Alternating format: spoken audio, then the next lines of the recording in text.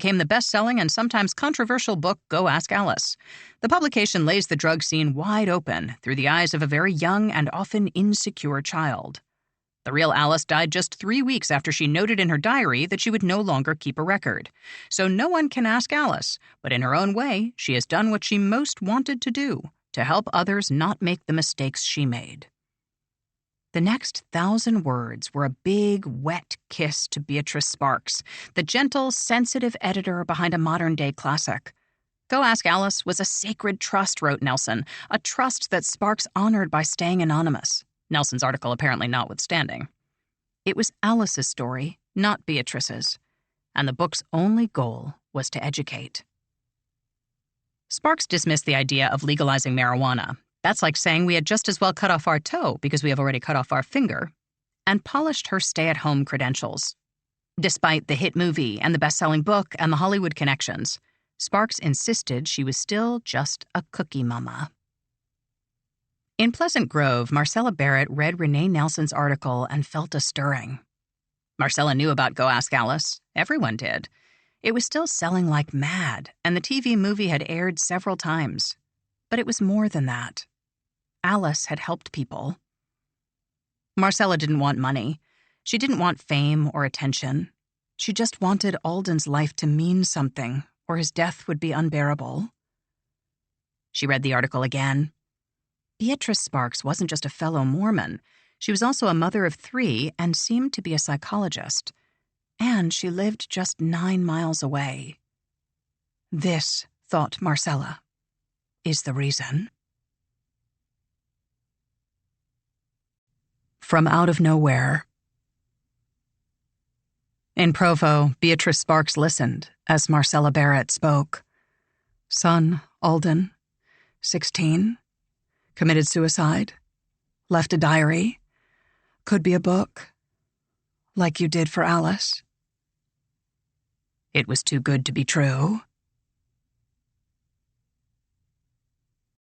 Sons and daughters. When the two women met, Sparks was her best, most charming self.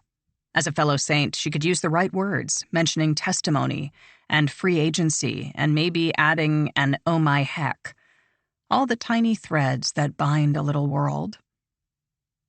And there was that other connection.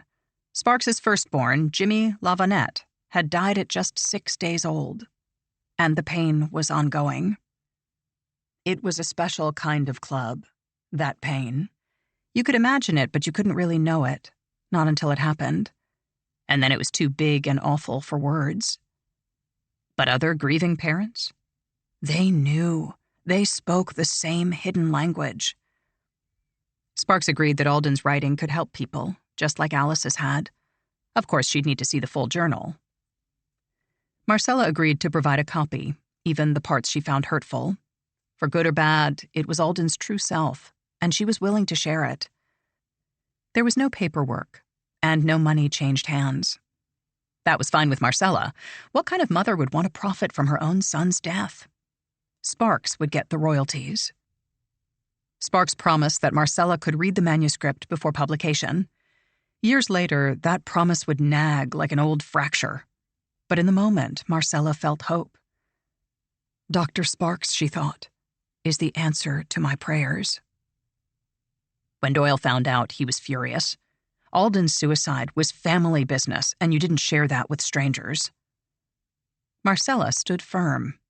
Alden was dead, and nothing would change that. This would at least bring meaning. Besides, it was too late. Sparks had a copy of the journal. Marcella had given her blessing, and to her, that was as good as a contract.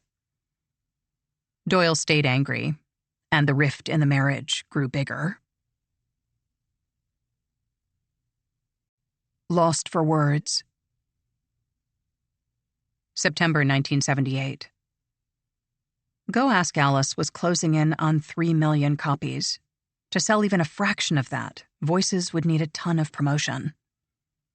Sparks did 30-plus interviews in only 6 days, and that was just the California press. The New York Times Company had a big reach, and news outlets everywhere mentioned the new book from, as the front cover put it, the woman who brought you Go Ask Alice. It was curious phrasing. What did "brought you" mean exactly? But they had to mention Alice somehow. It was the only thing a casual shopper might notice. The cover art for Voices, a joint protruding from the back pocket of someone's blue jeans, had all the shock value of a Bee Gees poster. Print ads, meanwhile, hyped the underage smut factor. They cried "Mommy, Daddy" in the dark, or yelled obscenities from mouths that still wore braces. They said love in a language you never learned. Listen as they tell of the lives of 4 teenagers. What it's like to have sex at 13, to be stoned at dinner and your parents don't notice, to turn your sister on to amphetamines, to be deprogrammed from a cult. Voices paperback edition aimed even lower. Millie, lost, lonely, she thought she found love when her junior high school teacher initiated her into the secrets of lesbian sex. Voices seemed a sure winner, except that it was terrible. By 1978, authors like Judy Blume and Robert Cormier had perfected the young adult genre, giving blunt, relatable voice to teenage turmoil. Blume, who had just turned 40, was especially skilled, with a style so natural it verged on invisible. From the very first reading, her books felt like old, familiar friends. Alice had that too, in its own feverish way, with a manic confusion that shook the pages. Voices, on the other hand, was both lengthy and grating, like a cross-country drive with motor-mouthed coworkers. Voices was essentially 4 Alice-style narratives, each presented as a single, unbroken monologue, supposedly the answer half of a lengthy Q&A with Sparks. Where were the questions? Who knew? Instead of a back-and-forth interview, readers got 4 very, very long soliloquies from 4 interchangeable teens, all of whom sounded like Beatrice Sparks. This led to scores of awkward setups, with teens repeating Sparks's questions for the benefit of readers. Take the passage in which one runaway, Jane, bumps into Sparks several months after their first interview. "Oh, wow. I didn't think I'd ever see you again. Sure, I'd like to go out to lunch with you. Meet you in front at 1 minute after 12. Or, "Do I like being a beauty operator? Not especially, but I blew the education bit by trying to be so with it when I was young." Still, many reviewers went along, describing Voices as nonfiction and treating it like serious research. After all, who was going to challenge the New York Times Company? One of the few outliers was School Library Journal, which published multiple scathing assessments. Beatrice Sparks, author of Go Ask Alice, claims to have interviewed over 1,000 teenagers in 37 cities before settling on the 4 included in this contrived, melodramatic book, began a review by Linda Serafini, a Boston librarian. All are remarkably similar, and speaking in the first person, they sound nearly identical. A major disappointment. A few weeks later, Alameda County librarian Elizabeth J. Talbot hit the same angles.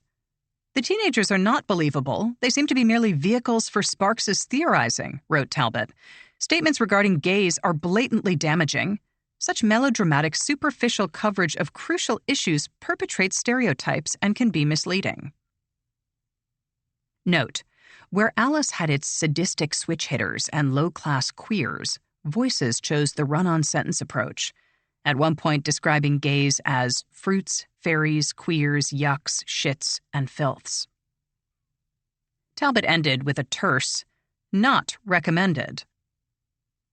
Despite the press and the Alice tie-in and the underage lesbian romps, Voices was a disaster. A spate of reviews, a nationwide yawn, and then nothing. Sparks's comeback faded from sight. But as she'd always done, Sparks pushed ahead. In fact, her next release was only a few weeks away.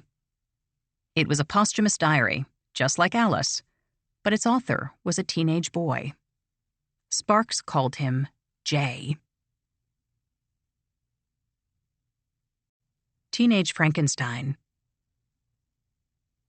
January 1979. Marcella Barrett was out shopping. A friend spotted her, came over, and said the strangest thing. "So you've got a book out." "What?" Marcella hadn't written a book. "What did—" "Jay's journal," said the friend. Marcella was lost. What in the world was Jay's journal? Was that the book about Alden? No, it couldn't be. Dr. Sparks had promised to let her read it first. Marcella gave some sort of answer, just playing it off, and went back to her shopping. Later, a bigger question occurred to her. If it was the book about Alden, how had her friend known that? Jay's journal seemed to be sold out everywhere, but when Marcella finally got a copy, she only made it through a few pages before her stomach lurched. The cover wasn't exactly subtle. A pentagram with a human skull inside it, then some big block letters. Jay's Journal, the haunting diary of a 16-year-old in the world of witchcraft. Edited by Beatrice Sparks, who brought you Go Ask Alice. From the introduction. At 7 a.m., January 3rd, 1978, a very distressed mother phoned. She said she had read an article about how I had prepared Go Ask Alice from an existing diary and voices, not then released, from personal interviews. How I hoped both books would help educate young people as to the problems and pressures and weaknesses of their peers, and make it easier for them to consider alternatives and make wise decisions in their own lives. The lady said her son, Jay, had kept a journal, a seminary book, and many papers and letters, which she felt could be of benefit to both kids and parents looking for answers and a way out. Jay, 16 and a half years old, had been into witchcraft. How deeply, neither his mother nor his father had ever suspected, until after Jay put his father's pistol against his right temple and pulled the trigger. Like Alice, Jay's journal was a diary. 212 entries spanning 18 months. Jay is a 15-year-old boy living in the small religious town of Apple Hill. Jay is bright and well-liked. He gets good grades, says his prayers, and has a lot of friends. Things go south when Jay's girlfriend, Debbie, gets him high. Soon he moves on to pills, booze, and anything else he can find. Along with two close friends, Dell and Brad, Jay spends his days wasted and worthless. In a bid to straighten him out, Jay's parents send him to a local boys' academy, but that makes things worse. A pair of academy students, Pete and Kurt, introduce Jay to witchcraft. Using a Ouija board, the boys talk to ghosts and practice spellcasting, a habit Jay continues when he returns to Apple Hill High School. After Debbie breaks up with him, Jay mopes for a while, but then he meets Tina.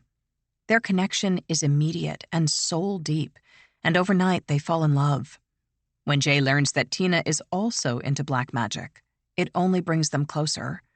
Witchcraft, Jay learns, is everywhere, spreading through teen society like a dark, delicious whisper. At a late-night orgy on the far side of town, Jay and Tina drink a drug-laced potion, then rip into each other, fucking with insane, bloody passion. Soon, disaster strikes. Jay is busted for marijuana and downers. Slapped with house arrest, he decides to abandon witchcraft, but Tina lures him deeper in, and the couple seals their bond at a midnight wedding in the local graveyard. The ceremony is all blasphemous lust. At the moment of I do, Tina and Jay slice each other's tongues and kiss, letting the blood mix. Then one of the guests pulls out a small, mewing kitten and snaps its neck. Jay's downward slide is fast and violent. He pulls his best friends, Brad and Dell, into black magic, taking them along on hideous, crime-filled joyrides. One night, the trio goes searching for something to kill or maim. At a nearby farm, they mutilate a cow, cutting out its eyes, tongue, and genitals. They fill a bucket with the dying animal's blood, and Jay drinks it. Later, all three teens are baptized in a mixture of blood and urine. Through it all, Jay's family is mostly oblivious. They know something is wrong, but they chalk it up to teen angst, or maybe girl problems. Jay's younger brother, Chad, sees a scarier truth. "You're not Jay anymore," the little boy says. "You don't act like Jay." Once again, Jay renounces witchcraft, but the decision costs him. Tina, his deviant soulmate, dumps him for someone else. A few nights later, a shadowy figure appears in Jay's bedroom. This is Raoul, a demon who wants Jay's body for his own. All those bloody deeds, all that sexual carnage, it was the demon, using Jay like a human taxi, steering him this way and that, always further down, always toward evil. The demon vanishes, and Jay is terrified for himself, his family, his friends. What will happen to them? He soon finds out. Del and Brad die in separate accidents just days apart, and Jay is swallowed by guilt. It's his fault. He brought them into this, and now they're gone. Their deaths are the final straw. Jay makes an appointment with his bishop and plans to come clean about the occult, whatever the cost. The bishop will surely be able to help him. But on January 22nd, 1977, Jay weakens and kills himself with his father's pistol. The book ends with Jay's suicide note, followed by a pair of letters from Jay's mother, one to a friend of Jay's, the other to the book's readers. We knew he was unhappy about a few things and tried to help him all we could, says part of the first letter. But Jay really masked his feelings to the point that he fooled all of us. Reading Jay's journal, the Barrett's confusion turned to shock, then fury. This was Beatrice Sparks's book about Alden, and she'd made him into a monster. Sparks had used 24 entries from Alden's journal, sometimes word for word, then added more than 190 new entries, including all of the violent and occult material. But the book didn't say that. Instead, everything was attributed to Jay. And Sparks? Oh, she was just the editor. Throughout the book, Alden's real-life words lurked like sad little cameos, usually flanked by gruesome nonsense.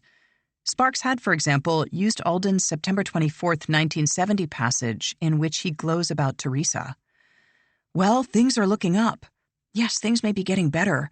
I might be finding someone to see. Yeah, things are looking up. I just might ask her to the debate party if things go right. Well, there certainly are times. The vibrations have struck home. Someone grown up, someone of my kind, someone real.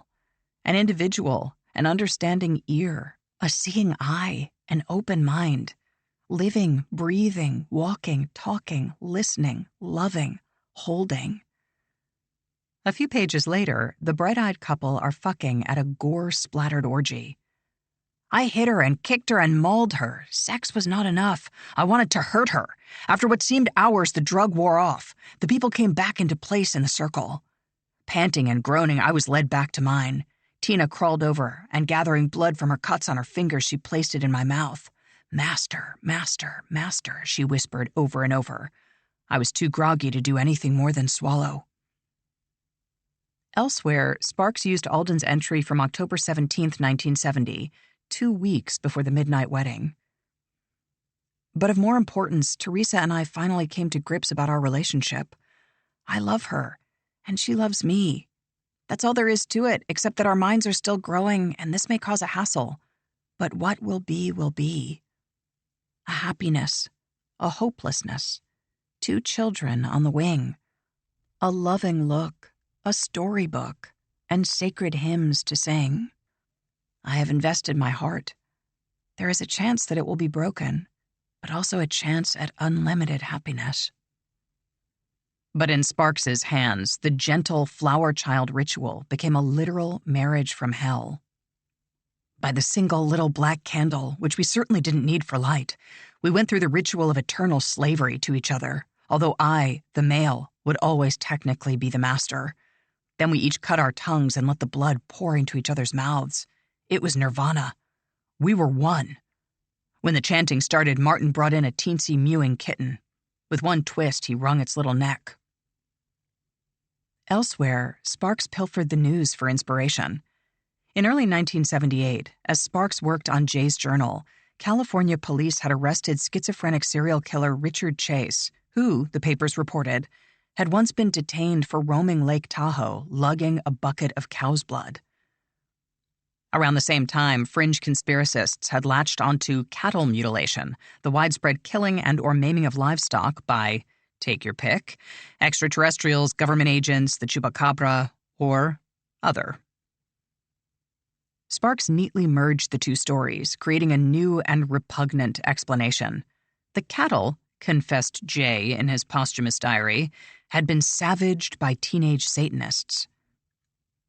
First, we siphoned off the blood from a careful tiny slash in a vein, put it into gobs of gallon jars we'd ripped off from the A&W and the caterers, trying not to spill a drop. It would be used as part of a ritual when we returned home. Mel, like a surgeon, cut out the eyes, tongue, and balls. Then we had to go for another animal. Each organ was immediately sealed in a fruit jar and whisked off to the van. The bull smelled like nothing I'd ever smelled before and made strange gurgling sounds in his throat and belly, even though he was dead. And that wasn't the worst of it. Cruel intentions. Like Go Ask Alice, Jay's journal began with a disclaimer. Times, places, names, and some details have been changed to protect the privacy and identity of Jay's family members and friends. If privacy was Sparks's goal, she failed in spectacular fashion. Many entries weren't changed at all, even when they pointed to Utah County. For example, Alden had briefly interned at local radio station KOVO, and Sparks kept the reference intact, including the station's call letters. Even in a pre-internet era, that one detail was enough to decode everything else, revealing Pleasant Grove as the real-life Apple Hill. Of the changes Sparks did make, many were borderline useless. Pleasant Grove High's annual sweater swing dance became the sweater fling dance, and local restaurant The Purple Turtle became the Blue Moo.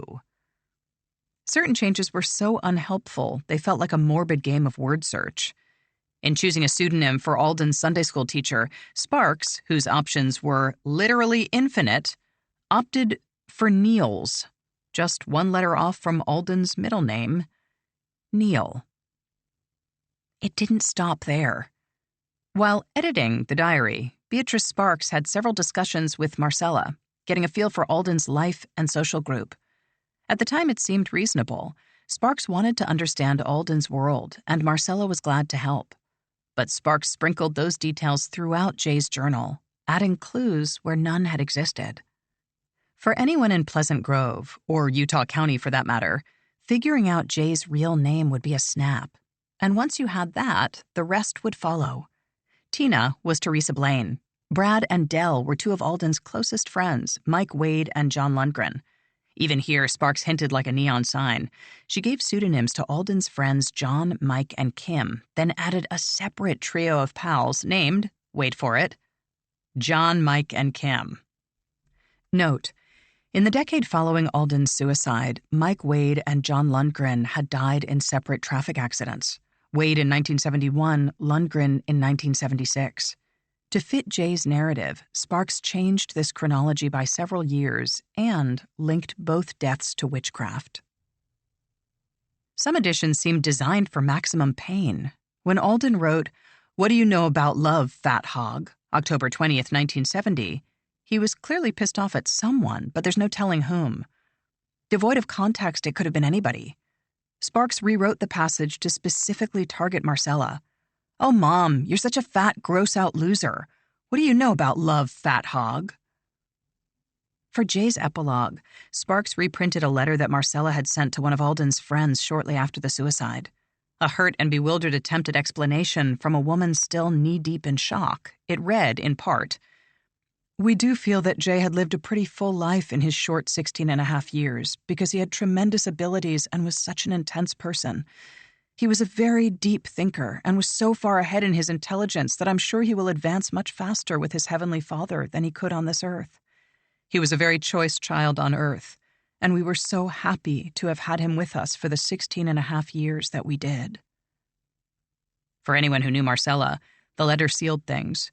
It was her language to a T. Coming in Jay's final pages, it seemed to endorse the entire book. Sparks had made Marcella complicit. The Barretts were sick with anger, but weren't sure how to respond. The book was already out. People were buying it, taking it home, passing it around. Scott wanted some kind of action. Maybe a lawsuit or a public statement.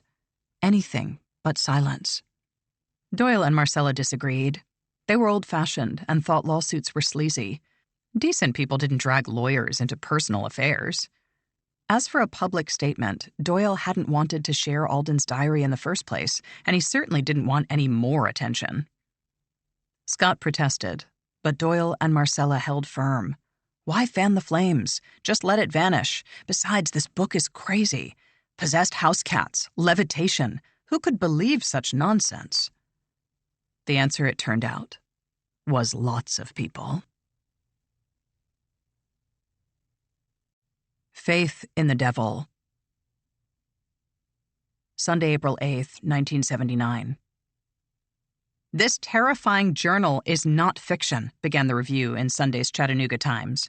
"It's edited from the real journal of a 16-year-old, and it's a book that parents should read." The reviewer, Stan Gillespie, had a master's in literature and chaired the English department at a Tennessee prep school where he specialized in the works of William Faulkner.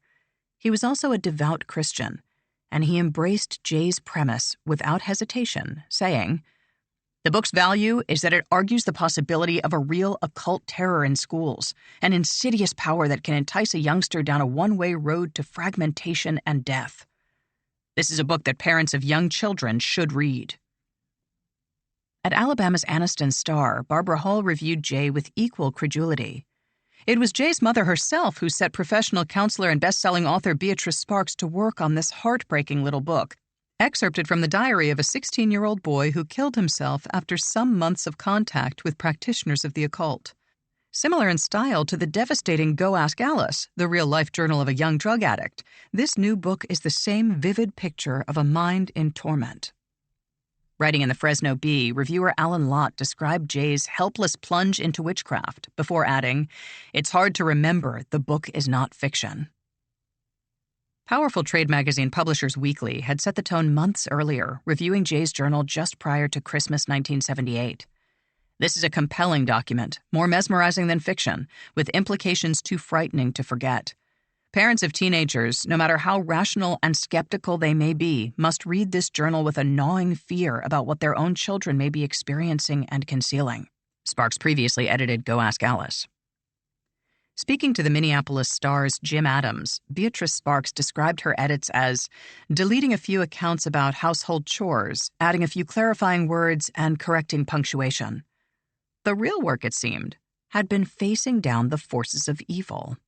As the article put it, Sparks said she confirmed accounts in the diary by talking with teenagers mentioned in the diary, and she saw them demonstrate occult mental powers by straightening bobby pins, pulling a spoon across a table, and levitating a pocket notebook in a restaurant. "I felt all over for strings," said Sparks, a drug counselor. "It puts goosebumps on me just to talk about it. I don't understand it, but it works." Linger on that for a moment. Beatrice Sparks, speaking on record to a mainstream reporter, claimed that a bunch of kids in Pleasant Grove sat across from her in a restaurant and levitated a notebook. Did Jim Adams, who had a master's degree in journalism, take issue with this? He did not. Nor did he strike a neutral position. Rather, he spent 12 paragraphs recounting Jay's journey into an evil world of witches' covens, orgies, animal sacrifice, and blood baptism. Then, for good measure, Adams identified Jay as a 16-year-old youth from a small community near Provo, a detail he likely got from Sparks herself. Of all the early reviews, the most damning praise came from the Chronicle of Higher Education, a small but influential newspaper aimed at college faculty and administrators. Writing just 3 months after the Jonestown Massacre, in which 900 cult members, including countless children, had committed ritual suicide in South America, Chronicle reviewer Alan Lacey praised Jay's ring of authenticity and truth, adding, "In reading Jay's journal, I was constantly reminded of what happened in Guyana." Alden Barrett, 8 years dead, had now been tacitly compared to Jim Jones, the architect of a 1,000-person slaughter. Not everyone was so blinkered. A handful of critics found Jay's journal not just ludicrous, but actively loathsome. Occasionally, a YA book comes along which is so deplorable one does not know whether to ignore it and hope not too many people notice it, or to attack it, began Sheila Schwartz's review in The High-Low Report, a newsletter focused on at-risk, struggling readers.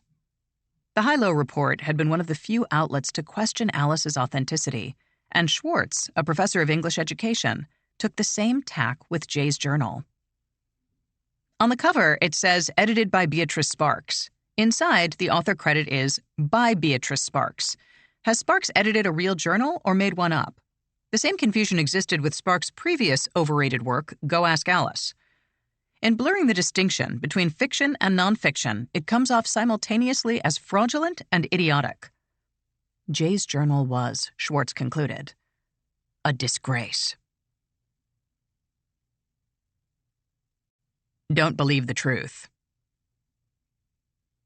So there you are, standing in the bookstore, looking at the new releases.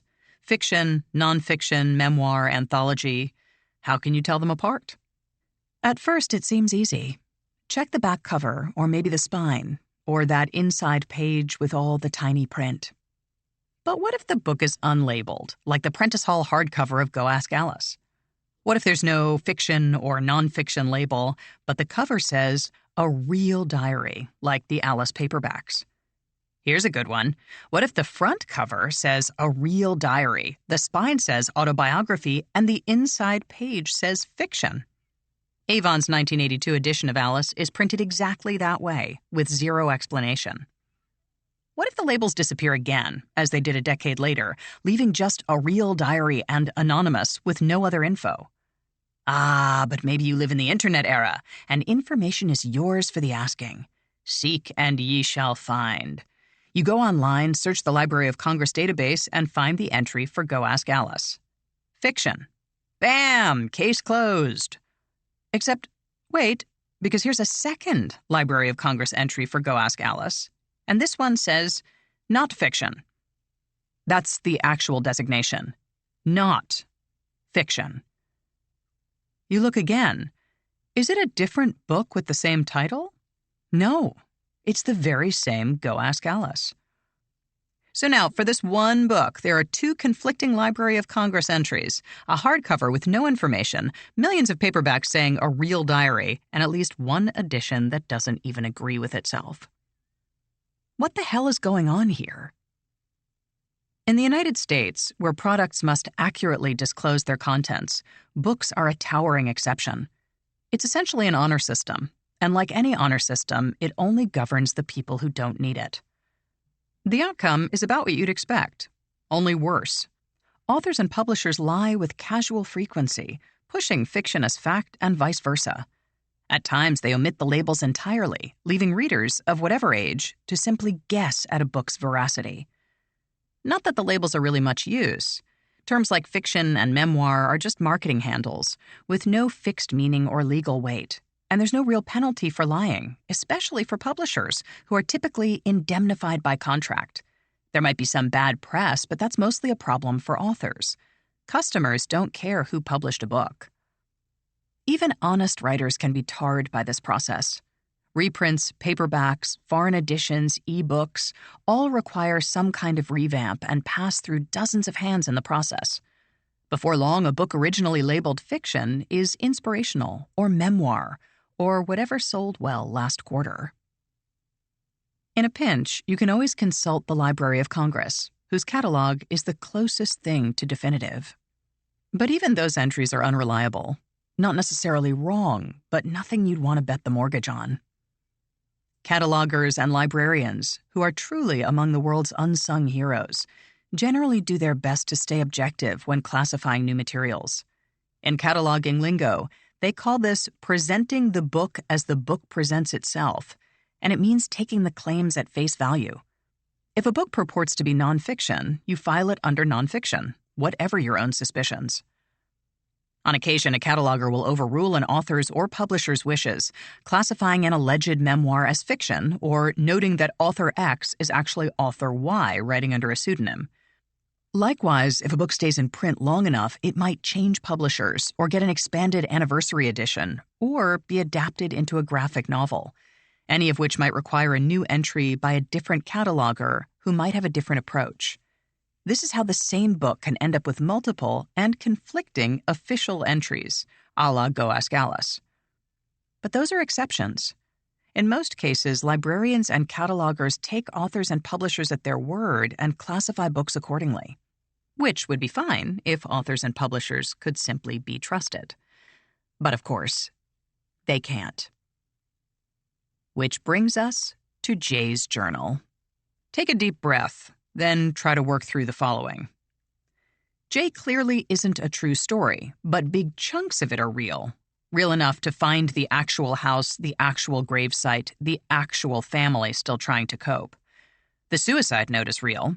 The letter from Jay's mother is real. Most of the characters can be directly traced to actual people, some of them still alive and breathing.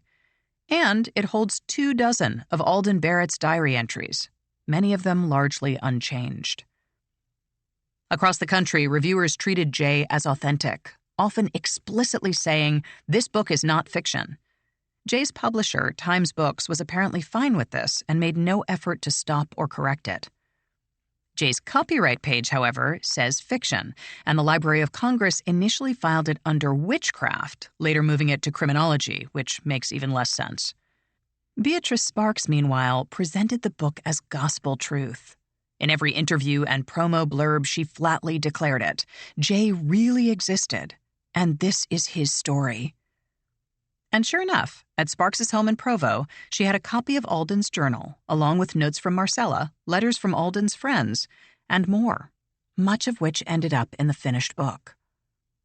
And yet, on Jay's federal copyright application, the paperwork filed with the U.S. government, both Beatrice Sparks and Times Books stated point blank that Jay's journal contained no pre-existing material.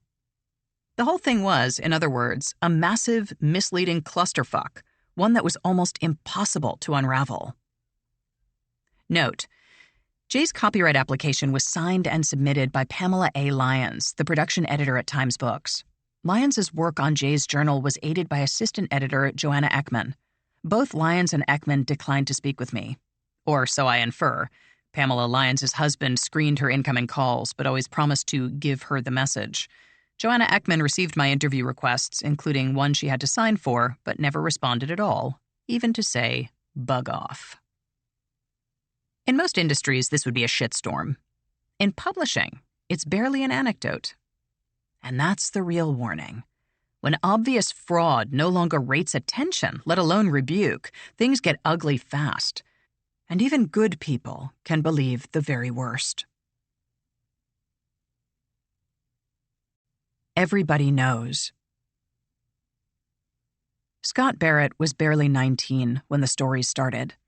Like the one about a secret chamber underneath Pleasant Grove High where covens gathered for spellcasting. Or about the green light that surrounded Jay's tombstone. Or about Jay's long-ago plans to dose the town's water with LSD. Sometimes the stories were about Jay, and sometimes they were about Alden.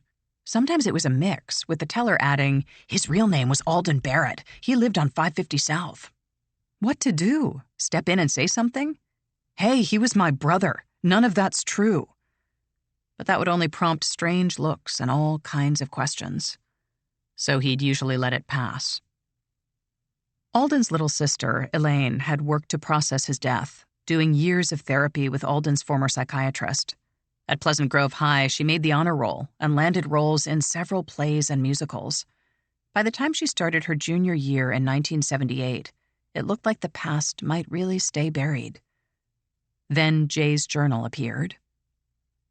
For Elaine's final stretch at Pleasant Grove High School, whispers trailed her like hungry cats. Even the silences were telling, the sudden gaps of halted gossip. She kept smiling and kept walking. One day at a time. Midway through her senior year, Elaine married a man named Mike. He was 22, tall, good-looking, and in the Naval Reserve.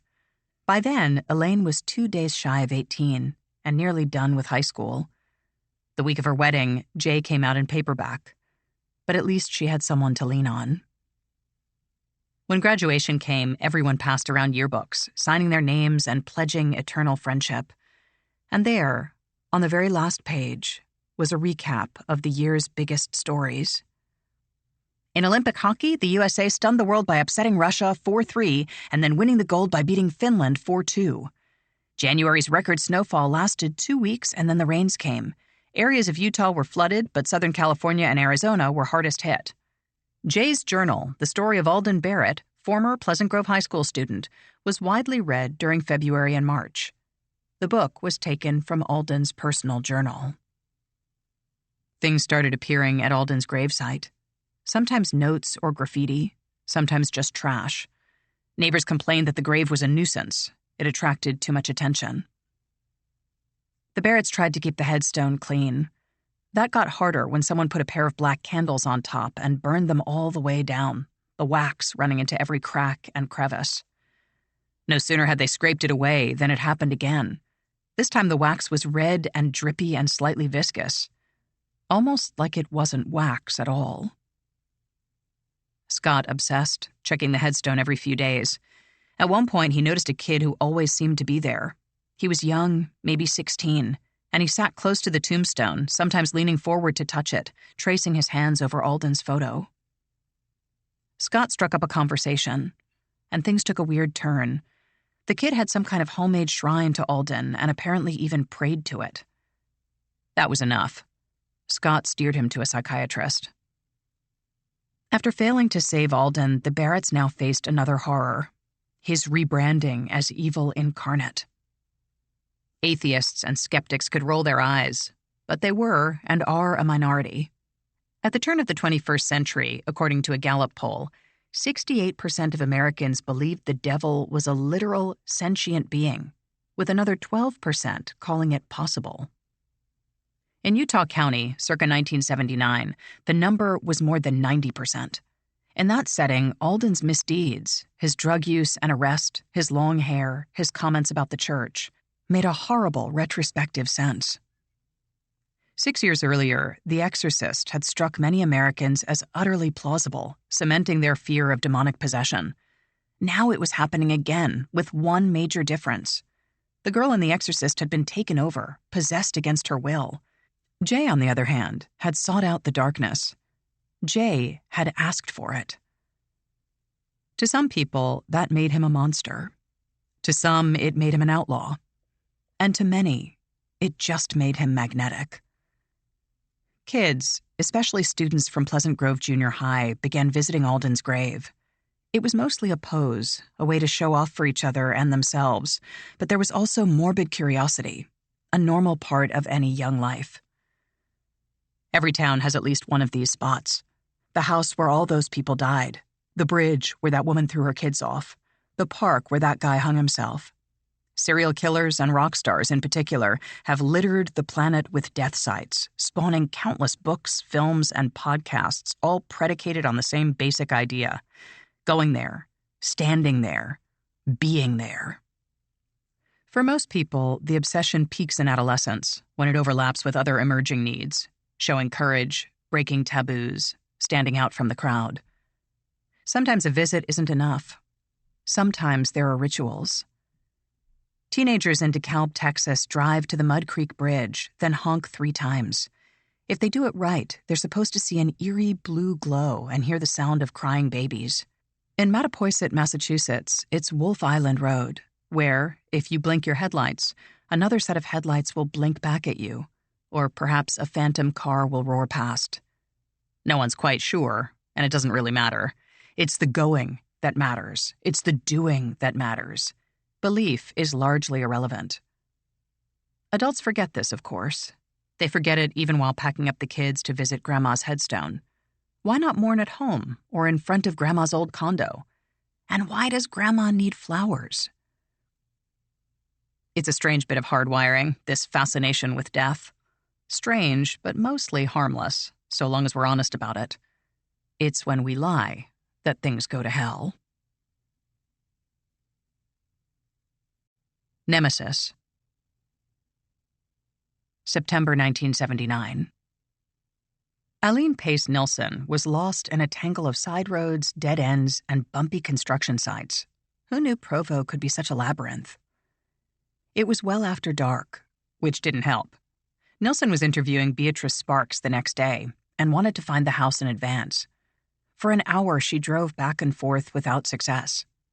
Then, out of nowhere, it loomed up, big as a castle and lit by the moon. There were 6 massive pillars and a dozen windows. On the second floor, a chandelier glowed through stained glass. Out front, a marble statue sat in the center of a lush green lawn, all of it flanked by a wide circular driveway and a wrought iron fence. Nilsson just stared. Why, it's the house that Alice built. Ellie Nilsson had been in grad school when Go Ask Alice swept through teenage culture, as common as bell sleeves or flat-ironed hair. By late 1979, Nilsson was an associate professor at Arizona State's Department of Library Science, and Alice was a juggernaut. 2 million copies sold, 3 million copies sold, available in 16 languages, now in its 43rd printing. And what about Alice herself? Was she really a teenage girl? Maybe a ghostwriting collective? Something else entirely? When Nilsson spotted a copy of Voices, the front cover credit jumped out. From Beatrice Sparks, the author who brought you Go Ask Alice. Checking the author bio, Nilsson saw that Beatrice Sparks, whoever she was, lived in Provo, just a day's drive from Tempe. After a few false starts, Nilsson got Sparks on the phone and asked about an interview. No agent, no middleman, just a call and a question. How about Saturday? Sparks said yes, a decision she would come to regret. On Saturday, Nilsson parked her car and stepped into the cool, dry Provo air. Her teenage daughter, Nicolette, was along for the trip, and they took another long look at Sparks's house. Even in the daylight, it was imposing. Nilsson rang the front bell, and after a moment, the door woofed open. There was Beatrice Sparks in large tinted glasses and a puffy blouse, her hair a golden bouffant. If the outside of the house was imposing, the inside was startling, even creepy. Everything was blood red with stray white accents. Walls, ceilings, carpets, marble flooring, staircase, all had the palette of a stop sign. The only twist was a buff-colored poodle with its own matching rug. Sparks showed off the house, taking them down the hall to the music room. Red walls, of course, plus 2 red love seats and a small white chair, all on red carpet. It was like being inside a velvet oven. How could you live here? In the main room was Sparks's pride, a bookcase once owned by the prophet Brigham Young. 3 full shelves brimmed with different editions of Sparks's books, including Jay's journal. The covers faced outward for maximum viewing. What would Alden Barrett have made of all this? Portions of his diary, including his screeds against authority, bound and displayed on Brigham Young's furniture? Nilsson's daughter snapped a few photos, then Nilsson and Sparks sat down for the interview. Up to this point, Sparks had been lucky. When she claimed to be a psychologist, the local papers went along. When she came forward as Alice's editor, the Daily Herald did everything but canonize her. Promoting Voices and Jay's journal, Sparks had used professional bookers, landing softball interviews with passive reporters. None of them pushed back or played gotcha. They asked the right questions and said the right things. Then there was Sparks's luckiest break, being deleted from Go Ask Alice. Had her name stayed on the cover, she would have done the media circuit, and that might have sabotaged everything. You told the Spokesman Review that Alice died 6 months later, but you told the Florence News that it was 2 weeks later. What gives? Or, did you graduate from UCLA? Really? What year? Long pause. Hello? Disaster. Instead, she was forcibly shielded, and Alice evaded scrutiny. By the time Sparks went public, the danger had seemingly passed. Nilsson, immensely likable and ferociously smart, asked about Sparks's credentials. Sparks ducked the question. Nilsson circled back, referencing the dust jacket for Voices.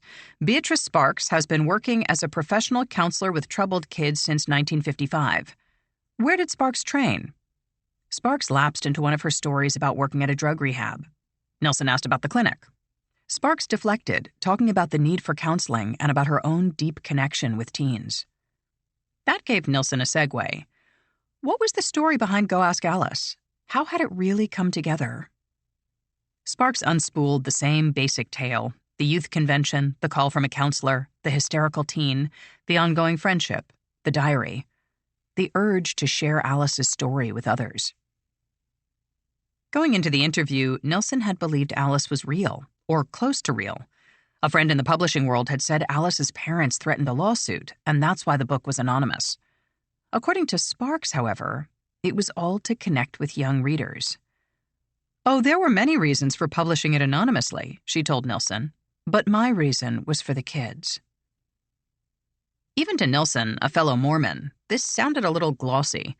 Didn't Sparks want the credit for such a colossal smash? Sparks said it wasn't about ego or becoming rich and famous. It was about making a difference. By then, things were winding down. Nilsson and her daughter said their goodbyes and headed back to Tempe. It was a long, dusty drive, and even the arches of southern Utah got boring. Nicolette had a copy of Voices and kept trying to read it, but the book was a snore. She finally gave up and returned to Go Ask Alice. That never got old. Published in School Library Journal's October 1979 issue, Nilsson's article, The House That Alice Built, was fair and objective, which may have been the problem. Nilsson didn't pile on, but she also didn't lie. When Sparks evaded a question, Nilsson said so, and Sparks evaded repeatedly, using dodgy words and nebulous phrases. She attended UCLA. She worked as a counselor. When mentioning Sparks's work at a California drug rehab, Nilsson added that Sparks was vague about the specifics. What about Sparks's credentials and her claims of majoring in psychology? On the dust jacket of Voices, wrote Nilsson, it appears that Sparks is a professional youth counselor or social worker. But during the interview, I was given no evidence of formal training or professional affiliation. Even so, Nilsson pulled her punches. She didn't ask to see a diploma, and she dutifully relayed Alice's standard backstory, ignoring the contradictions. She also didn't ask about Jay's journal, then approaching paperback release. If she had, Sparks might have blundered, leading Nilsson to the Barretts, who lived just 9 miles away, at which point the whole thing could have collapsed, taking Sparks down with it. But Nilsson went easy, and Sparks, who should have been grateful, lashed out instead. Aline Pace Nilsson's article regarding Go Ask Alice was not only incorrect, but in places openly hostile, began Sparks's letter to School Library Journal. The article was entitled The House That Alice Built. Said title is totally incorrect. Most of the money received from Go Ask Alice has gone into rehabilitation and other forms of helping young people. My husband is an important, respected, and successful businessman in both California and Utah. Helping kids is as important to him as it is to me. Those 3 words, important, respected, successful, were key. More than money, Beatrice Sparks sought elevation, to be somebody. As Alice wrote in her diary, I want so much to be someone important. Sparks's writing, her prosperous husband, her many good works, they were tiles in a personal mosaic. So was her oft-touted education, and she snapped at Nilsson's no evidence of formal training comment. No evidence of formal training. I graduated from UCLA as a psychology major. After another 4 paragraphs, she finally signed off. Beatrice M. Sparks, Provo, Utah. Note: by coincidence, a different Beatrice Sparks attended UCLA in 1920, when Beatrice Matthews Sparks was only 3 years old. While it's doubtful that BMS knew this, it was another layer of inadvertent protection. Reading Sparks's response, Aline Nilsson was surprised by the fury, but didn't take it personally. Whatever else you wanted to say, Beatrice Sparks was intriguing. In the following decades, Nilsson would become a leading authority on children's literature, writing a dozen books on the subject.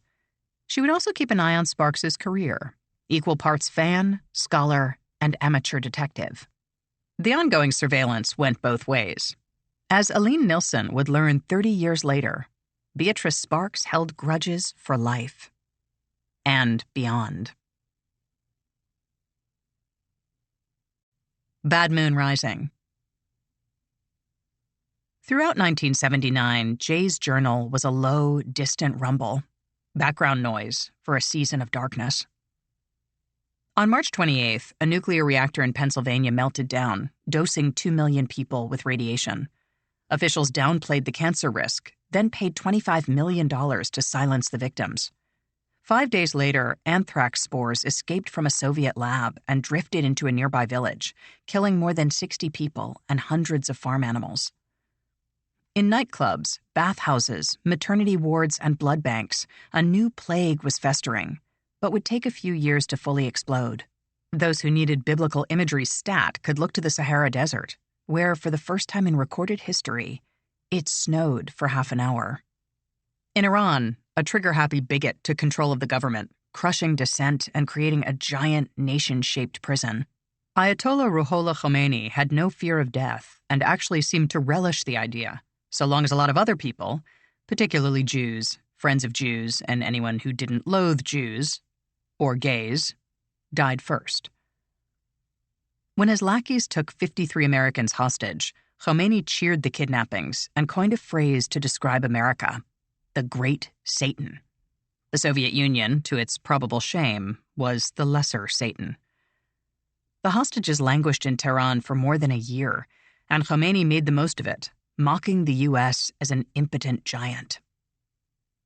Across America, more and more people felt a gut-level tension, a sense that the country was coming apart. The Vietnam War was finally over, and Watergate was finished, but there hadn't been any closure. Nixon had fled to California and was living in splendor, shielded by an executive pardon. North and South Vietnam had become a single communist power, exactly what the U.S. had spent 58,000 lives to prevent. The dollar was falling, jobs were scarce, and inflation was nearing double digits. Overseas companies like Honda, Sony, and Volkswagen, from nations the U.S. had bombed into powder, were surging ahead, shaping the future and setting the rules. What did Americans do with this mounting, irresolvable anger? They turned on each other, splitting down the middle over values, a catch-all way to judge complete strangers. Gay rights, affirmative action, school prayer, pornography. Everywhere you looked, the ground was shifting, and the old customs wobbled. Was it progress or calamity? It all depended on your view and on your vision of America. By decade's end, a violent populism had spread to the airwaves, where it postured as the voice of God. Overwhelmingly white, male, and Southern, the new evangelists harnessed a growing resentment, the sense that families were under assault. "I believe this is the last generation before Jesus comes," said the Reverend Jerry Falwell, leader of the Moral Majority Political Action Group. "All this homosexuality, unisex, the women's movement, pornography on movies and television. I see the disintegration of the home." The growing number of working mothers, said Falwell, was an assault by Satan on the family. In Pasadena, Reverend Robert Grant made a similar claim to the 100,000 members of Voice, his evangelical pressure group. "America has come under increasing attack from Satan's forces in recent years," Grant told the faithful in 1979. "Satan's strategy is ahead of schedule." To a large slice of the population, Falwell's and Grant's conclusions rang true. The 60s were long gone, and things were still unraveling. Kids were defiant and volatile, increasingly hard to grasp or control. You see, it wasn't just the drugs, or the free love, or the profane music that blared from every radio. Those were only the breadcrumbs, different lures to the same dark trap. Whatever your children loved, that's what Satan would use. And once he snared them, they were his, body and soul. Thus, as 1980 approached, America was on the brink of a long, nervous breakdown, a 15-year frenzy that would destroy whole communities, shattering lives with roulette abandon. Later, when the chaos receded, scholars would examine the wreckage, searching for inflection points. In Dangerous Games, his 2015 study of 1980s social hysteria, religious studies professor Joseph Laycock described the wire-crossing moment. "Many Americans," wrote Laycock, "truly did feel an invisible force that seemed to be all around them, corrupting their children and undermining the values of the family. Jay's journal," he continued, "exploited these fears and connected them to larger concerns about adolescence. Jay also established the narrative of teenagers as brilliant victims who are vulnerable because they are geniuses. Satan, in other words, wasn't just after our children, but after our best and brightest and, the media whispered, whitest children. Kids who had once been decent and courteous, but who now seemed like angry imposters. These hybrid anxieties," Laycock noted, "were expressed in symbolic terms, and the symbols were then mistaken for reality."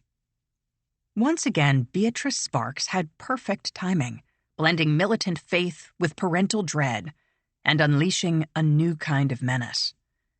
Jay's journal, Laycock concluded, helped trigger the satanic panic. Part 4. Contagion. Wicked Game. Thursday, February 28th, 1980. "I can feel the devil right here in the media center," said the woman, her eyes sweeping the library walls. "Some of these books have got to be suspect." Mike Tunnell opened his mouth, then hesitated. What could he say? The devil? Really? Does he have late fees? But Tunnell knew better than to joke. These people were out for blood, and all because of a game. Where was a ring of invisibility when you needed one? Heber City was 30 minutes northwest of Pleasant Grove and resembled a dairy commercial. Breathtaking mountains, sparkling water, endless fields of lush green alfalfa. In Heber, people farmed, went to sleep, farmed some more, and went to church. When they needed something that wasn't sold on Main Street, they usually drove to Provo. For kids who didn't like farming, or religion, or sports, life in Heber City was something to endure. If you were lucky, you found a few friends, and everyone stuck together, making the best of it. When Wasatch Middle School launched an after-school program, it drew those same kids, the ones seeking refuge. 2 teachers, Mike Tunnell and Cecil Black, ran the program, and for a few hours every week, students could stay late and study computers, or a foreign language, or do hands-on science work. The program's full name was the Gifted and Talented Program, which itself probably angered some people. The goals were education and communication, and the latter was often the bigger challenge. Then, as now, bookworms could be shy and weird, afraid of a pantsing, or worse. Even if the beatdown never happened, it lurked around each corner, making it hard to relax. That's what made Dungeons & Dragons so great. It got you talking. After a while, you weren't nervous or second-guessing. You were just being yourself. Tunnell and Black had discovered Dungeons & Dragons in a Provo hobby shop. They watched as players rolled dice, tallied points, and argued over strategy. There was competition, but only to a point. The game was inherently team-based. You had to work together, or everyone got killed. As Tolkien fans, Tunnell and Black loved D&D's epic vibe. As educators, they realized that the game could teach without teaching. Basic math, spatial relations, narrative structure, predictive reasoning, and above all, human interaction. Things, in other words, that football or baseball offered, but without the physical boundaries. At the gaming table, you could be blind and missing both legs, but still lead your comrades to glory. After watching for a few minutes, Tunnell and Black had a shared thought. We should try this at Wasatch Middle. Tunnell and Black weren't fools. They printed up permission slips, and if a parent didn't sign, the student couldn't play. 24 slips came back, and in the first weeks of 1980, Dungeons & Dragons joined the after-school program. For a while, everything was fine. Better than fine. Kids who rarely spoke were engaged and social. There were arguments and occasional insults. These were middle school students, after all. But on the whole, it was going just as Tunnell and Black had hoped. Then something changed. A few miles away in Pleasant Grove, people were talking about covens and underground chambers, about human sacrifice, all of it led by some teenager named Jay. The talk grew louder and skipped all over town, mixing and merging and changing shape. By the time it reached adult ears, it was hard to know what was going on. In late January 1980, a handful of parents went to Wasatch Middle's principal, Bill Dudley, and complained about the after-school program. Spells? Demons? Talismans? What are you teaching these kids? Dudley had no personal issue with Dungeons & Dragons, but if parents griped, you had to do something, if only to cover your own backside. Dudley asked the local Parent-Teacher Association to review the game and report back. Was D&D suitable for teens? Preteens? Was it offensive or dangerous? The PTA's response was unanimous. It's just a game. If kids have permission from home, let them play. That chafed at Linda Burns, who sat on the regional PTA board. Burns wanted Dungeons & Dragons banned from school property and made so much noise that the County Board of Education finally stepped in, creating a committee to decide the issue. Weeks later, by secret ballot, the committee voted 25-7 to keep D&D as an extracurricular activity. Annoyed by this democratic setback, the censors got personal, targeting Tunnell and Black directly. Someone sent a letter to the school board president. "Mike Tunnell is sleeping with your wife." The accuser was anonymous, and the claim unfounded, but that didn't matter. Allegations were a weapon, and facts just got in the way. Tunnell was shocked by the ugly tactics. "All these people in my own church were willing to believe the worst about me," he later said, based on threads of gossip. Burns, meanwhile, went for the kill, delivering a bundle of D&D scare sheets to the office of Mormon Church President Spencer W. Kimball, akin to stopping by the Vatican unannounced. She got as far as Kimball's secretary, who agreed to pass the info along. That done, Burns turned her attention to the school board. For the next several nights, she showed up at board members' homes, knocking on their doors after dinner when they'd have no excuse for cutting things short. "This game is really evil," Burns would gush in a sugary voice. "How much evil do you want the kids to have?" Not long after, a cluster of parents strode into Wasatch Middle, walked past the front desk, and entered Tunnell's classroom, disrupting his English lesson. "We came," said one of the parents, "to see what evil you're teaching." Then they stood there, watching, as he did his best to continue. Tunnell stopped eating. He couldn't sleep. His stomach ached from dry heaves. His phone rang constantly, people calling to threaten or scold him. He grew phobic, afraid to answer the phone, afraid to ignore it. At night, he would pace the house, chewing his nails and peering outside. A few weeks into the controversy, the school board made an aesthetic change, telling Tunnell to cover the game manuals with plain black paper. Probably the wrong color choice, all things considered. If parents couldn't see the game, thought administrators, that might be enough. Thursday, March 27th, 1980. At the next board meeting, the censors arrived with nearly 300 supporters. They packed the room and spilled into the hall, where news anchors were doing live shots. It was a zoo. Then the speeches started. Dungeons & Dragons was anti-religious. It led to possession. It was satanic. "The Dungeons & Dragons books are filled with witchcraft," said one man. "They are filled with things that are not fantasy, but are actual in the real demon world, and can be very dangerous for anyone involved in the game because it leaves them open to satanic spirits." Someone read a letter from Irma Christensen, who sat on Utah's Board of Education. "This kind of game," wrote Christensen, "brings out murder, poisons, and assassinations. It is satanic. You can take my word for it." Note, when not campaigning, as it were, against Dungeons & Dragons, the versatile Christensen fought to ban Planned Parenthood, defeat the Equal Rights Amendment, undo Title IX, and block a school breakfast program for poor children. Tunnell and Black should have known to stay quiet. You can't reason with a herd. If you try, it only squeals louder. Still, Tunnell, who was a Latter-day Saint and social conservative, did his best, comparing Dungeons & Dragons to the Chronicles of Narnia. The crowd responded with growls and hisses. A board member jumped in, bringing some order and suggesting a compromise.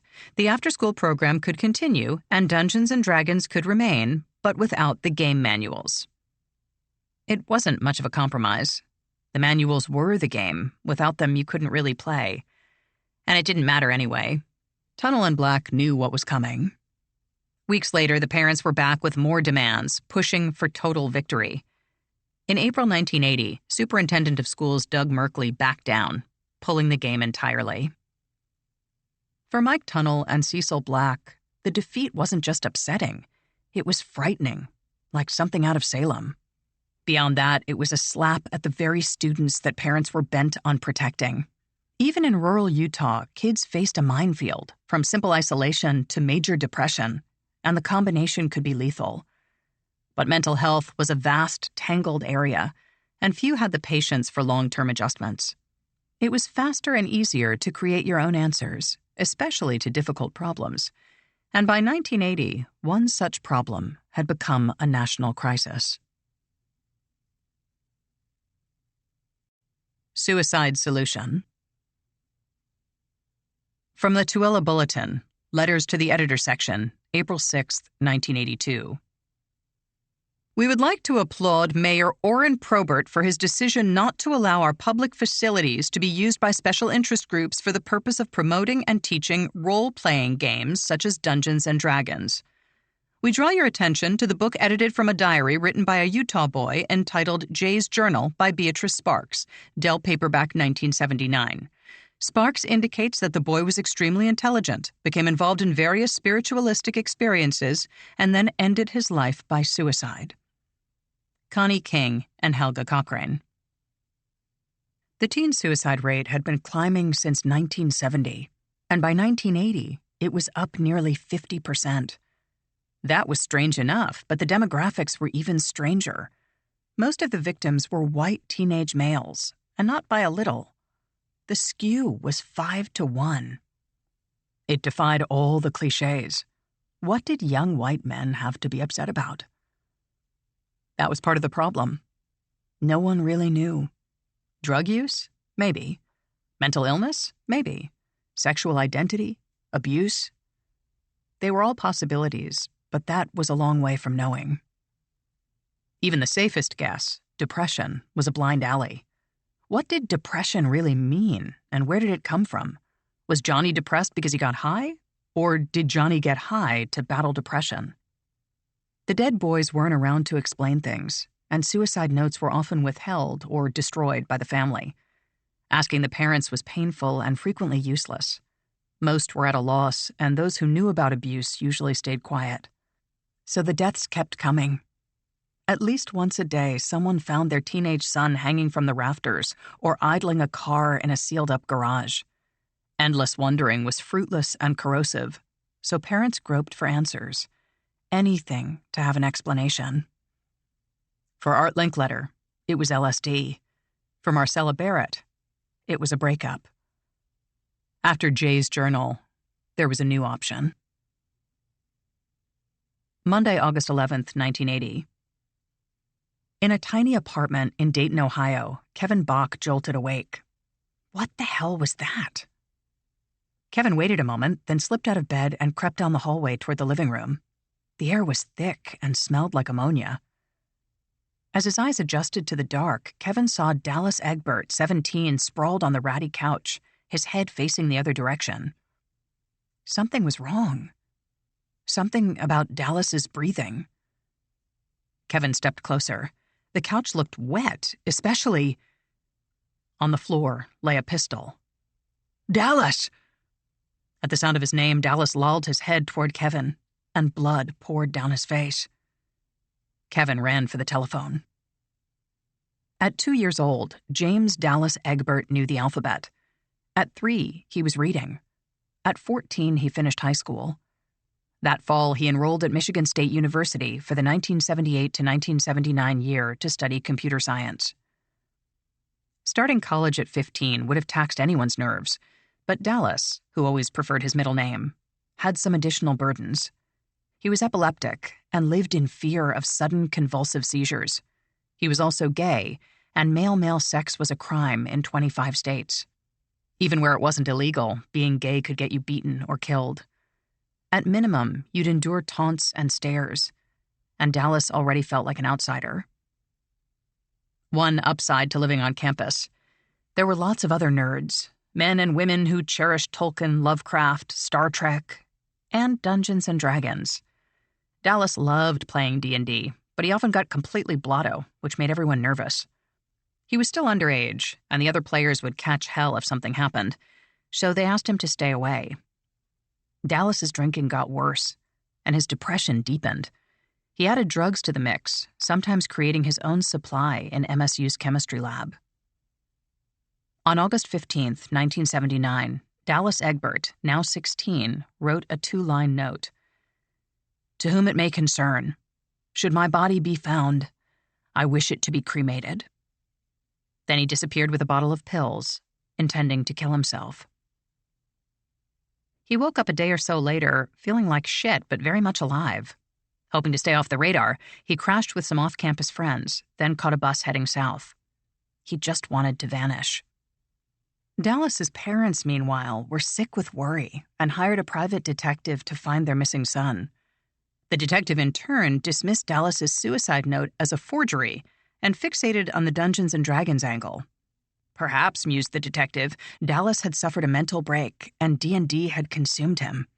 Maybe he was hiding on campus or wandering the streets of East Lansing, lost inside a medieval dream world. The media loved this theory. Boy genius dons wizard hat, seeks grail at local Kmart, or whatever. Much more exciting than clinical depression. Michigan police spent several days scouring the MSU campus, particularly the underground steam tunnels. Nothing turned up, but the D&D story lingered. The following month, Dallas, who drifted south toward Texas, finally called home. When he learned his parents had emptied their savings to find him, the guilt and shame were crushing. He returned to Michigan, where depression and drugs continued their damage. 11 months later, on August 11, 1980, Dallas shot himself in the living room of the gloomy apartment he'd rented with Kevin Bach, a platonic acquaintance from the local gay scene. After a week of life support, doctors pulled the plug. Dallas Egbert was 17. When Dallas initially vanished from MSU, Jay's journal was a pricey hardcover with limited reach. By the time he shot himself, Jay was in paperback, on its way to selling 250,000 copies. More to the point, Jay had infected Heber City's Dungeons and Dragons controversy, planting the notion of underage Satanists. Dallas Egbert, boy genius, became Dallas Egbert, boy occultist. And when the facts didn't support that claim, people invented new facts.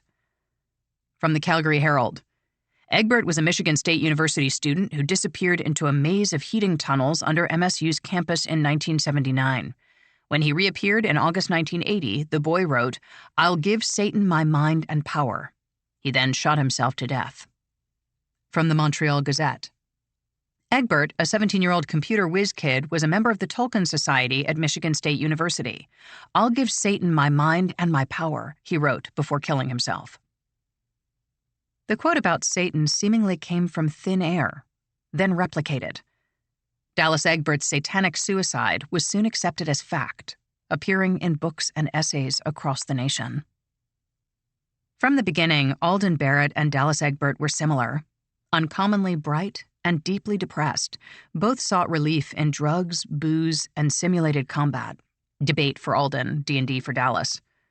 Both ran away from home, only to return soon after, chastened and embarrassed. Both had a taste for the mystical and a deep disdain for authority, and both were dead by 17, warm handguns near their bodies. Now they shared another trait. Both were sucked into Jay's horrific narrative, unwitting fuel for an ugly new fire, a blaze that absorbed whatever it touched, growing larger and meaner with each new addition. May 1981. Seattle, Washington. Michael Dempsey, 17, commits suicide with his father's handgun. Michael's father, Patrick, a retired police officer, blames the occult, telling authorities that his son was invoking demons and that prior to the suicide, the boy's voice changed as if demonically possessed. Newspapers, including the Chicago Tribune, repeat the invoking demons claim, which soon spreads. June 1982. Richmond, Virginia. Irving Pulling, 16, commits suicide with a gunshot to the chest. Irving, who belonged to his school's talented and gifted program, had long felt like an outcast and struggled to make friends. Irving's mother, Patricia, blames her son's death on the occult and eventually writes a book on the subject, The Devil's Web. Its description begins, Pat Pulling lived every mother's worst nightmare. In 1982, her unusually bright and gifted son died by his own hand after a brief and terrifying journey into the world of the occult. A white male who is intelligent, creative, and curious, Pulling later writes, is the most likely to be seduced by the occult. October 1982. Denver, Colorado. Stephen Loyacono, 16, commits suicide by running his parents' car in the garage. recounting the incident in their book about the occult, Satanism, Is Your Family Safe? Authors Ted Schwartz and Dwayne Empey imitate Jay's journal, printing portions of Stephen's private diary alongside their overcooked commentary. He was 14 when it started, a boy of brilliance, a faithful churchgoer, an honor student. In retrospect, his parents realized that they probably should have gotten more involved with their son, but the only indication of his internal struggle came from his diary. To some, he might seem to have been possessed, at least in retrospect. In exchange for his pact with the devil, say the authors, Stephen Loyacono sought powers of invisibility, the ability to shapeshift, and the power to levitate objects. In a happy coincidence for censors and zealots, the people most likely to kill themselves, young white males, were also the primary audience for Dungeons & Dragons, and the game was wedged into countless suicides as a proximate cause. For the next 20 years, adults in every corner of America would charge D&D, and its media cousins heavy metal and horror, with destroying young lives, and nearly always the same kind of lives. White, mercurial males with high IQs and oddball intensity. They were skeptics and dreamers, gifted in science or language, with a taste for the otherworldly. They were, in short, clones of Alden Barrett. Prior to Jay's journal, teen occult suicide was all but unheard of. A decade later, it was everywhere, a ready blueprint for grieving parents, red-faced preachers, or anyone else who craved small, tidy answers. Never mind the drug use, or the sexual confusion, or the figurative hell of adolescence. Never mind the ocean of guns, for that matter, or their availability to almost anyone. No, it was demonic possession, or a role-playing game, or a witchy girlfriend. Anything but the ugly, messy truth. Kid fears. The school used to be in Mapleton, Utah, but citizens grew tired of finding children who had escaped from the school with iron manacles around their ankles. The school was told to relocate, and they did. From testimony regarding hearings on abuse and neglect of children in institutions, Day 2, before the Subcommittee on Child and Human Development, 96th Congress, 1979. Oak Hill School opened for business in March 1971, the month Alden Barrett died. Less than 2 years later, Mapleton, population 2,000, essentially kicked the school out of town. Horrible stories had started to spread. In March 1973, the school, sporting a new name, resurfaced in Provo Canyon, a location that proved more fitting. Provo Canyon School, or PCS, was for boys who required placement outside their homes due to their lack of achievement and behavior in public schools. And if that seemed a little broad, it wasn't by mistake. PCS received a truckload of public money, but was privately owned and operated, and it cast a wide marketing net, receiving teens from all over the nation. Some were criminals, some were addicts. Others had spotless records but suffered from mental or emotional issues. Many had learning disorders or physical handicaps. At Provo Canyon School, backgrounds didn't matter. Everyone was equally brutalized. Each new student, regardless of history or health, was ordered to stand facing a wall for up to 15 hours a day. This, said school officials, was to promote right thinking. Students who stood incorrectly or collapsed from fatigue had to start over. Students who resisted were locked in small rooms for days on end, then given additional hours of standing. If a student was belligerent, the PCS employee manual had a suggestion. Grab the student with one hand and yank on his hair with the other. Some teens lost whole chunks of hair this way, and occasionally gained a black eye or two. Boys who complained spent weeks in locked isolation. To get out of confinement, they had to pass a polygraph test about their attitude, truthfulness, and future conduct. If the polygraph said they'd broken a rule, they were punished. If the polygraph said they'd thought about breaking a rule, they were punished. If any of this made a boy seem anxious, staffers could physically and chemically restrain them, tie them down, and inject them with Haldol or other powerful antipsychotics, all without direct medical supervision. Every student at PCS endured this environment, including those with no criminal record, those with mental or emotional issues, and those sent there for special education. From the beginning, students tried to get help, writing desperate, panicked letters to parents and friends. Outgoing mail was intercepted and opened, and students were forced to rewrite the letters, minus any negative thoughts. Parents were discouraged from visiting. When visits were scheduled, boys were polygraphed before and after.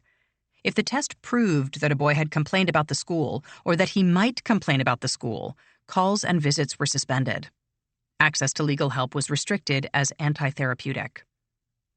To leave the facility, even temporarily, a student had to sign a contract promising not to criticize the school or its methods. As soon as he signed, he was polygraphed. If the machine said the boy was lying, he was punished, and his release was delayed or canceled. Doyle and Marcella Barrett should have seen through the school's puffy, tough love marketing. As a medical doctor and mental health advocate, Doyle in particular should have sensed that something was wrong. PCS counselors were required to be at least 6'2" and weigh 200 pounds. Instead, the Barretts crossed their fingers and sent Scott inside. Nearly 18 months later, on a rare visit home, Scott gave his parents an ultimatum. If you send me back, you will never see me again. I'll get out and vanish forever. They relented, and Scott returned to Pleasant Grove High School. You can't even imagine the psychological damage that place did, Scott says of his time at PCS. It turned me into a survivor, but I learned a lot of bad stuff, too. By 1980, conditions at Provo Canyon School were a matter of public record. A lawsuit by the ACLU had made local headlines and led to a federal ban on several practices, including overdrugging, a ban the school largely ignored.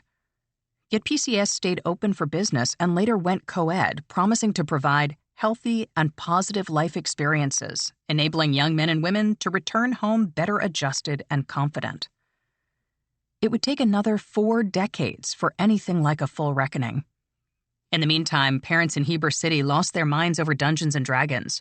Orem City Hall hosted a seminar claiming that magazine ads contained hidden symbols of death and satanic worship.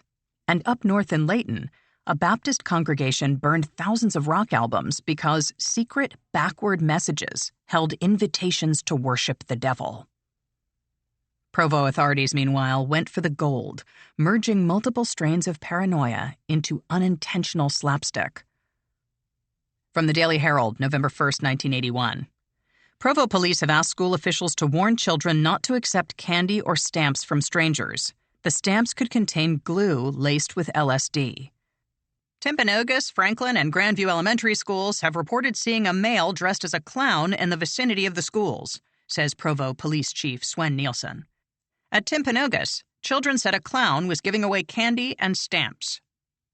Nielsen says in all instances, Provo police canvassed neighborhoods but could not find evidence that the clown was the same individual or if LSD-laced stamps were involved. We've gotten varying descriptions of the clown, adds Nielsen. There's no doubt a clown has been in the area of elementary schools. But whether it is the same clown or if he is doing anything illegal is still a question. In all reported cases, the clown turned out to be Cinderbritches, the local fire department's mascot, who, accompanied by a uniformed firefighter, visited schools to warn kids about the dangers of fires.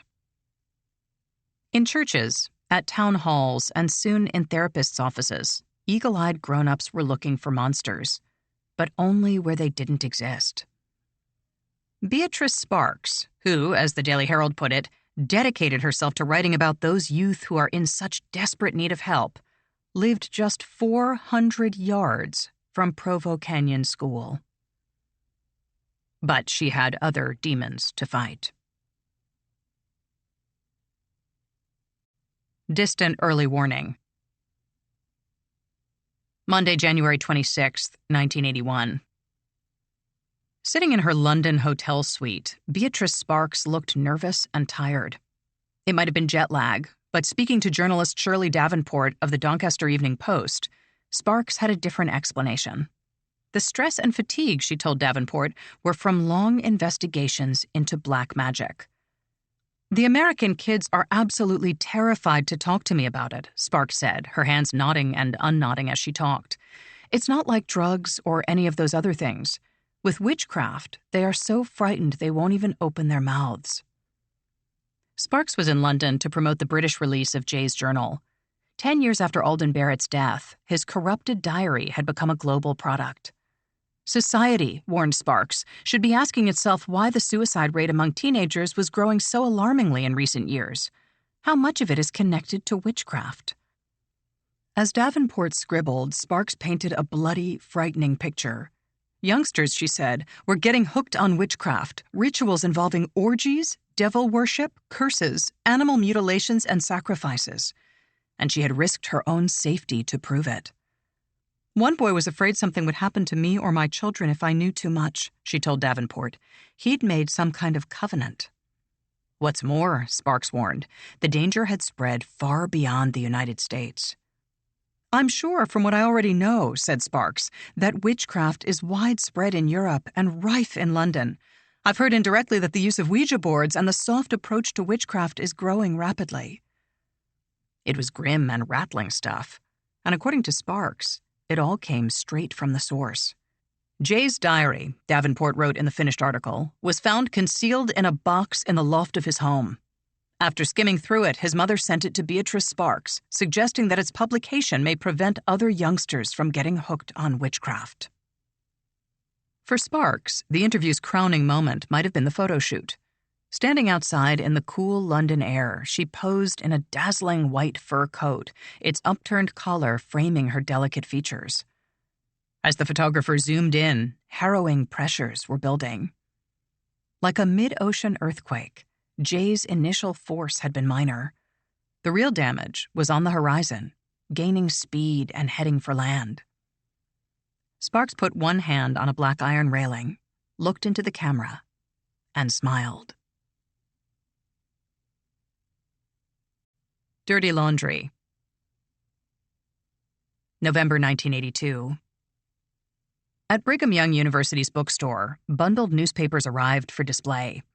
On the front page, larger than everything else, was an illustration of a boy in a hooded black cloak gripping a giant and phallic ceremonial knife. Behind him, a Star of David hovered over a single large eye. The headline said, "Beyond Jay's Journal, Dispelling Occult Myths." Launched by two BYU grad students in 1981, the Seventh East Press was an indie counterbalance to the school's official newspaper, and it carried a reputation for tough, even-handed reporting, which only made Beyond Jay's Journal more egregious. The idea had come a few weeks earlier, with 5 or 6 press staffers tossing around story ideas. It was close to Halloween, and the brainstorming drifted in that direction. Somebody mentioned Jay's Journal, and the room lit up. "We'd all read it," press production manager Dean Huffaker said years later, "and we thought it's got to be bullshit.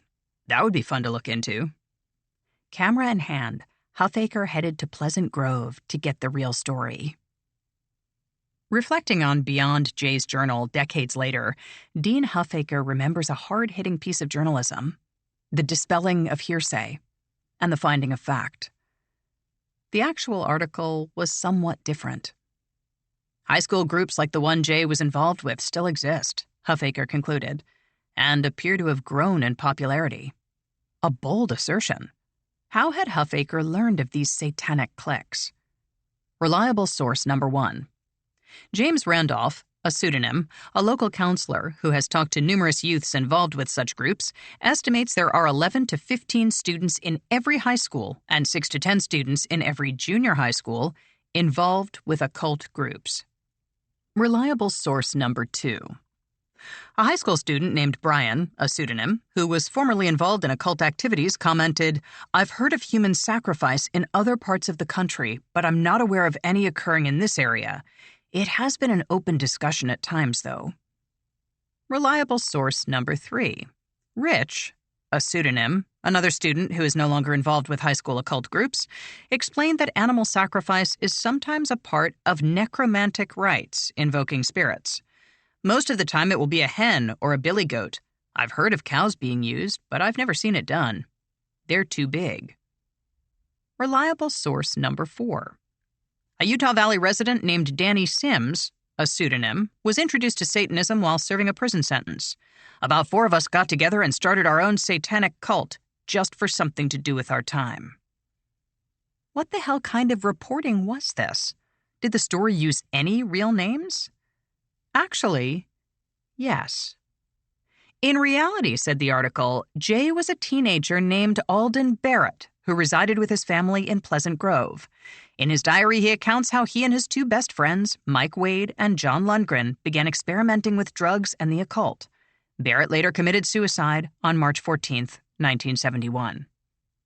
Lest readers miss the point, the paper included a large photo of Alden Barrett's tombstone. Note, while relaying Jay's real name, hometown, and friends, Huffaker got the death date wrong. Alden died on March 13th.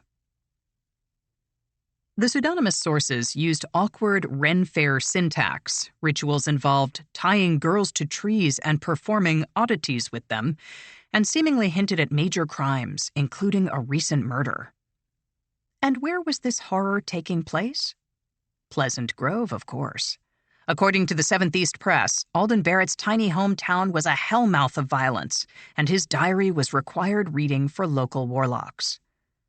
Members of the group are encouraged to read books about Satanism, said pseudonymous Brian, with pseudonymous Rich adding, everyone involved in local occult groups has read Jay's journal.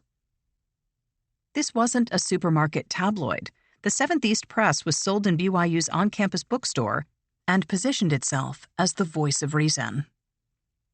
While researching the article, Dean Huffaker contacted Beatrice Sparks and asked how much of Jay's journal was true. Her 2-sentence reply had a lawyer's vague precision. Entries in any diary, Sparks told Huffaker, are irregular and somewhat sketchy. It is often necessary to fill in the gaps to make it more readable and coherent. The Barretts, on the other hand, got shafted. Huffaker didn't ask for their comments or even tell them the article was coming. Instead, they learned about it the same way they'd learned about Jay itself, after the fact and far too late. A fortune in lies. In the wake of Jay's journal, a flood of demonic exposés emerged, each more lurid than the last. Devil Child, The Ultimate Evil, Say You Love Satan. Thick, soft books with big, easy print, perfect for airports and study halls. Even Canada joined in with Michelle Remembers, an overwrought doorstop disguised as a memoir. Michelle's narrative read like exorcist porn. In 1973, seeking help for depression, 27-year-old Michelle Proby sought treatment from Victoria, BC psychiatrist Lawrence Pastor. Under hypnosis, Proby recovered a gruesome memory. When she was 5, her mother had essentially given her to the Church of Satan for a year. During that year, said Proby, the Satanists buried her alive, made her eat part of a flambéed corpse, buried her alive again, this time with several cats, cut up multiple babies and shoved the pieces into her face, and killed one of her young friends, dismembered the body, and made Proby piece it back together again. What's more, said Proby, the Satanists cut holes in her scalp, attached horns to her skull, and grafted a tail to her spine. Then they locked her in a cage for 3 months, earning a visit from Satan himself. Just when all seemed lost and hopeless, both Jesus and the Virgin Mary appeared in person, zapping the Satanists, rescuing Proby, and apparently erasing the horn's tail evidence. As Michelle Proby uncovered these memories, Dr. Lawrence Pastor slowly moved closer. Then he started holding her hand. Sometimes he'd put an arm around her. Inevitably, Pastor joined Proby on the sofa where she could lean her head on his shoulder. Finally, they moved to the floor, onto the thick rubber mat Pastor used for body release techniques. Sometimes they stayed on the mat for 5 or 6 hours. Both were married, but that didn't last. And by mid-1980, Proby and Pastor, that is, patient and psychiatrist, were freshly divorced and able to marry each other, which they eventually did. They also landed a 6-figure deal for Michelle Remembers, the true story of a year-long contest between innocence and evil. None of this troubled the Canadian Medical Association, which allowed Lawrence Pastor to practice psychiatry for another 2 decades. On closer inspection, this should go without saying, Michelle Proby's recovered memories turned into smoke. Those months locked in a cage wearing grafted-on horns? She was in school the whole time, a fact confirmed by photos and homework. Her life as an only child? Explain that to her sisters. In the meantime, Michelle Remembers made a big splash, selling tens of thousands of copies and getting a mountain of press. And why not? It was all entirely true. Everyone said so. Even the New York Times weighed in, calling Michelle Remembers a psychiatric case history, which was like calling Atlantis the 51st state. Maybe the Times just wanted to be consistent. Its publishing arm was still cashing checks from Jay's journal, so branding Michelle Remembers a fraud might have raised awkward questions. Jay, meanwhile, continued to spread, cropping up in books about suicide, black magic, and adolescent mental health. In 1983's A Cry for Help, child psychiatrist Mary Giffen quoted from Jay's journal, then slapped at Doyle and Marcella, writing, "Anyone who reads Jay's journal could see that Jay's girlfriend was the least of several pressing, serious problems. Jay's parents probably could have saved their son if Jay had been talking to them instead of his journal. Remember, teens who need help don't grow out of it. They become adults who need help. If they live that long." Of course, the Barretts had known full well that Alden wouldn't grow out of it, and they had tried every possible approach, including, yes, a psychiatrist who had concluded that Alden wasn't truly depressed. Giffen skipped that part, preferring to lump everything onto the family, or Satan, or whomever. This flip dismissal was exactly what people craved. It was short, simple, and put the blame on somebody else. You could fit it on a matchbook. Promoting A Cry for Help in 1983, Giffen, who ran a mental health clinic near Chicago, gave several interviews to local reporters, and the stories drifted like toxic fog. 18 miles west, adolescent psychiatrist John W. Tucker decided to investigate.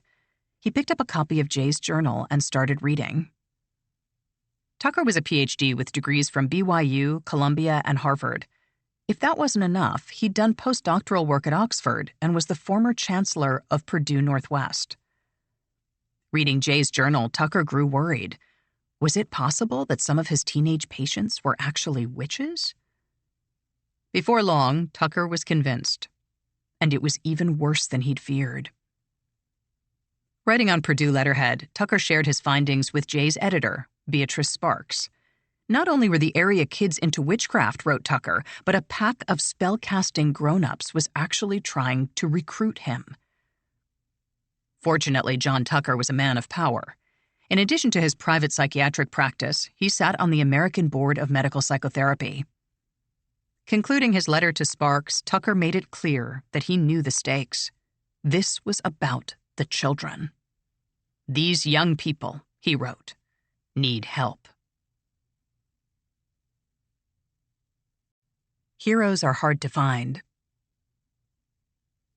Spring 1983. 60 feet under Quantico, Virginia, inside a converted bomb shelter, the FBI's Behavioral Sciences Unit worked in muffled isolation. The air was damp and soupy, like the inside of a submarine. On each side of a narrow hallway, there were several offices, each with the same hazy artificial glow. This far down, sunlight was only a rumor. A few of the desks held big beige computers with green-on-black monitors. In Special Agent Kenneth Lanning's office, the phone chirped to life, and Lanning, himself big and beige, with jowls and a retreating hairline, reached for the receiver. Lanning had come up through the demolition squad, diffusing and destroying explosives. Later, he added SWAT training, hostage negotiation, and endless classes on criminal psychology.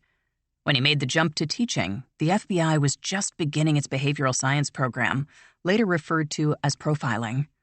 Lanning disliked that term, but it was easier than explaining the details, which made people's eyes glaze over.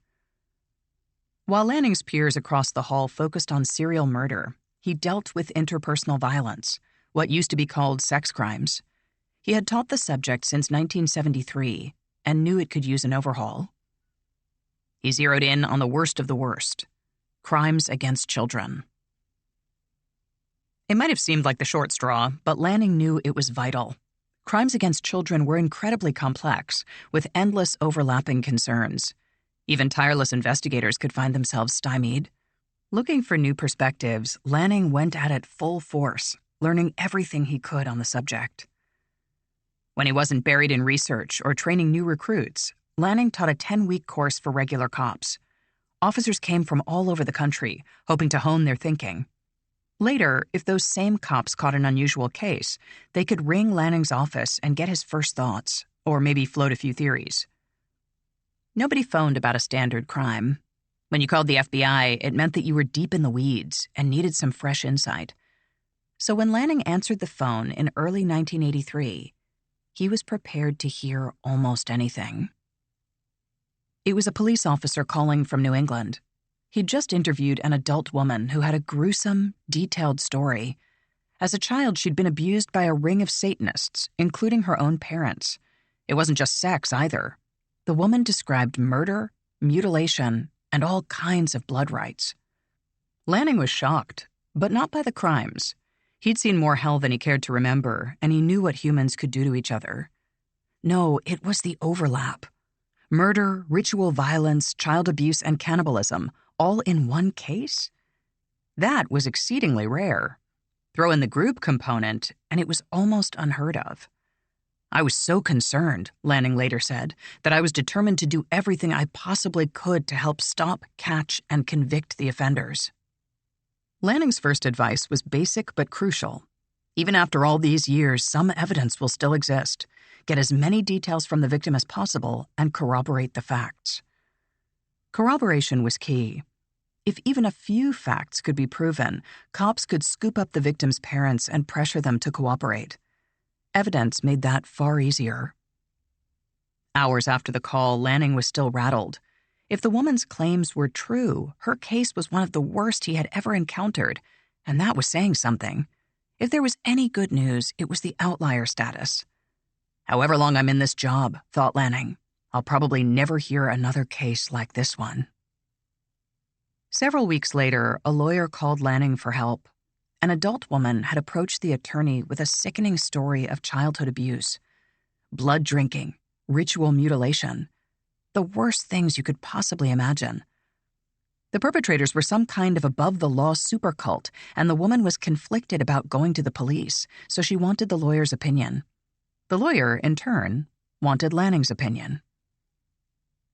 As the lawyer spoke, Lanning rummaged for his notes from the previous cult murder conversation. I'm aware of this case, Lanning said. I've already talked to the investigating officer. The lawyer said that was impossible. Her client hadn't told the cops. Lanning asked more questions and realized they were two different cases with different accusers and different families in two different states. Only the allegations matched. Soon Lanning got a third call with the same basic story: cutting, killing, blood drinking. The location was a daycare center. By this point, Ken Lanning had 10 years as a sex crimes investigator. He knew that evil existed. He'd seen it up close, watched it lean across a prison interview table, manacles tightening as it walked him through some long-ago bloodbath. Still, this felt a little thin. How could these groups kill dozens of people every year without drawing attention? And why had they spared these 3 women? Maybe they weren't spared. Maybe they escaped. But that was 20 years ago when they were still children. If they had escaped, where had they gone after that? And wouldn't a powerful group of murderers, actually 3 powerful groups of murderers, find and kill any stray witnesses? It didn't make sense. Then again, Manson, Jonestown, that guy in NorCal who'd raped 50 women and counting. The world had its share of monsters, and you prejudged at your own peril. In the end, it was simple. If these groups existed, they needed to be crushed, dragged out into the daylight and punished for all to see. Lanning spent days, then weeks, speaking with social workers, psychologists, and other professionals. A staggering number had heard the same stories. Lanning took notes and asked questions. Then he made follow-up calls. The more he investigated, the more he found a troubling dual consensus. Evidence? No, Not really. Are the allegations true? Of course they're true. I'm not saying every one of them used these words, Lanning later noted, but the message was, we must believe the children. Believing the children really meant believing adults. For one thing, most of the initial stories came from grown men and women alleging events of 30 years prior. Later, when actual children made statements, adults still ran things. They decided what was true and what was fantasy. They decided if a kid was traumatized or just exhausted from all the freaky questions. Was a child truly remembering something or only saying what the shrink or lawyer or cop obviously wanted to hear? Adults made the call. Believing the children meant believing priests who saw the devil under every mattress. It meant believing mail-order detectives, including the ones bent on book deals and courtroom fees. It meant believing parents with axes to grind or custody battles to win. Believing the children meant believing Roland Summit, an influential California psychiatrist who said that kids were essentially incapable of lying about abuse. The exceptions, it went without saying, were children who said they hadn't been abused, even, or especially, when adults tried to wheedle allegations from them. Those kids were obviously lying, and if you disagreed, maybe you were an abuser. For law enforcement, it was a no-win scenario. Every hour spent looking for blood cults was an hour not spent on burglaries or embezzlement or locking up wife-beaters. But you couldn't just ignore parents' claims, even when those claims rang crazy. Parents had long memories, and they got snippy when people didn't pay attention. Annoy them today, and they'd file a complaint tomorrow, and another next week. Eventually, you'd be working a toll booth in Tupelo. Utah County was no different. And when it came to a cult-based crime, police walked a delicate line, neither confirming nor denying. When Jay's journal came out, a lot of people were concerned. Pleasant Grove Police Chief Mike Farah told the 7th East Press in 1982, and since then we've been keeping an eye out for that kind of thing. I'm not aware of anything in particular, but that doesn't mean it doesn't exist. In Orem, a stamp-sized adjunct of Provo, police were more active, but only as a pretense. They met with school authorities and made a list of troublemakers. Satanism was a good excuse to rifle through lockers and expel teenage potheads. For Latter-day Saints, the problem was definitional. What exactly was witchcraft? Joseph Smith, who'd founded the church, had communed with spirits, told fortunes, and used magic rocks called seer stones to decipher mystical writing. Was that witchcraft? If not, why not? What about Ouija boards? They were $12 at Toys R Us and came from Parker Brothers, makers of Monopoly and Risk. Were toy companies agents of darkness? Who could say for sure? In the end, there were no real measures or guidelines. Faith was fact, fact was subjective, and the standards of truth were eroding. Black Magic Woman. January 1985. 18 months after the initial report, Special Agent Kenneth Lanning was drowning in claims of satanic crime. Calls were coming from everywhere, and more than 36 police departments wanted help. Swamped and underfunded, Lanning sent word to cops, clinicians, therapists, anybody who might have some insight. Come to Quantico, let's share information and get a handle on this. With everyone in the same room, Lanning hoped it would be easier to sort things out. Nonsense would fall by the wayside, freeing up time and money to pursue the real cases. As a bonus, the attendees could return home with some calm, steady logic and keep their communities from exploding. That was the plan, anyway. Monday, February 18th, 1985. As the 4-day seminar began, Lanning was optimistic. The attendees were standouts, and with their help, he hoped to separate fact from fiction and fiction from lunacy. Were Satanists killing or otherwise harming children? What was the proof? If it was real, how best to stop it? Many of Lanning's colleagues weren't looking for proof. Instead, they skipped right to belief. As reporter Richard Beck later wrote, they were eager to hear just how big the ritual abuse problem really was. Not to learn if it actually existed. They'd already decided it did, but to hear how far it had spread. Some of this was expected. Humans tend to work backward from conclusions, keeping what fits and ignoring the rest. Everybody knew this, especially cops and psychologists. The point was to see past it, to guard against your own bias and go where the evidence took you. Starting with a theory, then looking for things to support it? That was disaster on a plate. And yet, that was what happened. During the Quantico seminar, people easily, almost happily, embraced the idea of a vast satanic conspiracy. One speaker stood out from the others. Detective Sandra "Sandy" Gallant of the San Francisco Police Department had made her name in the early 1980s, poking around the Bay Area's religious undergrowth. The massacre at Jonestown had scared the whole world, and since most Jonestown members had come from San Francisco, it made sense to look deeper, to see what else might be brewing.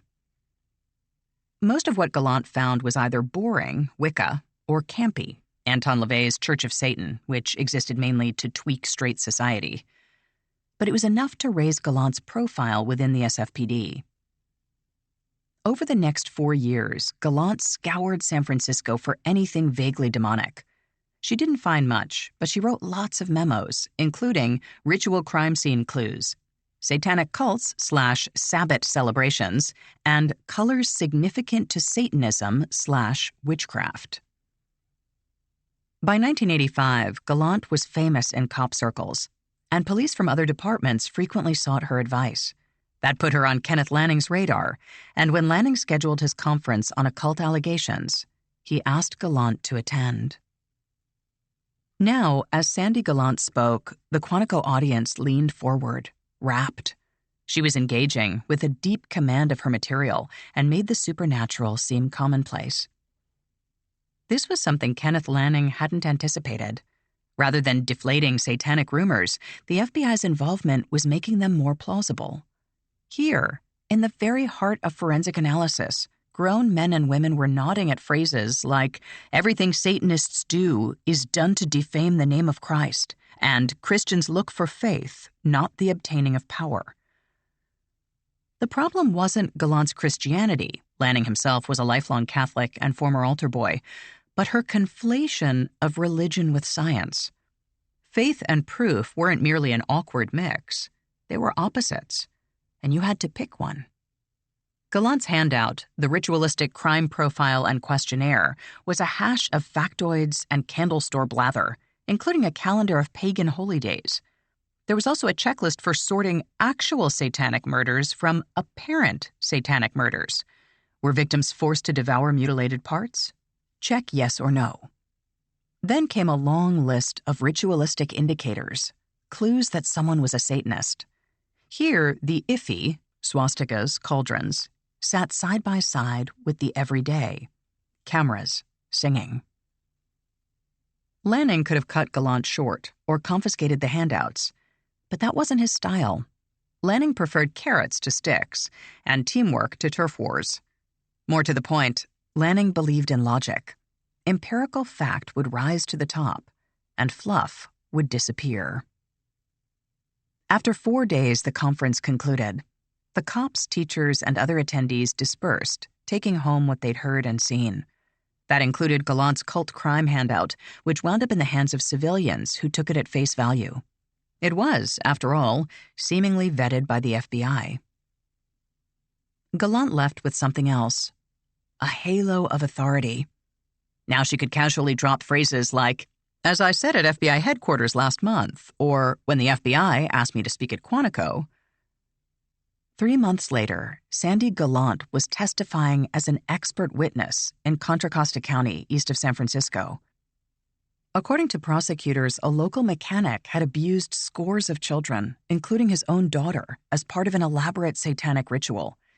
The daughter, 9 years old, told the court about cannibalism and human sacrifice, and claimed that she herself had once put a knife right through a baby. To buttress these claims, prosecutors called Gallant to the stand, and she didn't disappoint. "Eating and drinking of human waste, abuse of children, and human sacrifice," Gallant testified, referencing her own questionnaire, were characteristics of satanic worship. Was there any evidence that these acts had happened? No, but the state was unmoved. "There's no doubt in my mind," said prosecutor Hal Jewett, "that the 9-year-old was a participant in satanic worship." The jury split down the middle, and after a long deadlock, the judge declared a mistrial. Prosecutors wanted to refile and do the whole thing again, but the case had already cost too much money. Speaking to the San Francisco Examiner in 1986, Sandy Gallant was defiant, unwilling to abandon her brand. "For some reason, in the 1980s, she said, children are being sexually abused and possibly even murdered during what appears to be satanic-type rituals." Then she said something that should have alarmed everyone. "The problem," she told the paper, "is we are not finding any bodies. We are not finding any bodies, period." For most people, a lack of bodies, a lack of evidence in general, might have been reason enough to stop, or at least take a long, reflective pause. But the growing army of cult cops didn't need proof. They had faith. Unholy. Sunday, March 3rd, 1985. "When I say the word witch," Lynn Allen Bryson told a packed house at the Scara Theater, a 700-seat venue in Utah County, "people picture a little lady with a black pointed hat and a hook nose and a wart, and she's hovering over a cauldron." Bryson, who was 46 and looked like a rumpled weatherman, shook his head, cueing the audience for something else. "If you want to see a witch, I mean a real one, here's a picture of a witch." He showed a photo of a middle-aged Japanese woman. "Yoko Ono, wife of John Lennon," said Bryson, "and John Lennon is a sorcerer." Now he had their attention. "Let me give you some names of other sorcerers," Bryson continued, switching to a photo of a big-haired blonde. "Georgia Frontieri is a sorceress." Then, in case anyone wondered, "she owns the Los Angeles Rams." By 1985, Lynn Bryson had spent 3 decades chasing fame. A string of radio jobs had come and gone, and his music career had fared no better. In the mid-'60s, he'd released a few singles that went nowhere: Baby Move In, Big Mean Drag Machine, and co-written some flops for other artists. Monster Shindig, performed by future Three Dog Night vocalist Danny Hutton.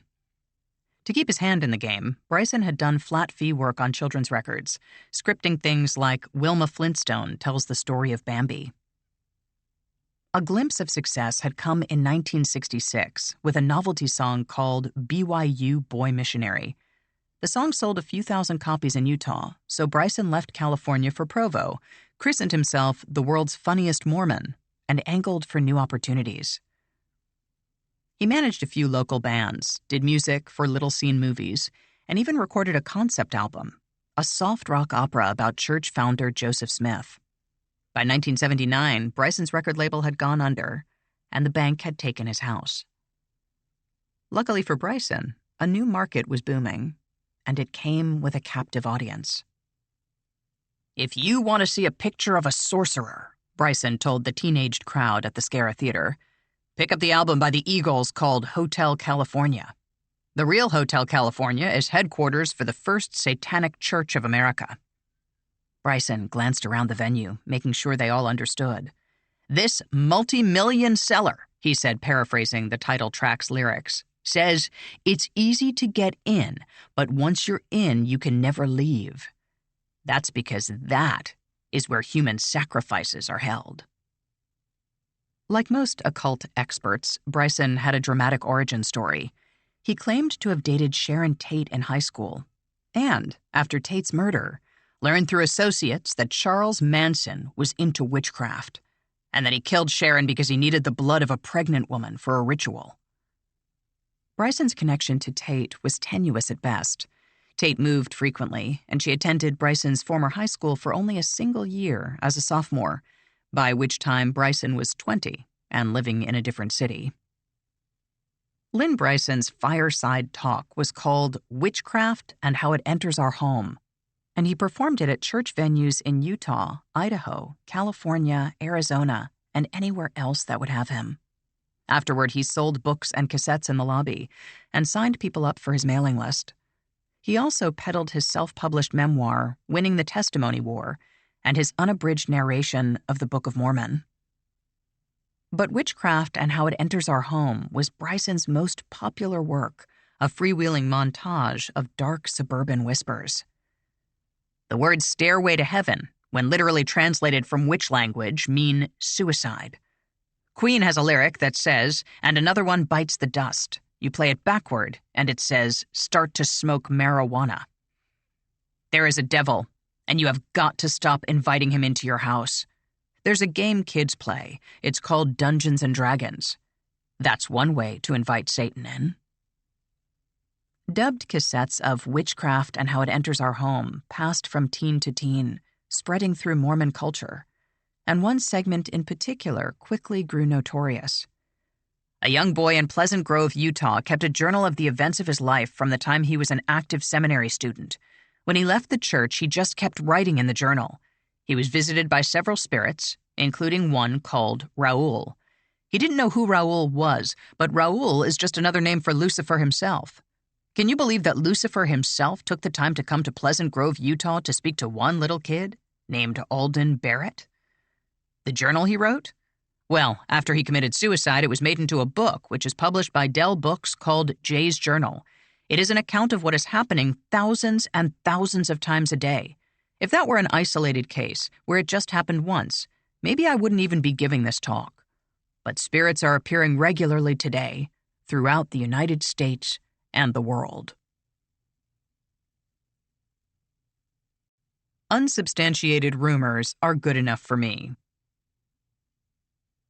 Monday, July 29th, 1985. The morning sun crested the mountains, flooding Utah County in gold. The air was thick and already warm, on its way to 90 degrees. To the west, vast beds of algae bloomed in Utah Lake, adding a heavy pasture stench. As they headed for work, walked their dogs, or shooed the kids outside, 35,000 Utahns, including Marcella Barrett, saw the Daily Herald's morning headline, Satan Worship in Zion, first in a series.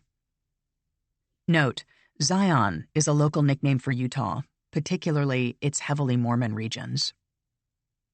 For most of the 20th century, newspapers were the closest thing to the internet. TV was newer, radio more intimate, movies were bigger and bolder. Even magazines had better pictures, and color pictures at that. But nothing mattered like newsprint.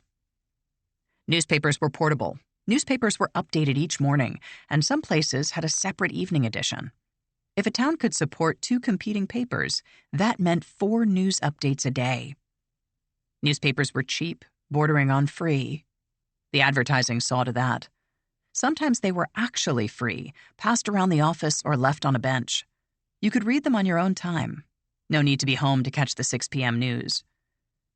Newspapers even had a prehistoric comments section, the letters to the editor page, where readers weighed in on whatever happened 3 days ago.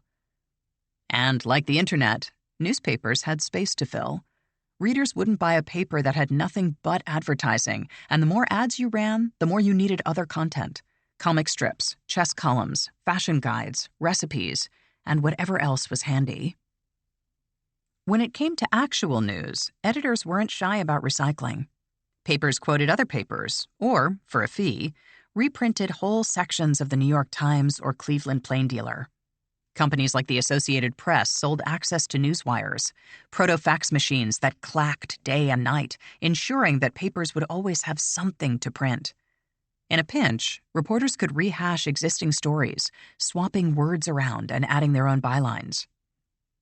The constant need for material, coupled with a post-Watergate sense of mission, didn't always encourage discretion. Who had time? There were scandals to break. Satan Worship in Zion was a massive 5-day event, running more than 15,000 words. Interviewed in 2020, Daily Herald reporter Patrick Christian, who co-authored the series, downplayed his own involvement and credited/blamed colleague Vicky Barker, who died in 2012. Vicky either got a tip from somebody, said Christian, or had some personal interest in the story. Moments later, Christian expanded on the tip, adding, there was an incident that happened in Pleasant Grove, and a book was written about it called Jay's Journal. Vicky found out about it, and that launched the whole idea. Whatever its origin, Satan worship in Zion was a reckless, destructive excuse for journalism, a week-long exercise in blind quotes and Gothic hackwork. Behold one opening passage. 16-year-old Vince Neil, note, we will address this ridiculous pseudonym shortly, well on the way to even heavier involvement in Satan worship, finally reached a point of no return. He wanted out. The killing of bigger and bigger animals at rituals and the drinking of the animals' blood was getting to him. The story, titled Animal Killing Scared Teen, read like Alden Barrett fanfiction, a mash of keywords and plastic thrills, all designed to rattle clueless parents. And yes, this news article's primary source used a pseudonym shouting out to Motley Crue vocalist Vince Neil. Like Jay, Vince Neil was a bright Utah County teen. He even wrote poetry. Like Jay, Vince Neil had been lured into Satanism by an older and possibly gay male friend. Like Jay, Vince Neil escalated to hex casting, drug abuse, violent orgies, and cow blood cocktails consumed at the source. The breaking point, said the Herald, had come during a Satanistic ritual when a red glow appeared in one corner of the room. Vince Neil, said the paper, believes the red glow was Satan himself, or one of his representatives. Despite hinting at human sacrifice, the article lacked dates, real names, or even vague corroboration. Everything happened in Utah County, an area covering 2,100 square miles. This apparently was how the Daily Herald educated readers about the prevalence of satanic worship. And it was only part one. Over the next 3 days, the Herald jacked up the fear. Tuesday, July 30th, 1985. County Sheriff's officers report suspected covens at Ironton Hill by Vicki Barker, Herald staff writer. Utah County Sheriff's Deputy Doug Whitney said an old barn and an abandoned 2-story house up the road are known sites of previous gatherings suspected to be covens of witches and satanic priests. Occult, local experts disagree, by Patrick Christian, Herald staff writer. The director of a youth group home in Utah County, who said he did not want to be identified, said, I believe that 30% of those involved in the correctional system in Utah have been deeply involved in Satanism, while 60% have some involvement. Official action is being taken by the Utah County Sheriff's Office to stop the spread of Satanism, according to the director of a new intelligence unit that is building a file on occult activities. Wednesday, July 31st, 1985. Provoan finds Satanism fantasy, Thing of Escape, by Vicki Barker, Herald staff writer. Judd, a pseudonym, is a developing devil worshipper. Born in Provo 22 years ago on the day before Halloween, Judd began his exploration of dark forces while in junior high school in Orem. Prison psychologist sees Satanism as crime trend, by Patrick Christian, Herald staff writer. Prison psychologist Al Carlisle believes Satanism is a crime trend of the future. The occult is getting into our schools, and not just on a secretive, quiet basis, he said. Carlisle firmly believes the power Satan's devotees claim to feel is from some real source, and is not some self-generated delusion. Thursday, August 1st, 1985. Anti-Satanism lecturer says he's anything but alarmist, by Vicki Barker and Laura Jones, Herald staff writers. While nobody disputes the fact that Satanism is a rising influence, there is a big difference in the way individuals choose to deal with it. Satanism is a devastatingly evil force that endangers not merely individuals, but society as well, believes Lynn Bryson, a top-selling Mormon author who has traveled to over 300 stakes delivering a powerful message against Satan worship. The nature of witchcraft, he says, is that it grows. It's like cancer. Housefather explains danger of dark worship, by Patrick Christian, Herald staff writer. Bert Hedman, a pseudonym, the live-in housefather of a home for troubled youth in Utah County, has counseled and talked at length with teenagers about their involvement in Satanism, rituals, and meetings where animals were slaughtered and they witnessed supernatural powers such as levitation. Report hints at human sacrifices, by Vicki Barker, Herald staff writer. A common satanic ritual is the lowering of people into a grave inside a coffin with a corpse. Children, because of their innocence, are favored sacrificial subjects. Orgies, homosexuality, lesbianism, pornography, and child sex are avenues of expression meant to desecrate flesh, the idea of divine procreation, and faith in God. Drinking blood and urine and eating flesh, feces, and hearts of humans is also a practice to desecrate God's servants on earth. These weren't maverick stories that somehow escaped onto the front page. Every article went up the chain, from reporters Vicki Barker and Pat Christian to city editor Dick Harmon, and finally to managing editor Robert McDougall, the self-described czar of the newsroom who had final say on everything.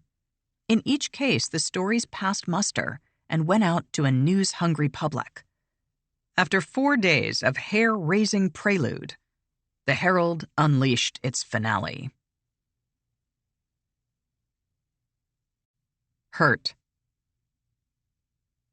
Friday, August 2nd, 1985.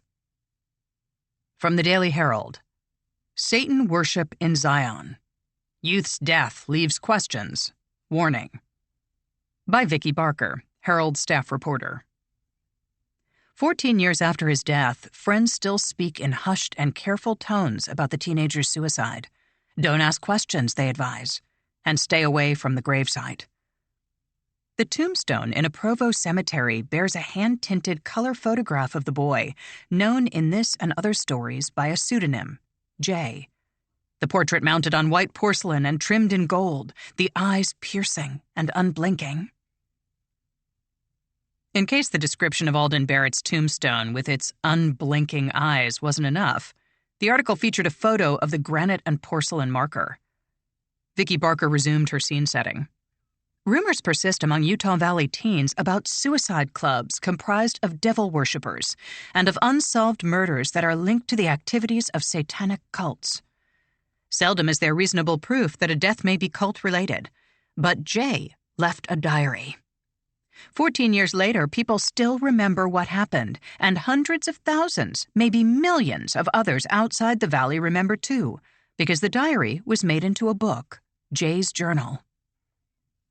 Like the rest of Satan Worship in Zion, the final installment was filled with pseudonyms and unsourced quotes. These shadowy witnesses had the full scoop. They had seen Jay/Alden conjuring demons, had watched him offer his soul to Satan. Note, this slippery, uncheckable approach owed partially to Watergate, a scandal uncovered with help from nicknamed informants like the bookkeeper, Z, and the infamous Deep Throat. In the end, however, Richard Nixon's corrupt presidency was cut short by incriminating audio tapes, or what nattering purists call evidence. For the next 2,000 words, the paper mixed truth and lies into a single irresponsible sludge, without even the pretense of fact-checking. No one from the Herald contacted the Barretts for comment, or even told them the story was coming. If this ambush sounds familiar, it should. It was what Beatrice Sparks had done to the Barretts. It was what the Seventh East Press had done to the Barretts. It was also a violation of journalistic ethics and a disregard for simple human fairness. The article's only trace of sympathy came from a local librarian who hoped that Jay's journal would disappear. "I heard this poor, poor family just suffered because of it," said the woman. For Marcella Barrett, Satan Worship in Zion was another awful surprise. Alden's suicide had fractured her marriage, and her decision to share the journal with Sparks had only made things worse.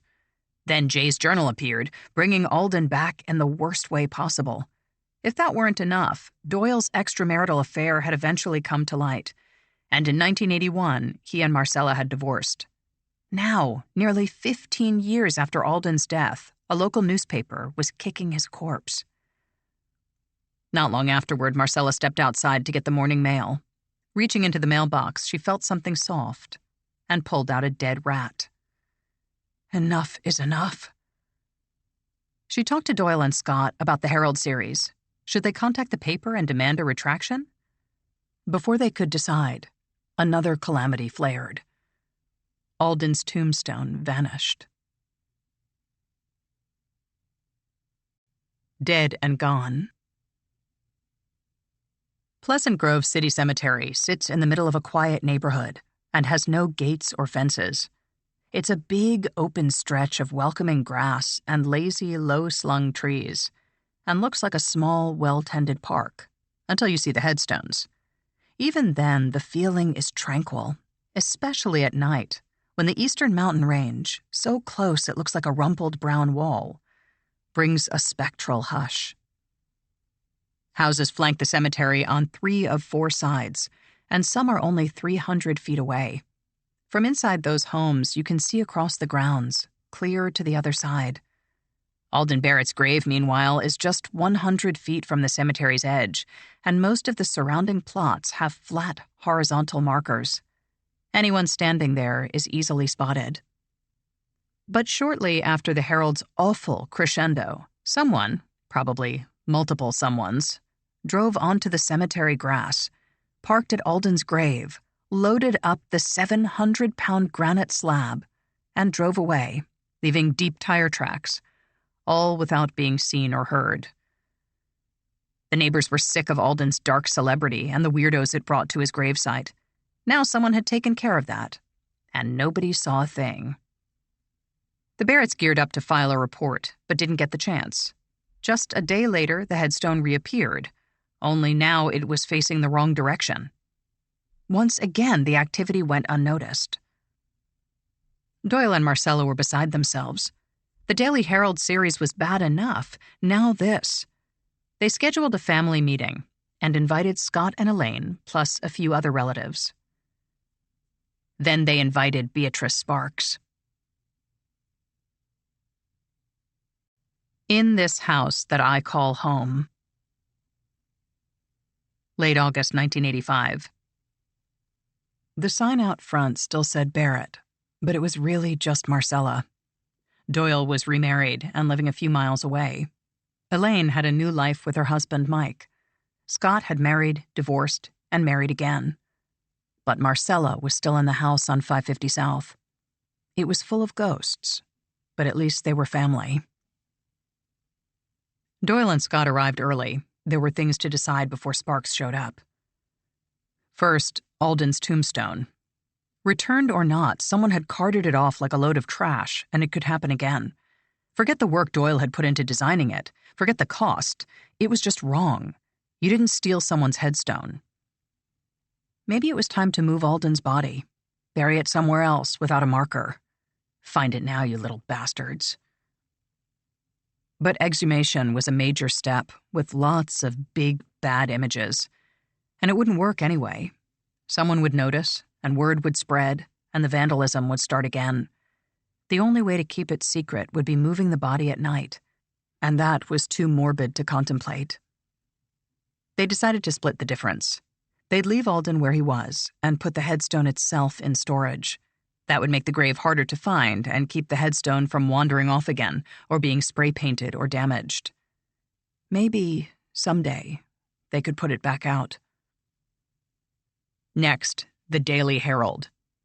Bad enough that Beatrice Sparks had depicted the Barretts as Mormon monsters, but a professional newspaper? The Herald had spent 5 days on the Satan worship series and never even asked the Barretts to comment. There was nothing about Alden's real-life struggles or about him as a person, just a lot of fear and gossip. And anyone who trusted the paper might believe it all. They drafted a letter to the Daily Herald demanding a full retraction and a public apology. They signed their names and addressed it for mailing. A few minutes later, Beatrice Sparks arrived. She looked done up, with lacquered nails and bouffant hair. Marcella did her best to be polite and welcomed her inside. 7 years had passed since Sparks unleashed Jay's journal, turning Alden into some kind of demon. Now, at last, the Barretts could ask her why. Why make a sad, short life even worse? And why hadn't she warned them? Did she know what she'd done, what she'd caused? Did she even care? No one quite knew where to start, so they asked her flat out, "Where did all that occult stuff come from? Where did you get it?" Sparks had a ready answer. Jay's journal was actually a mix of 3 separate diaries from 3 separate people. One was Alden, and the other 2 were close friends. If the Barretts had known more about Sparks's past, they might have laughed. Once again, she couldn't keep her own story straight. First, it was only Alden's diary, and she'd merely corrected the punctuation. Now it was 3 different journals stitched together. The Barretts pushed for specifics, but Sparks hijacked the conversation, pulling out a stack of papers and handing them around. Book reviews. Sparks had brought reviews of Jay's journal into Marcella Barrett's house and passed them out like homework. Before anyone could speak, Sparks handed out more papers. These were letters from readers, all of them gushing over Jay's journal. As an extra stab, some of the letters asked Sparks to thank Jay's mother for them. The moment was slipping away. Sparks was cool mercury, shifting and formless, impossible to grab. Now Doyle was talking. He didn't ask Sparks to pull Jay off the market, but to at least make it more accurate. Teen suicide was a massive problem, and maybe they could do something about it if they were honest. Sparks responded like stepping on an ant. Changing the book, she said, would make it dishonest, a fabrication. Scott couldn't take any more. "I want to write my own book," he said. That stopped things. "I want to write a book about what really happened, about the real Alden." Everybody spoke at once, and things got heated. No one else thought it was a good idea. Even Marcella was opposed. Marcella hated confrontation. It had taken her years to face Beatrice Sparks, and now that it was happening, she just wanted it to be over. She was drained. From the suicide, from the book, from the divorce, from everything. Sparks was a fighter and seemed to thrive on conflict. Marcella was different, and her energy was gone. "No," said Marcella. "Just leave it alone." Things deflated from there, and Sparks eventually left. Later, she said the Barretts were in denial about Alden. Scott was through with his parents. He was through with their weakness and inaction, with their unbelievable passivity, and he was through with their church. He walked out the door and renounced them all. His second marriage ended, and he felt the undertow. One night, he loaded up on beer and started driving. Utah is creased by canyons and ravines, and the corkscrew roads are drop-offs, sheer walls down into nothing. As darkness fell, Scott wound his way upward, taking long, wide turns, finally stopping at a cliff edge. He sat for 2 hours, revving up the engine, then killing it, then doing it all again. "Come on." He started the car and put it in gear. "Now." He pictured himself at age 11, finding Alden's body. Then he saw his own 2 sons and imagined their reactions. He turned off the car and sobbed. Even suicide was off the table. There was no way out. When he felt okay to drive again, he zagged back down the canyon road and went to a friend's house. They stayed up all night, talking it through. Decades earlier, after Beatrice Sparks's father had walked out, her family had splintered, with everyone fleeing the tiny enclave of Logan, Utah. "We wanted to go," as Sparks later put it, "where there wouldn't be so much gossip about our family." Now the Barretts were doing the same, with Doyle over in American Fork, Elaine married and moving away, and Scott here and there, wherever the wind took him. In time, Marcella gave in, leaving Pleasant Grove in a bid to escape the whispers. The Barretts had been the first residents of the house on 550 South, the first to live and grieve there, the first to do it all. Now the house was empty, a shell with no one to protect. Kids still wandered by, stopping to stare from the sidewalk, but they saw only weeds and empty windows. Out front, the Barrett nameplate slowly vanished, hidden by ugly overgrowth. Marcella found an apartment 10 minutes away, far enough to have new neighbors and a chance of blending in, but close enough to visit Alden's grave. Even without the headstone, she knew where he was buried. In God We Trust, Incorporated. September 1988. On stage, a sweating, dumpling-shaped man stood behind a wide, black altar. Spread out before him were knives, candles, and a human skull. The candles looked like bats. The knives were curved and stained. As he spoke to the crowd, around 75 people, the man dropped his voice, letting the words ring with dark authority. "There is cannibalism," he said, and an underground market for human bones." The crowd shifted and gave a low rumble. "And candles," he added, "made from baby fat." The crowd inhaled, a great vacuum of revulsion. A few years earlier, Tom Wedge had been a juvenile probation officer. That didn't pay very well, and the kids were a hassle. If you were lucky and stuck it out for 30 years, you'd get a small pension, then be forgotten. Wedge's new job was much better. He charged $350 a head, so this presentation would clear him $26,000, most of it from state and county budgets. "What color candles do Satanists prefer?" Wedge asked the crowd. "Black," came several shouts. People always said black. That's why they needed Tom Wedge. "Nope," said Wedge. "It's purple." Ah, the scratch of notes everywhere. The audience was mostly cops and social workers, but there were usually a handful of civilians, people who had read about Wedge in the local paper. At the end of 3 days, everyone received a small diploma declaring them a fully qualified occult crime investigator. By the mid-1980s, consulting on satanic crime was a lucrative business, and dozens of cult cops worked the circuit. Many had no real training, and more than a few had literal mail-order degrees. In Ohio, Nebuchadnezzar police officer Dale Griffiths enrolled in a correspondence course and soon acquired a Ph.D. in cult studies from Columbia Pacific University, a sleazy diploma mill later shut down by the state of California. Most people only saw the letters Ph.D., and Griffiths leveraged his faux degree into a whole new career as a trial consultant, expert witness, and all-around hero. Griffiths had the requisite spooky backstory. He frequently mentioned an unnamed teenage boy who'd committed suicide after falling into devil worship. The boy's death had transformed Griffiths, who'd subsequently pledged his life to fighting satanic crime. "I like going to an area where I can do my thing and leave and ride out on a white horse and never be seen again," Griffiths told a reporter in 1985. All over the country, police departments obliged, asking Griffiths for advice.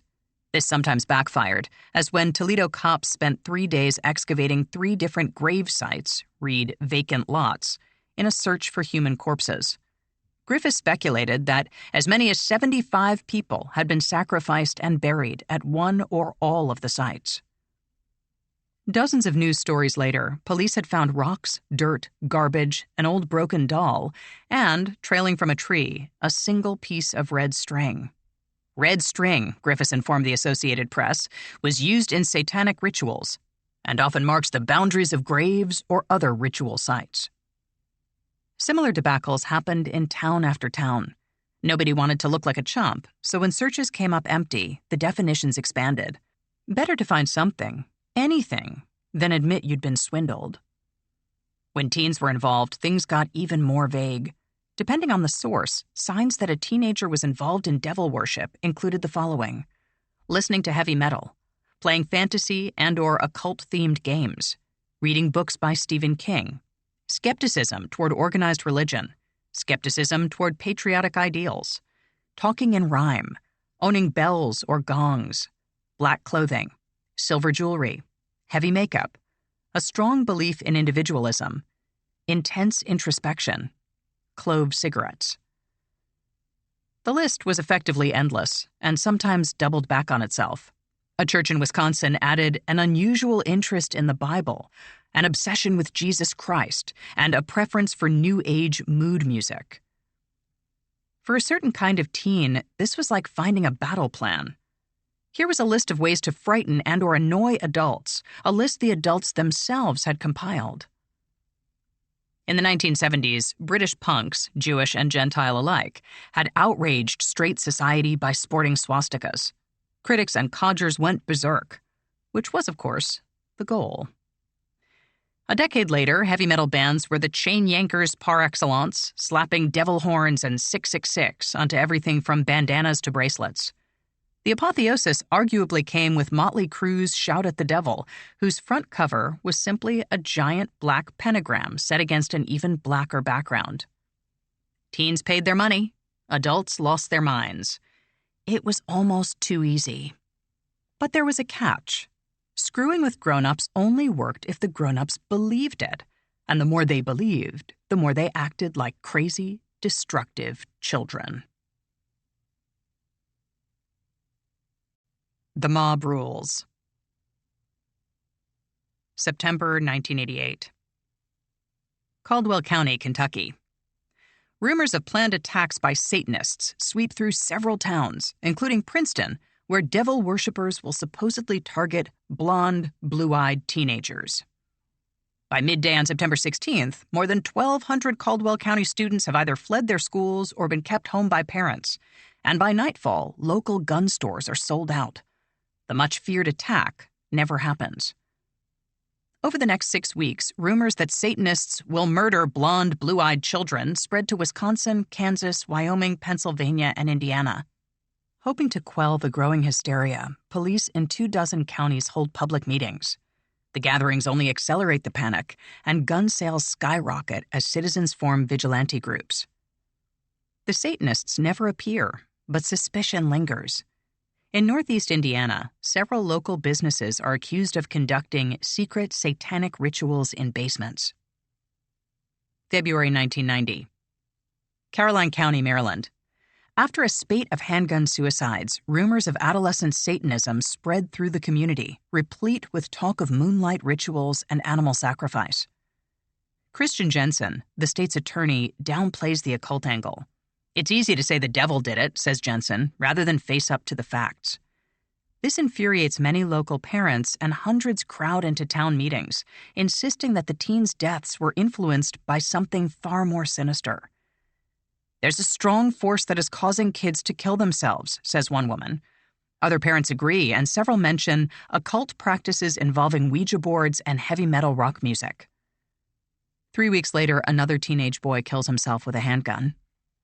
In the next budget rollback, the state cuts 25% from school programs intended to prevent child abuse, teen pregnancy, and teenage suicide.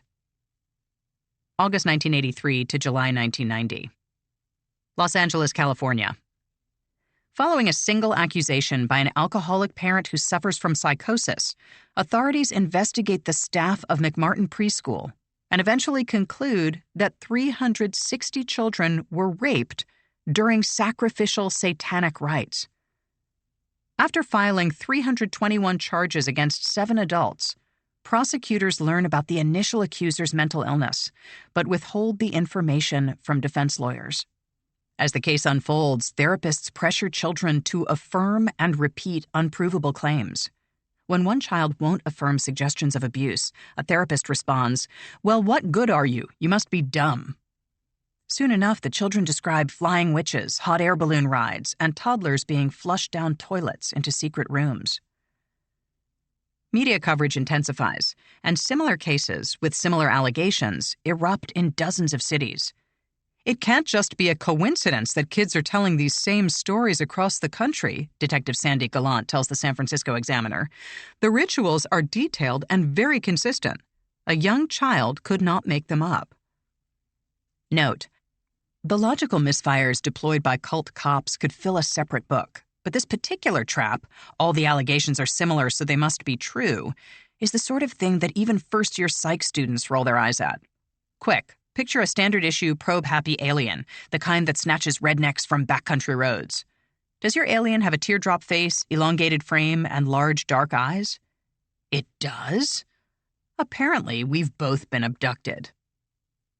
After 7 years and $15 million, the state finally drops all charges. It is the longest, costliest trial in California history. Central defendants Ray and Peggy Bucky have lost their business, gone broke, and spent 5 years in jail, all without being convicted of anything. Years later, the recantations begin, with multiple accusers and even a prosecutor admitting the sham. September 1992. Austin, Texas. Dan and Fran Keller, the owners of a small daycare center in Austin's Oak Hill suburb, are accused of satanic ritual abuse. Among the allegations, forcing children to drink blood-laced Kool-Aid, cutting out the heart of a baby, throwing children into a shark-filled swimming pool, and using Satan's arm as a paintbrush. The initial accuser retracts her statement, as does the primary eyewitness, but it doesn't matter. Jurors convict the Kellers, who spend 22 years in prison before an appeals court overturns their sentences, freeing the couple. In 2017, District Attorney Margaret Moore finally declares both Dan and Fran Keller actually innocent. June 1993. West Memphis, Arkansas. A trio of young men, later known as the West Memphis Three, are charged with a savage triple murder. The prosecution paints the crime as satanic and the defendants as devil worshippers. Evidence for this claim include a love of heavy metal, a mostly black wardrobe, and a fondness for Stephen King. The prosecution's expert witness is mail-order Ph.D. Dale Griffiths, who regales the court with exotic interpretations of teenage graffiti and notebook doodles. There is no physical evidence against the defendants, and many clues point to a different suspect. Nonetheless, jurors convict all three men and sentence one of them, Damian Eccles, to death. The trio spend nearly 20 years in prison before their convictions are de facto overturned. April 1994 to August 1995. Wenatchee, Washington. In a town of just 25,000 people, prosecutors charge 43 adults, most of them poor and some actually illiterate, with 29,726 counts of ritual abuse. More than 24 people are convicted. Several have mental disabilities. Some can scarcely comprehend the proceedings. In 1996, the prosecution's 13-year-old star witness admits to fabricating the accusations and publicly apologizes. She had concocted the claims to please her foster father, a policeman who was also the case's lead investigator. In 1998, the Seattle Post-Intelligencer prints a devastating 5-part investigation, exposing rampant misconduct by Wenatchee police, prosecutors, and therapists. Among the revelations, some children were told they would be kept in a psychiatric hospital until they said they had been abused. It takes the state another 3 years to release the last of the defendants. Journalists Shirley Downing and Tom Charlier, who cover the West Memphis Three case for the Tennessee Commercial Appeal, later estimate that between 1983 and 1987 alone, similar allegations plagued more than 100 U.S. communities. Such cases were not really about ritual child abuse at all, write Downing and Charlier. They were about the dangers of popular justice, the presumption of guilt, and a less than skeptical press. All together now. Wednesday, February 17th, 1988. Oprah Winfrey looked into the camera, her mint green pantsuit offset by a gray turtleneck and strand of pearls. "My next guest," she said, found herself part of a group of young women and children forced to surrender their bodies in some of the most evil rituals imaginable. Her own child was used in a human sacrifice ritual, Oprah continued. It was only 3 years ago that Lauren Stratford, the shot switched to a mid-30s woman with big plastic glasses, tight blonde curls, and a tiny hyphen of a mouth, gained the courage to talk about her horrifying experiences publicly. Even by daytime talk standards, this introduction was amazing. Apart from "my next guest," every single word was false. Not questionable or misleading, but provably wrong. By the time she appeared on Oprah, Lauren Stratford had become a kind of horseshit savant, lying about everything you could imagine, and a few things you probably couldn't. At various points, Lauren Stratford, born Laurel Wilson, had falsely accused her father, brother-in-law, and several teachers of rape. When none of that stuck, she accused her stepmother of selling her into prostitution. Fact check, Stratford didn't have a stepmother. Stratford told long, detailed yarns about razor attacks and forced enemas, tales she'd lifted from Sybil, a fraudulent bestseller about multiple personality disorder. Later, she described being seduced by a group of lesbians at the Assembly of God Church. Best of all, Stratford once pretended to be blind, bumping around the house of an older couple who had let her move in for a while. When Stratford accidentally pointed out a local landmark, the couple asked her to leave. Starting in 1984, Stratford spiced her stories with Satanism, leveraging each bit of attention into bigger and better exposure. finally landing a book deal for Satan's Underground, the extraordinary story of one woman's escape. By 1988, Stratford was a popular speaker at satanic crime seminars and survivors conferences, and gave long interviews to journalists, spinning tales of underground mayhem. Like Beatrice Sparks, Stratford couldn't keep her facts together. She told Oprah that 3 of her children had been stolen by Satanists, but later told a different interviewer that it was only 1 child. At other times, Stratford claimed to be childless and sterile. By 2003, Oprah Winfrey would be the first Black female billionaire, and powerful beyond calculation. But even in 1988, she was one of the nation's most trusted faces. Oprah's actions mattered. And on that February day, she tacitly endorsed Lauren Stratford's bloody tale, sending it out to 10 million viewers. Talking with Stratford, Oprah's voice went through all the stages of talk show response: formal, incredulous, angry, somber. Then she plunged into the seedy, hidden world of breeders, captive women who pumped out babies for the sole purpose of satanic sacrifice. Breeders were a ham-fisted solution to Sandy Gallant's "we're not finding any bodies" problem. How do you kill 50,000 people a year, the number alleged by many cult cops, without being noticed? Simple. Grow your own victims. Note: like all conspiracy peddlers, cult cops didn't have one explanation for things. They had a smorgasbord of maybes. Depending on whom you asked, Satanists also A, ate the bodies, B, burned the bodies in mobile crematoria, C, turned the bodies into candles, ashtrays, decorative knickknacks, or D, fed the bodies to pigs. It was all rubbish, of course. Lauren Stratford was mentally ill and needed help, actual real help. But no one dared say it because, 1, it might have seemed rude, and 2, her story made great television. It was the same thing plaguing American teens, who were still killing themselves in record numbers. Adults, desperate for simple explanations and/or a quick buck, had embraced the occult suicide theory, pushing away real-life complexities. Strung out? Bipolar? Confused about your identity? Sorry, we can't help you. We're busy chasing vampires and banning Dragonlance.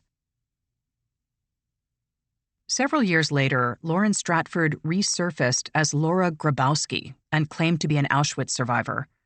Instead of demonic snuff films, she described gruesome torture at the hands of Joseph Mengele and took thousands of dollars from Jewish charities, including a Holocaust Survivors Fund.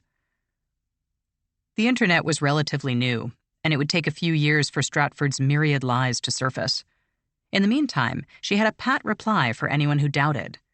"I think only the individual can decide if he or she is a survivor." Even after her story unraveled, Stratford's defenders were legion. One of the loudest was Gregory Reed, an author and youth pastor with memories of childhood abuse. According to Reed, these memories had been repressed until 1981, when a book brought them forth. "Jay's journal," wrote Reed in his memoir, Nobody's Angel, "shook me to the core because it could have been my story and because it kindled a fire in me to get kids out of the occult. But the disturbing elements of Jay's ritualistic involvement shook me even harder. I knew this stuff somehow." Doctored. December 1988. Beatrice Sparks was at home, viewing artwork for a new edition of Jay's Journal, a paperback from Pocket Books. The timing was ideal. Across America, teenage deviltry was filling headlines and frightening grown-ups. The latest issue of Woman's Day featured a parent's primer on Satanism, which warned that bright, bored, underachieving, talented, and even gifted teens are susceptible to cults. Best of all, the Barretts were neutralized, and it had only cost her a visit, not a retraction or even an apology. They'd worn themselves out, and then she'd left. Good thing, too. She'd already sold the movie rights to Jay's Journal. Back in 1979, Casablanca Filmworks, the company behind Midnight Express, an Oscar-nominated hit, had optioned Jay for a TV movie, but the deal fell through, so the rights went back to Sparks. Now she'd sold them again, this time to a Canadian screenwriter who paid her $20,000. And if the movie didn't happen within a few years, she could keep the money and sell the rights a third time. The Barretts might complain, but probably not. They'd had their chance to stand up, and instead, they'd buckled. As snow fell outside, Sparks surveyed Jay's new cover art. It was a nod to Go Ask Alice, with dark hues and a half-shadowed face. The real change was the credit. Jay's Journal by Anonymous, edited by Dr. Beatrice Sparks. She'd been saying it for years, Dr. Beatrice Sparks. No one had objected or even raised an eyebrow. Now, with the Barretts handled, why hold back? She planned to get a real degree someday. Brigham Young University was just 3 miles away. Maybe she'd actually enroll, do things the proper way, however long it took. Of course, there were colleges that did it all by mail, even PhDs, and she had volunteered at the Provo Hospital, which might count for something. True, that was decades ago, but so what? Learning was learning. In the meantime, she'd push the limits and make people ask for proof. Nobody would, she was sure of that. Asking for proof was impolite. And it wasn't like pocketbooks would balk. If they had some hang-up about lying, they wouldn't be publishing Jay to begin with. They were in it together. She made a few notes, then approved the artwork. Dr. Beatrice Sparks. That was nice. Had a good ring to it. Part 5. Shine a light. For my next trick, I'll need a volunteer. Let's pretend it's 1993. You are an editor at Avon Books, a division of Hearst Publishing. Every day, proposals and pitches arrive by the dozen. Only a few get any response. Most are filed and forgotten. Prepping a book for market is a long, arduous process, and you pick your projects carefully. One day, an agent pitches something intriguing. A new diary from Beatrice Sparks, the woman behind Go Ask Alice. You check the numbers. After more than 20 years, Alice is still selling 1,500 copies a week. Sure, you say, I'll take a look. Soon, you receive a copy of a very short diary. Its contents are direct and crushing. Nancy is 14. Sweet and trusting, she falls for an older man. At first, he seems protective, but it's an act. After giving Nancy a spiked wine cooler, he rapes her. Even worse, the man has AIDS, and soon, so does Nancy. As her life spirals toward darkness, Nancy battles depression and physical torment. Buoyed by faith and family, she slowly accepts her fate and dies with a measure of peace. It's timely, for sure. In 1993, AIDS is gouging its way through America, turning humans into scarecrows. Already, it's the leading killer of men aged 25 to 44. By 1995, it will be the leading killer of all Americans in that bracket. Even children aren't spared. In Indiana, 13-year-old Ryan White is fighting to stay in school after catching AIDS from a blood transfusion. His teachers, classmates, and several dozen parents have signed a petition to keep him out. And if that doesn't work, they plan to start a private school, one that Ryan can't attend. Yes, you think, Nancy's story could matter. And there's that pedigree, from the woman who brought you Go Ask Alice. That will get people to at least notice the book and maybe pick it up or scan the back cover. Do that, and you're halfway to a sale. True, the diary's language is a little off. Nancy doesn't write like a teenager. Not a modern teenager, anyway. Take the entry from June 12th. Oh, what a beautiful day. The beginning of a future that is going to be more glorious than has ever been known by mankind since the beginning of the earth, as well as all the other creations of infinity. But there's no fighting the math. Go Ask Alice is still selling and has massive name recognition across 2 generations. Alice will open doors. Management agrees, and soon it's decided. Avon Books will acquire the diary, fix it up, and publish it as it happened to Nancy. Now comes the work. The long, slow process of smoothing out the kinks to make the whole thing readable. It's a partnership. You and Beatrice Sparks, sending things back and forth, shaping the final product. Tuesday, June 29th, 1993. You open a letter from Beatrice Sparks. It's on custom stationery. The heading reads, Beatrice Matthews Sparks, Ph.D. Did she have a Ph.D. before?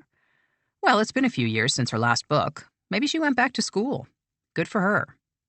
Sparks weighs in regarding Nancy's subtitle. Front cover. Nancy's folks and I prefer a true story from the diary of a teenager who looked for love and found death through AIDS. It must say, edited by Beatrice Sparks, Ph.D., on the front cover. Friday, July 23rd, 1993. The sales department has some worries. Putting a grown-up's name on the cover might scare kids away. It would look much better with just true story and teenage diary and the other selling points. Nothing formal or adult. That worked for Alice, right? Maybe you can strike a balance, putting Sparks' name on the back cover, but in big letters.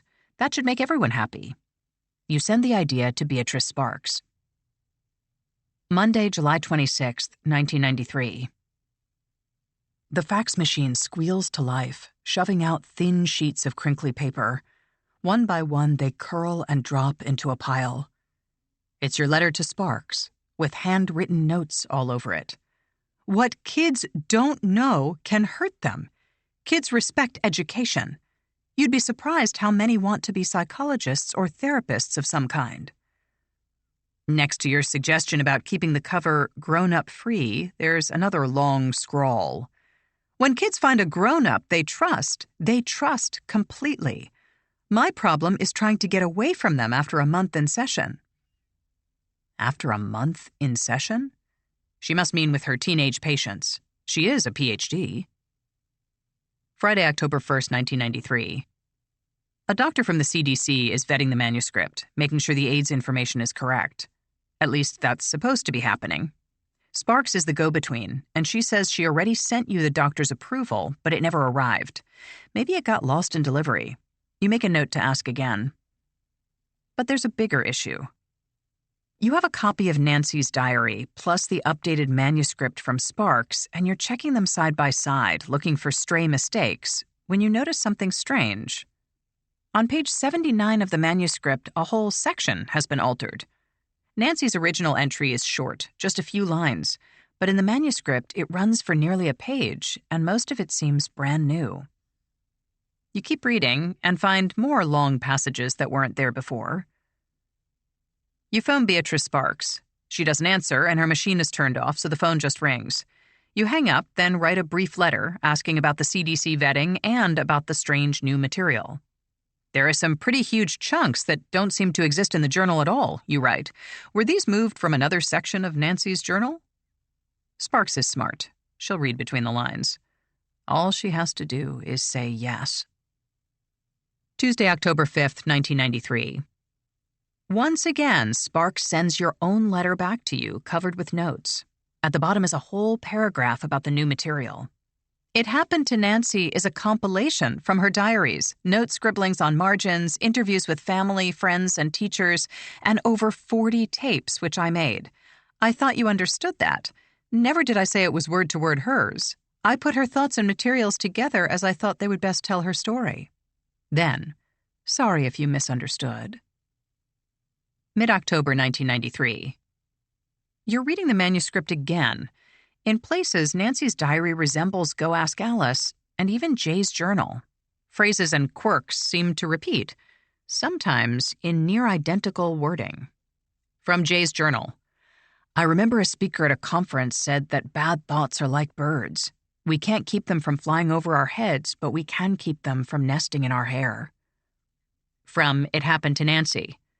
She said she understood what I was saying, but that kids had to learn that they couldn't keep birds from flying over their heads, but they could keep them from making nests in their hair. Late October 1993. Cover blurbs from other authors are important. They get people's attention and give a project more weight. Quotes from experts help too.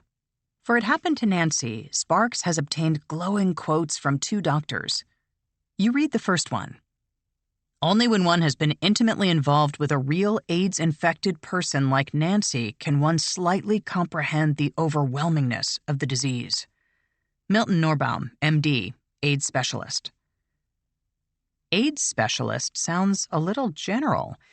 Is that a real title? And overwhelmingness? Perhaps Dr. Norbaum has spent too much time with Beatrice Sparks, who slaps ness on every other word.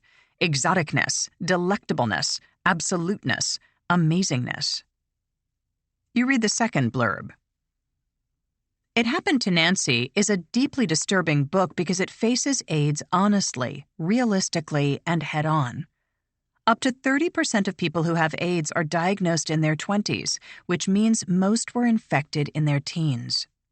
Doreen Hadley Stodeker, psychiatrist working with AIDS. Again with the vague titles. Psychiatrist working with AIDS? What does that mean? At least Sparks answered your question about the AIDS vetting, though it's a little terse. Everything is approved by the CDC. December 1993. You're reviewing the completed manuscript. Realistically, this is your final chance to pull it back or make any changes. The foreword is blunt and seems to start in mid-thought. Foreword. Precious little 14-year-old Nancy's tragic battle with AIDS becomes all the more tragic because of her extremely lowered natural immune system, which allowed the virus to so quickly ravage her delicate body. Ordinarily, the latency period from infection to symptoms for AIDS is considered to be from 5 to 10 years. It's confusing, but eventually makes sense. In most cases, it takes up to a decade for HIV to become AIDS and another few years for AIDS to kill you. Nancy's whole diary is only 2 years long, and her battle with AIDS was even shorter. She went from infection to death in just 23 months. So she, had a broken immune system to start with? That must be it. The foreword ends, I worry about all the beautiful, innocent young Nancys. Dr. Dathan Sharanian, one of Nancy's doctors. One of Nancy's doctors? Is Sparks being purposely fuzzy? By now, you know the manuscript inside and out, but last looks are always a good idea, so you read it one last time. The arc is simple and sad. Nancy falls prey to an older man who rapes her, infecting her with HIV. After hearing the diagnosis, Nancy grows bitter, hating everything she sees, including herself. To get a change of scenery, she visits her aunt and uncle's ranch in Idaho. All the while, she keeps journaling, even as her body starts to fail. Toward the diary's conclusion, you see these entries. Sunday, March 22nd, 9:30 p.m. This afternoon, Aunt Thelma called a lady she thinks I would like to know. She's going to fly up in a few days. Aunt Thelma won't tell me who it is, but she says it's going to be a very special, wonderful surprise. Who could it be? My mom? No, she would have told me. Dad? No, he's not a woman. I guess I'll just have to wait and see. Tuesday, April 7th. Oh, self. I've had the most lovely day. Mr. Peterson brought Aunt Thelma's friend in on the helicopter, which he only does on very special occasions. I can't believe that the lady was Dr. B, who put together one of my favorite books, Go Ask Alice, from the diary of a young girl my age who had gotten into drugs. You're reading this manuscript in late 1993. There is no internet to speak of, and Beatrice Sparks, Dr. B, when did that start, hasn't published a book in 15 years. Go Ask Alice is still famous, but outside of Mormon circles, Sparks is basically unknown. Yet when Sparks arrives in a helicopter, Nancy, who is literally on her deathbed, does everything but cartwheel. You keep reading. As soon as Aunt Thelma introduced us and told me about Dr. B, I knew what they were thinking immediately. Ever since I first found out I had AIDS, I've wished, like everything, that I had someone to talk to about it, someone who could answer my questions, or at least question my answers. After a few minutes, Aunt Thelma excused herself and went up to the house, leaving me and Dr. B to talk about my book. It seemed unreal, but Dr. B assured me it was as real a possibility as I was. That last sentence isn't just awkward, it's loopy, like something from Lewis Carroll. Now you're at the wrap-up, where Nancy gives her diary to, Dr. B. I felt like we had been friends forever, like we were long-lost relatives or something. She said Aunt Thelma had called her and said it might be good for me to unload my pain and strain with someone who was knowledgeable. Maybe I can do something in some way to help other kids who are in my situation. It's no shock that Nancy dies. AIDS is a bullet, and effective treatment is still years away. There's also been some foreshadowing. Nancy's dog, Red Alert, died a few pages earlier. A ranch hand named Melvin built the tiny coffin. And Nancy's cat, Cougar, is slowly winding down. Still, the curtain falls without warning. Epilogue. Nancy died in her sleep April 12th, 2 days after her last entry. She is buried next to Uncle Rod in the center of the sacred fir tree circle. Red Alert's grave is close to Nancy's feet, and ailing Cougar will be buried beside him. On Nancy's wooden tombstone, Melvin carved, "There will never be another Nancy." They buried her in the woods? Thursday, January 20th, 1994. With the book slated for a spring release, Avon's promo department needs Sparks's profile, her bio, education, and so on. Sparks fills out the questionnaire. Book title, It Happened to Nancy. Author's name, Beatrice Sparks, Ph.D., Dr. B. Name as you would like it to appear in connection with press materials, Beatrice Sparks, Ph.D., Dr. B. If not a full-time writer, current occupation, therapist, speaker, part-time teacher at BYU. Brief summary of education. Degrees from Southern California, Columbia, and BYU, BA, MA, PhD. So now, the million-dollar question. How would you, the editor, classify It Happened to Nancy? Sad, but true. Ellen Krieger wasn't just Sparks's editor. She was the director of Avon's entire Young Readers division. A graduate of Wellesley, Krieger had been at Doubleday, then HarperCollins, and was in her 10th year at Avon. She'd handled big authors and big sellers, and was sharp as chipped china. Krieger was also, irony alert, a fiend for detective novels, and had co-founded a club for like-minded readers, serving as its president for a 12+ years. So how did respected editor, mystery buff Ellen Krieger react to Nancy's missing diary pages? Or the revelation that the diary was actually a pastiche of different sources? Or Sparks's sudden profusion of college degrees? Authority and responsibility go hand in hand. And on Krieger's watch, it all got approved for publication, including the blurbs from Nancy's doctors, Sparks's giant credit edited by Beatrice Sparks, Ph.D., and the flat declaration inside. This is a work of nonfiction. It is based on the actual diary of a teenage girl who was infected with the AIDS virus as a result of date rape. Much had changed in the years since Jay's journal, but teenage trauma still sold, and the illicit thrill of reading someone else's diary was timeless. The American Library Association selected Nancy as a recommended reading pick, and Avon sold a quick 10,000 copies directly to school book fairs, followed by 10,000 more a few months later. Based on Nancy's diary and many hours of personal interviews with Nancy, wrote Jennifer Haynes in Provo's always reliable Daily Herald, Beatrice Sparks recreates a touching, open, and true story. Every parent should read It Happened to Nancy. Parents who read Nancy will be able to better teach their children about teenage sex, teenage pregnancy, date rape, and AIDS by using this book as an educational tool.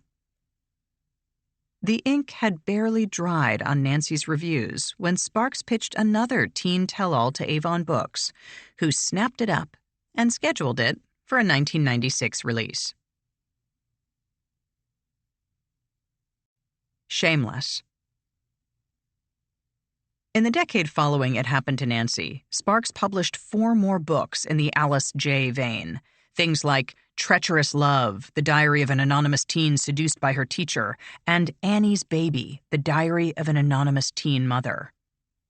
The fiction and nonfiction labels varied with each new printing, but all had the same large credit. Edited by Beatrice Sparks, Ph.D. Even by Sparks's standards, however, 1996's Almost Lost, the true story of an anonymous teenager's life on the streets, was audacious. It seemed less like a book than a high-wire taunt. The absolute proof that no one would stop her. The story of Sammy, a rebellious 15-year-old from a malfunctioning family, Almost Lost wasn't a teenage diary. Instead, it was a case file from Sparks's psychology practice, complete with transcripts, clinical notes, appointment schedules, and worksheets. By now, Beatrice Sparks wasn't just a character in her own books. She was a therapeutic superhero, rescuing children and families alike. From Almost Lost. Samuel Gordon Chart. Monday, April 4th, 2 p.m. Edited tape from first visit. Samuel, Sammy Gordon, 15 years old. Hi, Samuel. I'm Dr. B. Hi. Samuel sounded as depleted as if he had just done his best, but still finished dead last in an exhausting marathon that he had really wanted to win. Do you like to be called Samuel, Sam, Sammy, or something else? He shrugged. I want you to know that anything you say in this session is completely between the two of us. I am required by law to keep it confidential. I am even more bound by my own code of ethics to honor and respect your thoughts and concepts and words absolutely.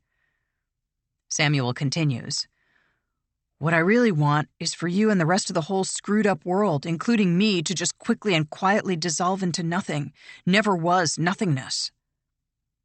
You don't know me, but I kind of know you through your books. I hope you know how much I cared for each of those kids. Over the next 239 pages, Dr. B cures Sammy's depression and steers him toward a sunny, rewarding life. Along the way, she also straightens out Sammy's parents, saving their marriage and keeping Sammy's father, Lance, away from cocaine.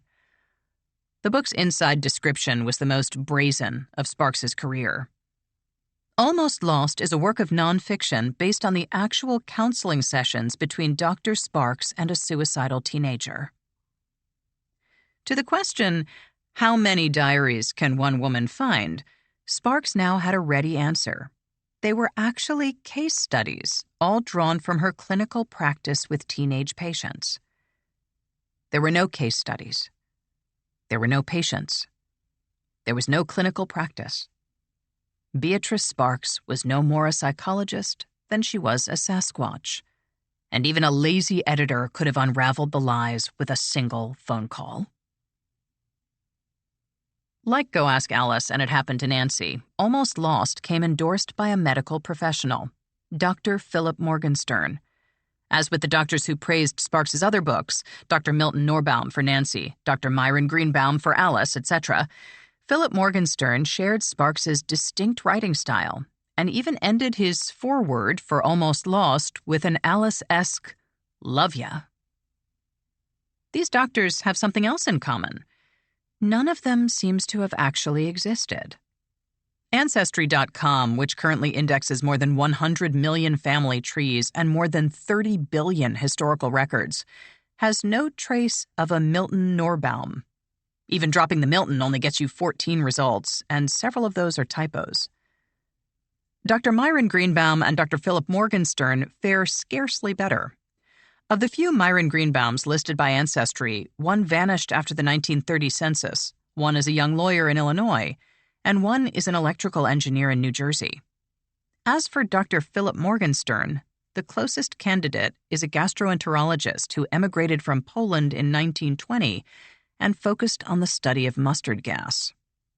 Also, and there is no other way to put this, names like Milton Norbaum, M.D., managed to ring both false and cliched, the creation of someone for whom Jews are a theoretical concept. Considering that Sparks was the go-between for these endorsements, the conclusion is hard to avoid. The doctors were, like so much else in Sparks's life, a flimsy, obvious hoax. And what was her punishment for all of this? seen and heard. Wednesday, November 6th, 1996. The Waldorf Astoria's grand ballroom was a sea of little round tables, each one draped in black and topped with a spray of crimson flowers. High overhead, a massive chandelier, 16 feet of shimmering Waterford crystal, glowed a soft golden yellow. The National Book Awards always drew a powerful crowd, and this was no exception. More than 600 publishing luminaries had gathered for the industry's version of the Oscars. A well-placed meteor strike would have crippled the business for at least 9 months. And there, at table 37, seated among the book world's brightest names, was a woman born near the train tracks of an Idaho mining camp. For Beatrice Sparks, it was the apex of a lifelong transformation. Yes, there had been other shining moments. A year earlier, Beatrice and Lavorne had attended a private Sundance Film Festival party where they'd mingled with politicians, tech luminaries, and even Robert Redford. But for a writer, especially one who craved importance, the National Book Awards were hard to match. And Beatrice Sparks wasn't just at the National Book Awards, or there as a nominee. She was attending as a judge. The invitation had come in April, just as Almost Lost, her case history of Sammy, was headed to bookstores. The National Book Foundation was adding an award for young people's literature, and since Sparks had helped establish the young adult genre, why not put her on the panel? Sparks had accepted, then spread the news far and wide, even to people who probably didn't care. On the registration card for a different convention, she scrawled, "Sorry I cannot join you. I have been invited to be a judge for the National Book Awards." Despite having no plans to attend this other convention, she filled out the entire form, describing herself as a PhD, adolescent psychotherapist, and writer. Checking into the Waldorf Astoria, Sparks entered a kind of pantheon. Winston Churchill had stayed at the Waldorf, as had Albert Einstein, the Dalai Lama, and every U.S. president since Herbert Hoover. In 1939, Cole Porter had simply purchased a 5-bedroom suite and lived there until his death in 1964, after which Frank Sinatra moved in. Even the floors were priceless. The Park Avenue lobby was tiled with a stunning 148,000-piece mural by French artist Louis Rigaud, one of 14 Regals in the foyer alone. The rooms themselves were breathtaking, of course, and each had its own design. That was part of the allure. You could stay at the Waldorf 100 times and never see the same thing twice. The only constant was marble, which gave pleasing solidity to the Art Deco sheen. White marble with dove-gray feathering, black Belgian marble with powder pink highlights, Italian marble the color of jade. And every suite had a large marble bathtub, polished and shaped to a cream-smooth finish. By normal standards, the rooms were spacious. By Manhattan standards, they were cathedrals, with the biggest approaching 2,300 square feet. A few had private elevators, their brushed nickel doors like satin to the touch. When you arrived at the Waldorf Astoria, you had arrived. A few hours before the ceremony, Sparks and the other judges met at a nearby restaurant. Over the previous months, they'd narrowed the field to 5 finalists. And now, after some back and forth, they settled on Parrot in the Oven, Mi Vida, a coming-of-age novel by Victor Martinez. The winner selected, Sparks returned to her suite, then made her way to the Waldorf's grand ballroom, a space with its own rich history. Galas for Queen Elizabeth II and French President Charles de Gaulle, New Year's Eve concerts by Guy Lombardo, and the annual International Debutante Ball, where lacquered girls from upper-crust families were displayed like Tiffany lamps. So many gatekeepers, so many gates. No one had ever called Beatrice Sparks a debutante or an upper-crust anything. Not as a teenager, anyway. And yet, here she was. Sparks's moment came early, when, just before announcing the Young People's Literature Award, Joyce Carol Thomas thanked her fellow judges. "And to Lloyd Alexander, Leonard Marcus, Gary Soto, and Beatrice Sparks," said Thomas, "my gratitude for their months of reading, days of debate, and hours of trying to distinguish among the many wonderful, enchanting, simply beautiful children's books we received from the publishers. Thomas spoke in a halting, buzzy drone. Sparks would have blown her off the stage. Still, it was real. It was official. Beatrice Sparks was somebody. A few moments later, Thomas announced the winner. Tonight, I present the 1996 National Book Award for Young People's Literature to Victor Martinez for Parrot in the Oven, Mi Vida. Martinez, a thick-built former truck driver with glasses and facial scarring, made his way to the stage, where Thomas handed him a small crystal statue. Martinez also got a check for $10,000, more than his total income the previous year. Childhood exposure to pesticides had ravaged Martinez's vocal cords, and for 2 years during adolescence, he'd lost his voice entirely. Now 42, he was visibly nervous when speaking in public, and his words came out like sandpaper. Martinez thanked his editor, his wife, and a few influential teachers, then left to a crest of cheers. Out in the audience, Sparks clapped along. Of course, if she'd been up there, it would have been different. Beatrice Sparks could light up a room, her voice loud and strong, filling the place from floor to ceiling. When Beatrice spoke, people felt it. The other categories drifted by, a collective prelude to the headline event. As finales go, Toni Morrison was the perfect choice. Oprah's film version of Beloved was still 2 years off, but in the right circles, Morrison was already enshrined, an author favored with slow, thoughtful nods. So regal, so articulate. Morrison took the stage and everyone stood, 1,200 hands raining hosannas. As the applause continued, author Walter Mosley presented Morrison with one of writing's highest honors, the Award for Distinguished Contribution to American Letters. It came with $10,000, a large bronze medal, and incalculable validation. At her table, so far from the stage, Beatrice Sparks watched it all. Toni Morrison was a publishing insider who'd spent 15 years at Random House, so of course she had connections, and people tripped over themselves to give her awards, a Pulitzer, a Barnard Medal of Distinction, a Nobel Prize for Pete's sake. "I want to tell 2 little stories," Morrison said as the applause finally trailed off. "The first I heard 3rd or 4th hand." And Morrison's books were full of mayhem, incest, underage rape, a woman slashing her own baby's throat. But critics fawned over her, and this room was no different. Everyone church quiet, just soaking up the wisdom. Complaining would have been easy. How many of the evening's winners would even be remembered a year later? Go Ask Alice was a 1/4 century old and still moving 1,000 copies a week, more than 4 million so far. With Alice alone, Sparks had sold more books than most of the room combined. But no one asked her to speak, or even to stand up when they introduced the judges. That's how it had always been. Ignored, pushed aside.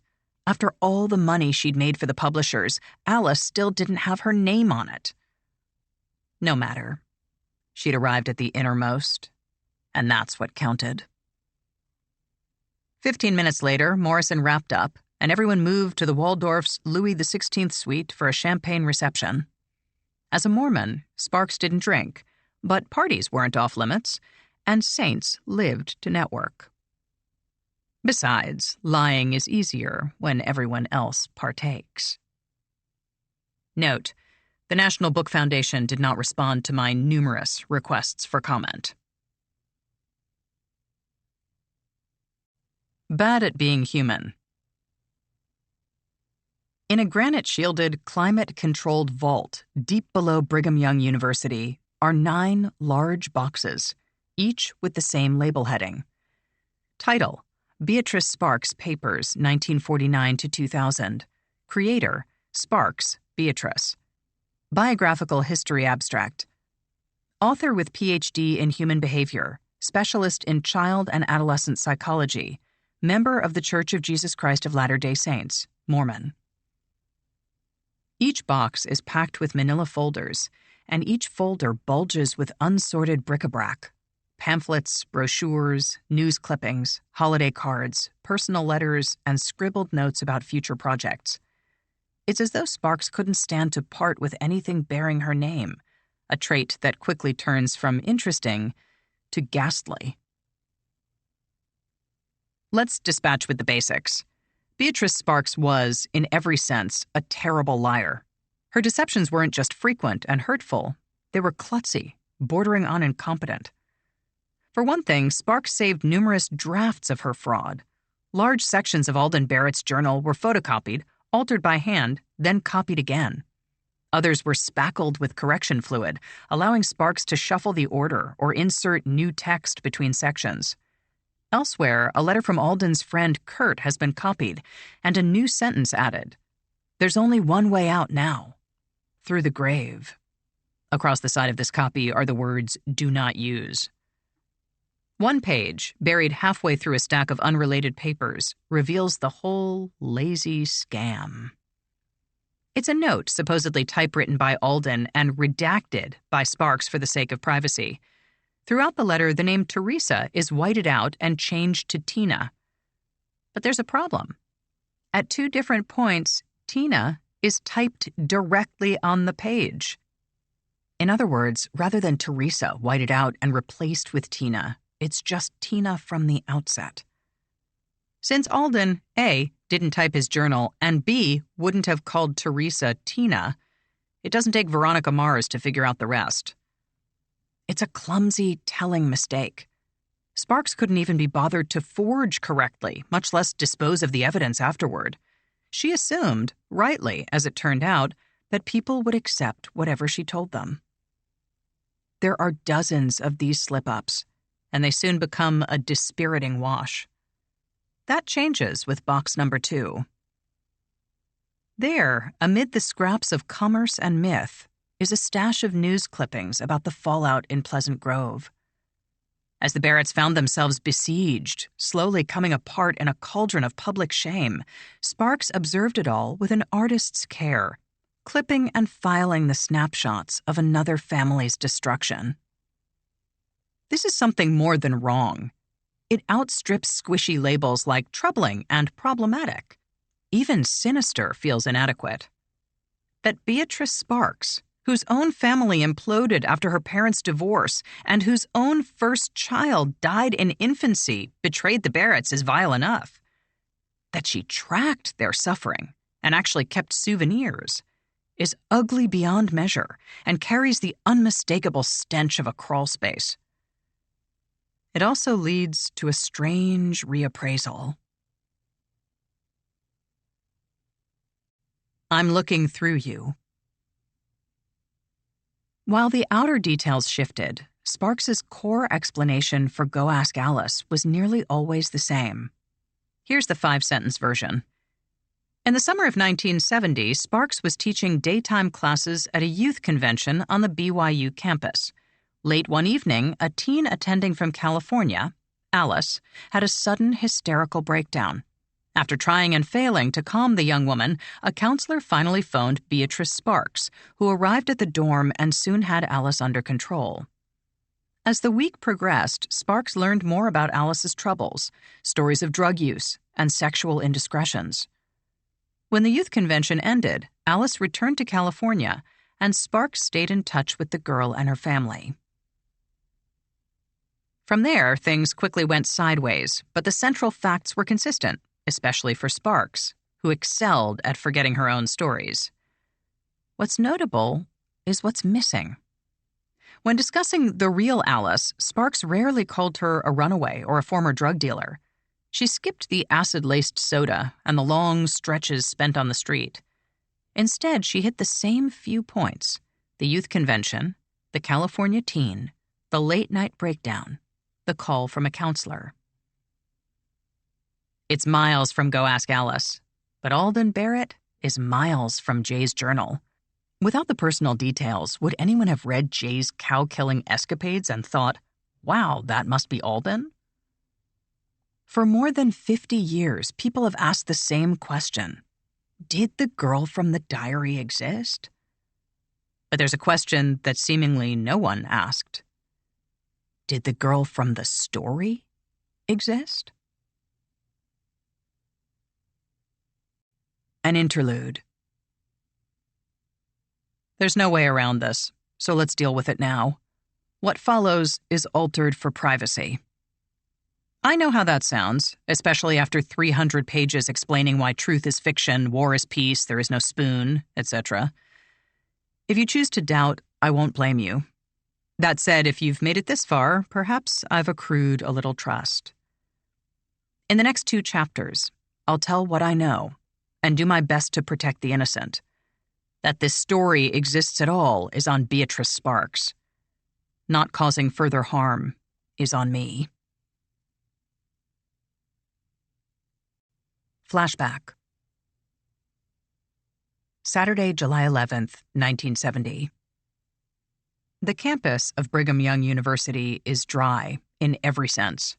Elevation and weeks of summer have parched the air, and it chaps your skin, wicking away every drop of sweat and turning your voice to a rasp. The breeze smells like a dusty attic. Everywhere you look, there is order. The campus buildings are wide and squarish. Not actually ugly, but beige and imposing. The lawns are golf perfect, and they stay that way because nobody touches them. Instead, everyone uses the concrete paths.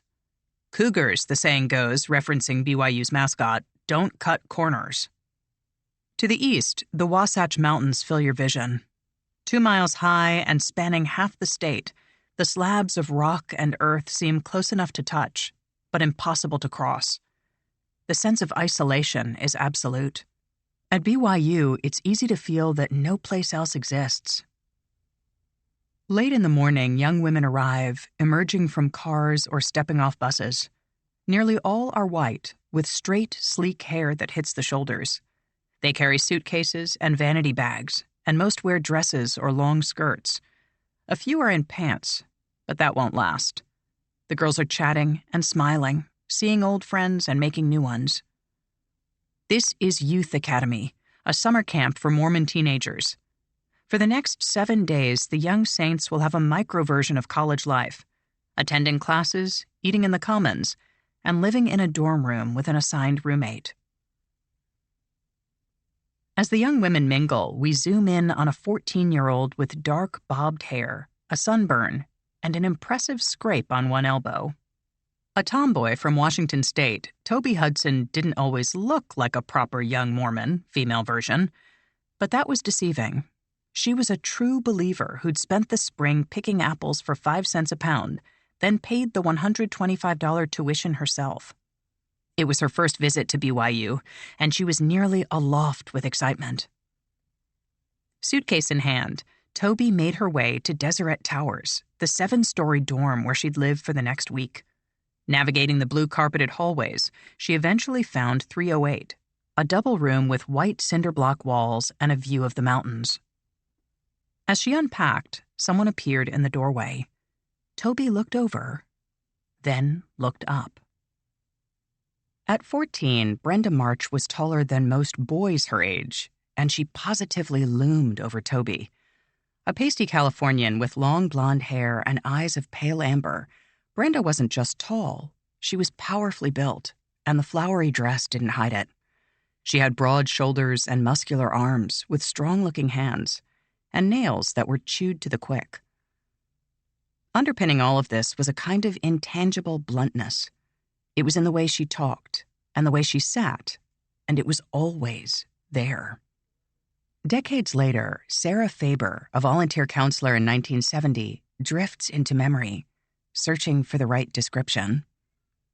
Brenda was having a real identity crisis, says Faber. She was so masculine. She absolutely did not want to be a girl, and so she had trouble fitting in. All the girls had to wear dresses, and Brenda was very large-framed and just so masculine. She talked like a boy.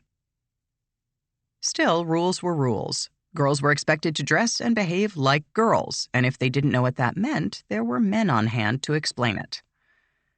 Stepping onto BYU's campus, even for a visit, meant accepting the school's honor code, a set of dictates with the force of law. At BYU, there was no alcohol, no tobacco, no tea or coffee, no gambling, no erotic material, and no illicit drugs. For students, an arrest for drug possession, even if the student was later found innocent, meant automatic forfeiture of that semester's credits. Men had to be short-haired, clean-shaven, and dressed respectably. Bare feet were forbidden, as were sweatshirts and above-the-knee shorts. Women could wear makeup, but nothing too garish. Hair had to be a natural color. More than one piercing per ear was forbidden. This being 1970, other piercings were a non-issue. Women couldn't wear pants. If they tried, they'd be sent back to their rooms to find something feminine. But not too feminine. Skirts and dresses had to cover the knees and couldn't be strapless, spaghetti-strapped, or form-fitting. Show up in anything like that, and it was back to your room. Again. During the school year, a team of skirt police handed immodest women a pamphlet titled, "Pardon Me." On the surface, Youth Academy was like any summer camp. Kids got a break from their parents, and vice versa, and spent a week feeling slightly older. There were courses to take and things to learn, from music and painting to college prep. There were other courses, too, with names like Sports Adventure for Boys and Survival Adventure for Boys. There was no sports adventure for girls. No sports adventure for everyone. In theory, young women could sign up for whatever they liked. In practice, they were shunted into man-catching via two courses, Personal Development for Girls and Thinderella, subtitled Personal Development for Overweight Girls. Both courses taught etiquette, homemaking, and the all-encompassing personal appearance, but Thinderella put extra emphasis on diet and exercise, and not asking why overweight boys didn't have a special class. It was the absolute center of a pressurized, thought-shaping system.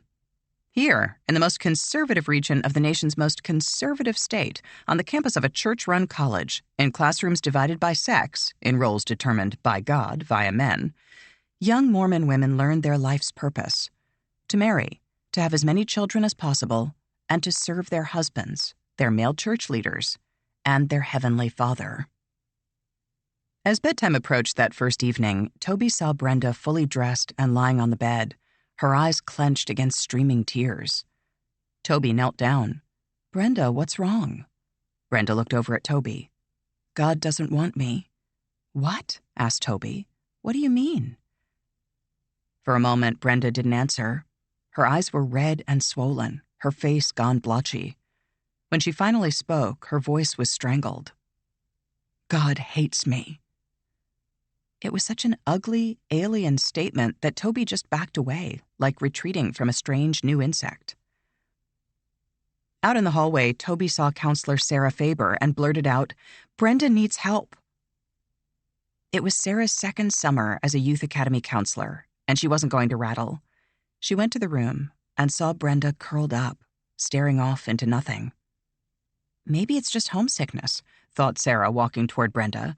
"She's been traveling and there's no family here. She'll be all right." As Sarah approached, Brenda let out a loud, unbroken wail. It wasn't a scream because it didn't trail off or waver, just held an ear-splitting pitch until Brenda ran out of breath, then started up again. Like a siren, thought Sarah. Toby watched from the hallway, wanting to help, wanting to run. Sarah was caught in the moment, unsure what to do. She'd never dealt with something like this. What if I make it worse? What happens then? Fortunately, there was someone on call. A green-eyed psychologist named Beatrice Sparks.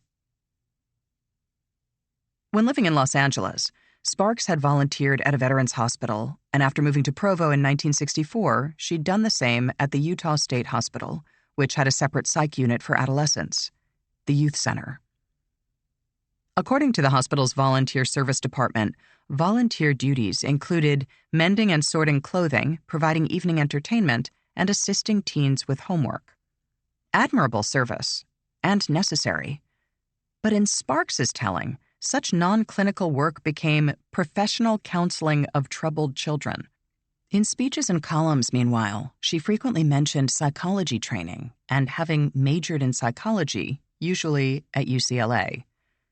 UCLA, majored in psychology, worked at the state hospital, professionally counseled troubled children. For many people, those dots connected themselves, and by 1969, at least one local newspaper had called Sparks a psychologist at the Provo Mental Hospital. Now, as Brenda March wailed in that high, unsettling register, Sarah Faber and Toby Hudson fought to stay composed and waited for Dr. Sparks to arrive. Sparks knew how to control a situation. The key was acting like you already ran things. Do that, and everyone followed. Sparks sent the other girls back to their dorm rooms. Toby didn't know where to go, so she followed Sarah, and they waited in silence, braced for another explosion. After a long while, Sparks came to Sarah's room and said that things would be okay. Brenda, Sparks explained, had some unhealthy tendencies, and back home in California, her parents had already put her in therapy. It was important, Sparks said, to treat Brenda like one of the girls. The next 6 days were a mixture of fear and exhaustion. Brenda's meltdown didn't recur, but she was disruptive and strange, piping up with questions that made no sense, and walking out of classrooms mid-lesson.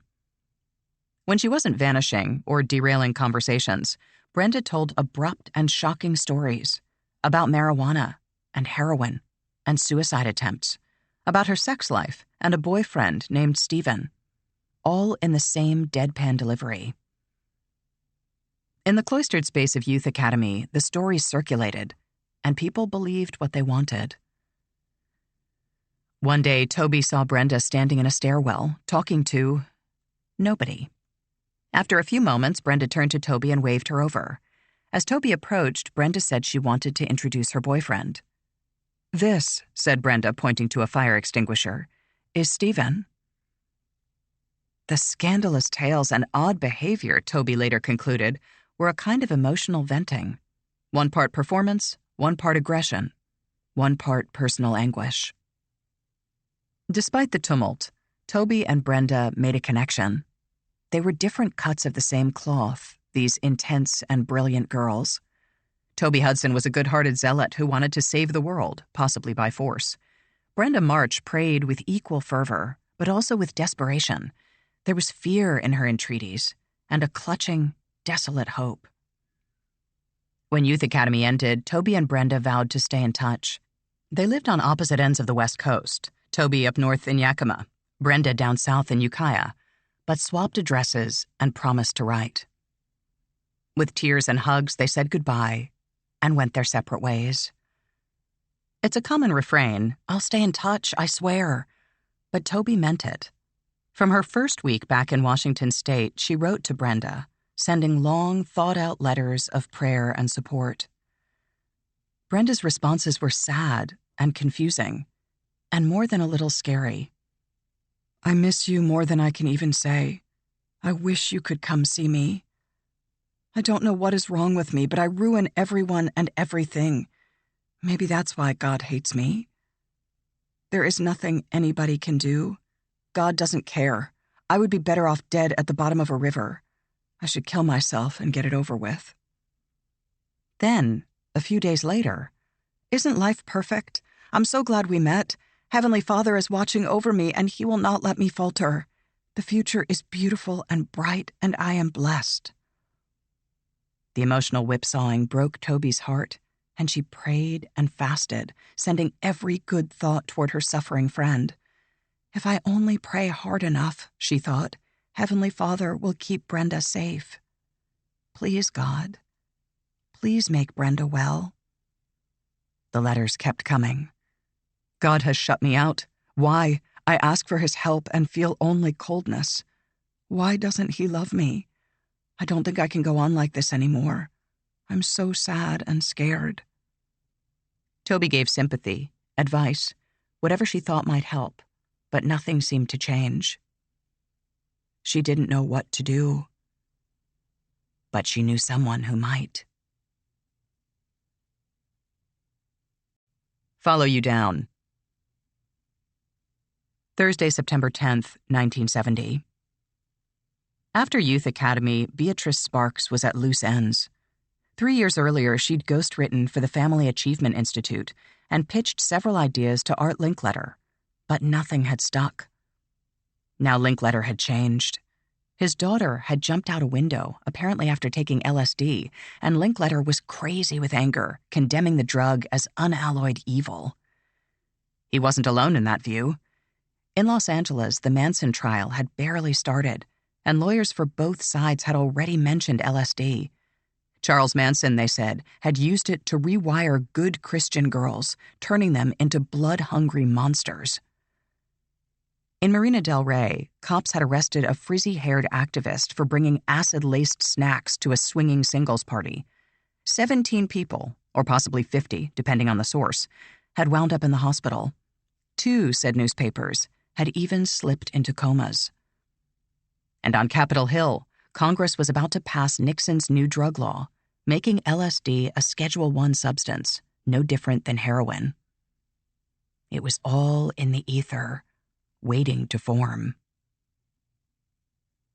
Going through her morning mail, Sparks saw a letter from Toby Hudson. I am so frightened for Brenda, Sister Sparks. I fast and pray, and I try to help her see the good parts of life, but I don't know if it's even helping. I am so afraid of what she might do. She thinks God has abandoned her. Please, please help her.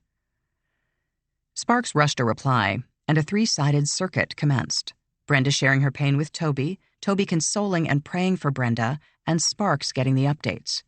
Sparks also contacted Brenda's parents and Bishop. As the weeks passed, Toby's moods began to mirror Brenda's, shifting from joy to despair without warning. Toby's parents grew increasingly worried. What if Brenda did something rash?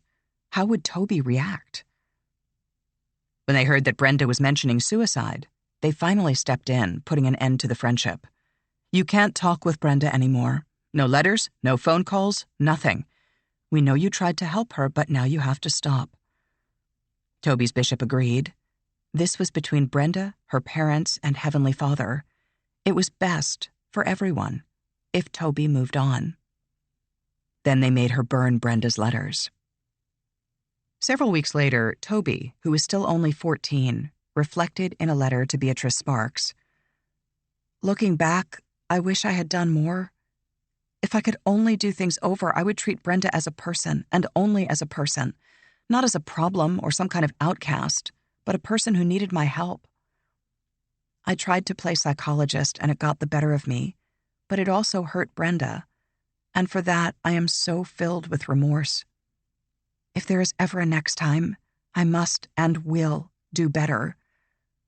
I do hope that you and I can remain in contact, if you are not too busy, that is. May the Lord bless and keep you. Love, Toby.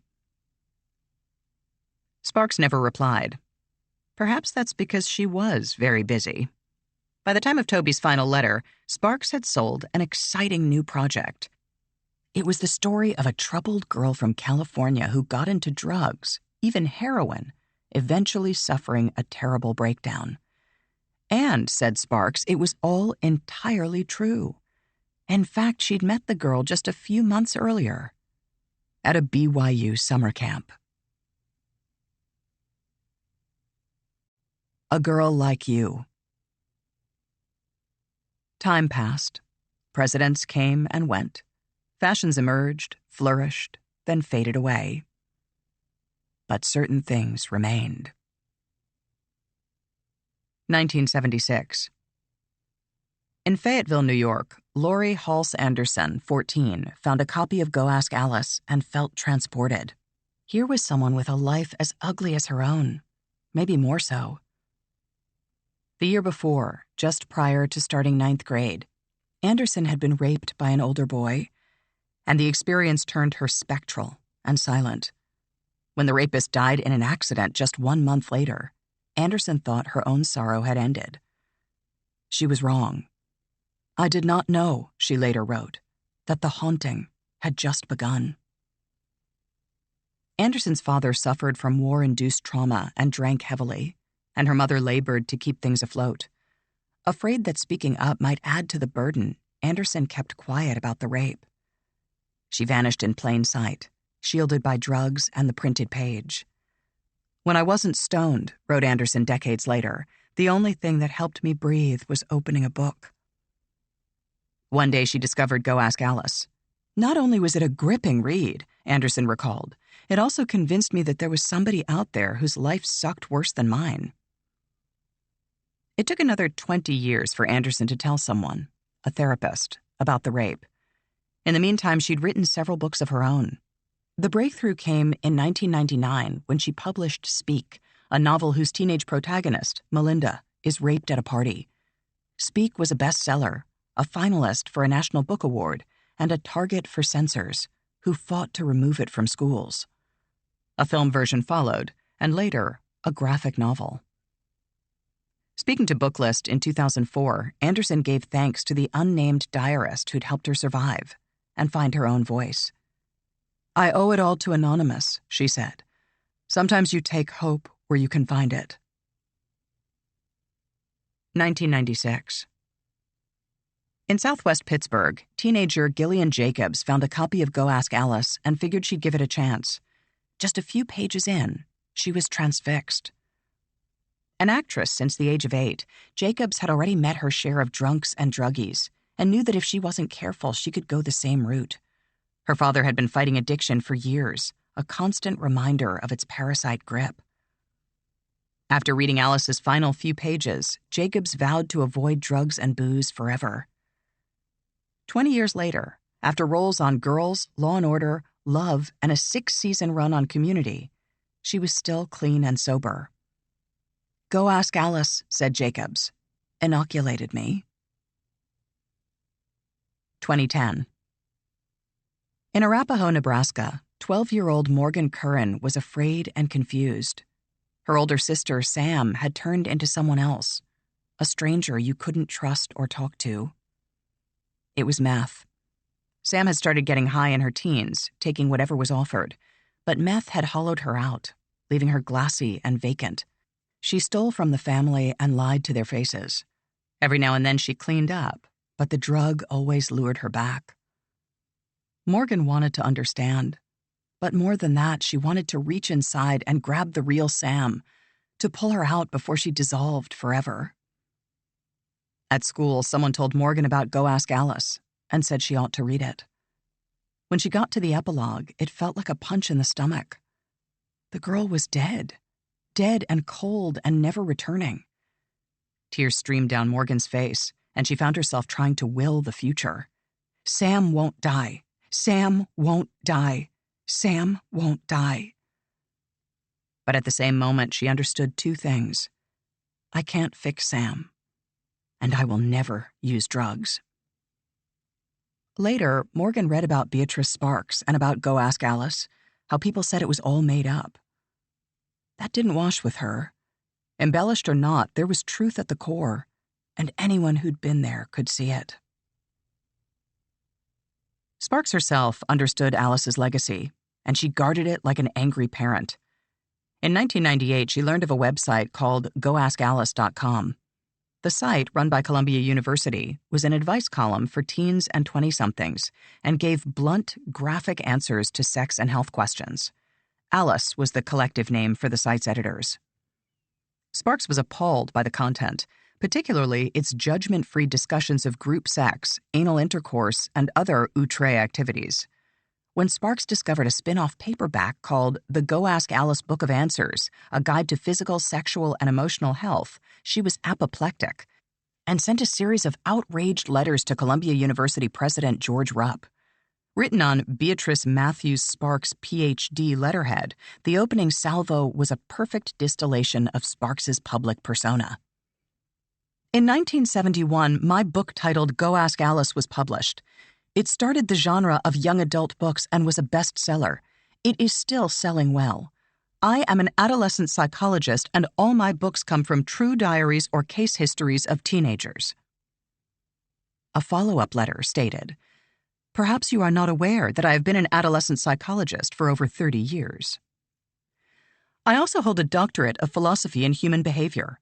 My books have won Christopher Medals and been named as School Library Journal Best Books. I was a 1996 National Book Awards judge and lecture around the nation. While on a speaking, book signing, and award-receiving tour, the Go Ask Alice Guide to Physical, Sexual, and Emotional Health was shown to me by a librarian. She presumed I had written the book. Columbia's Go Ask Alice is maligning my reputation and credibility. That any of this even mattered spoke to Alice's unflagging popularity. Decades after shocking America, Go Ask Alice had sold nearly 4 million copies and become a rite of passage, a grubby strip mall cousin to the bell jar, and a more successful one at that. By 1998, Alice was outselling Sylvia Plath's iconic novel by more than 2-to-1. But the numbers were only part of it. Go Ask Alice was embedded in the culture, and even people who'd never read it knew the broad strokes. Some junkie's diary. It might be fake. I think she dies at the end. That was Alice in a tiny, tiny box. But the real sweep was bigger. Alice was a social Rorschach, reflecting whatever you already believed about drugs, about kids, about adults, about life. If you were young and fucked up, Alice rang true. If you were aging and fearful, Alice rang vile. To censors, it was filthy. To cynics, it was funny. As the internet ascended, Go Ask Alice, like everything else in America, became a siloed property with opposing, intractable camps, each calling the other naive. A quick scan of Amazon's reader reviews from 2016 gave a sense of the rift. From user Leo69, a must-read for parents and impressionable boys and girls alike.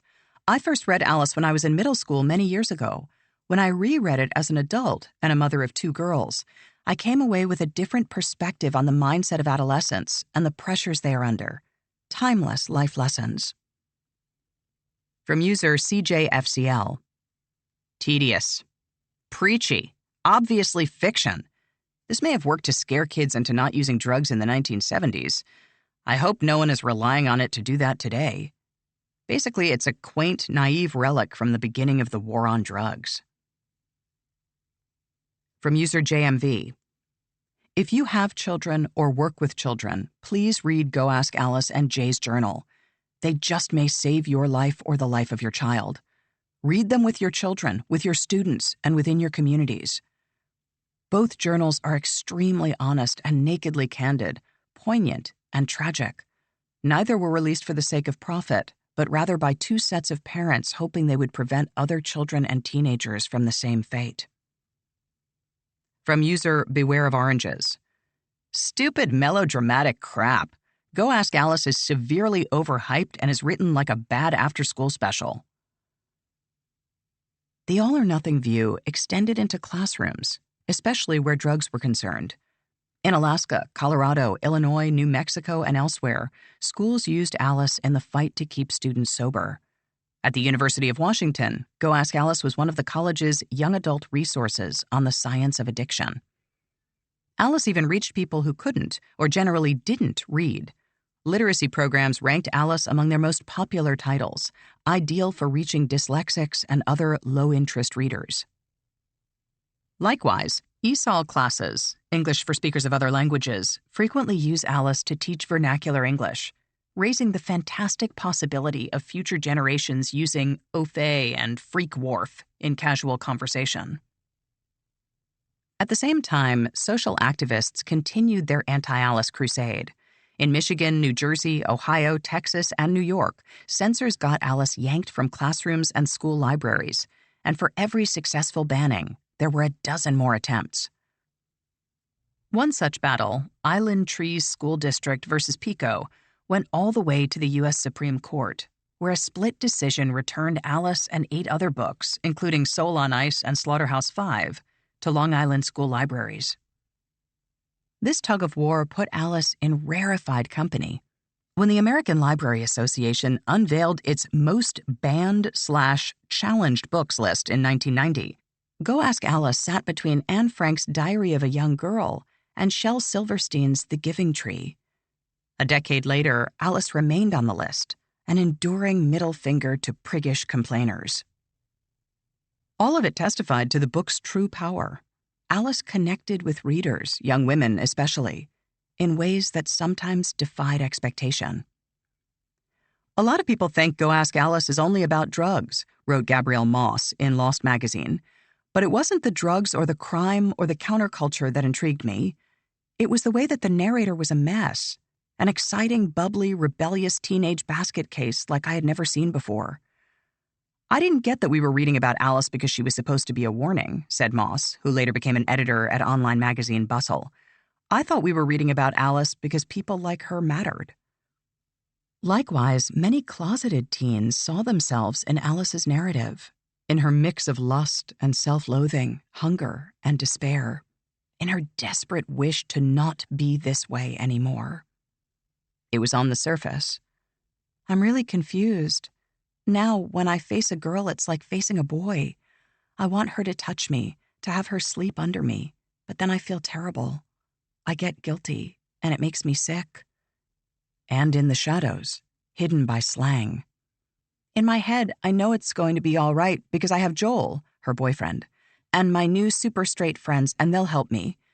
Besides, I'm much stronger than I used to be. I know I am.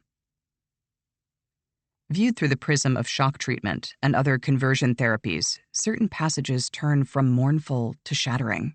For example, the nurses and doctors keep telling me I will feel better, but I still can't get straight.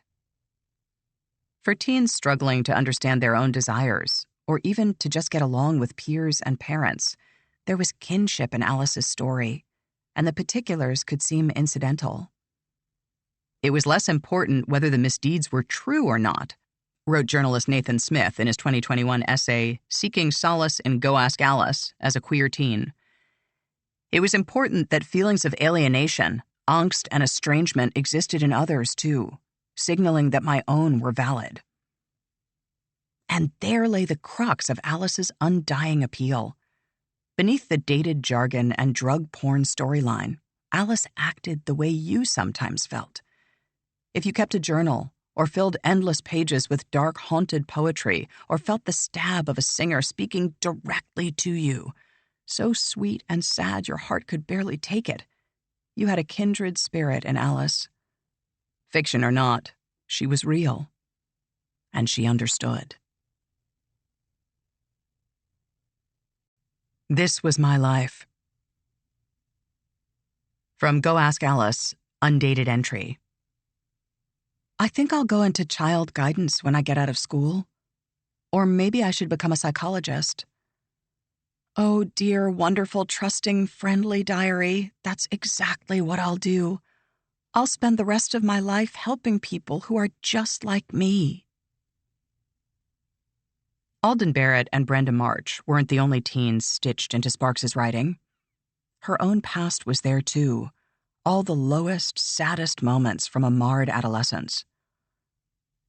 Just as Sparks's father walked out on the family, the fathers in her books were frequently absent, or worse, and young women were prey for older, often married men. San Francisco, where Sparks took refuge after her parents' divorce, also turned up repeatedly, and always as it was back then, a noisy cauldron of incipient violence. But the biggest overlap with Sparks's own life was ambition. From Kim, Empty Inside, The Diary of an Anonymous Teenager, February 10th entry. I'm thinking about taking a psychology class next semester. I'm so excited I haven't been able to sleep, thinking about actually being able to control my life, my actions, my doing, my aggressions, my wimpiness, my desires, my everything. It will change my complete existence. From Annie's Baby, The Diary of Anonymous, a Pregnant Teenager, August 15th entry. I'm still not sure if I want to be a teacher or a counselor, but I guess I've got lots of time to figure that one out. I'd still love to be a pediatrician if it didn't take so dang long. Or a writer. I don't know. Again and again, Sparks's young narrators shared these same few dreams, to become writers, or psychologists, or both. To achieve and accomplish, to redeem themselves via success, to be somebody. In 2003, Sparks's husband, Lavorne, died at the age of 88. The boy who'd quit school and gone to work at 11 years old had surpassed all expectations, and then some. In addition to his vast personal wealth, Lavorne had a range of thriving businesses, everything from oil to advertising to apartment buildings.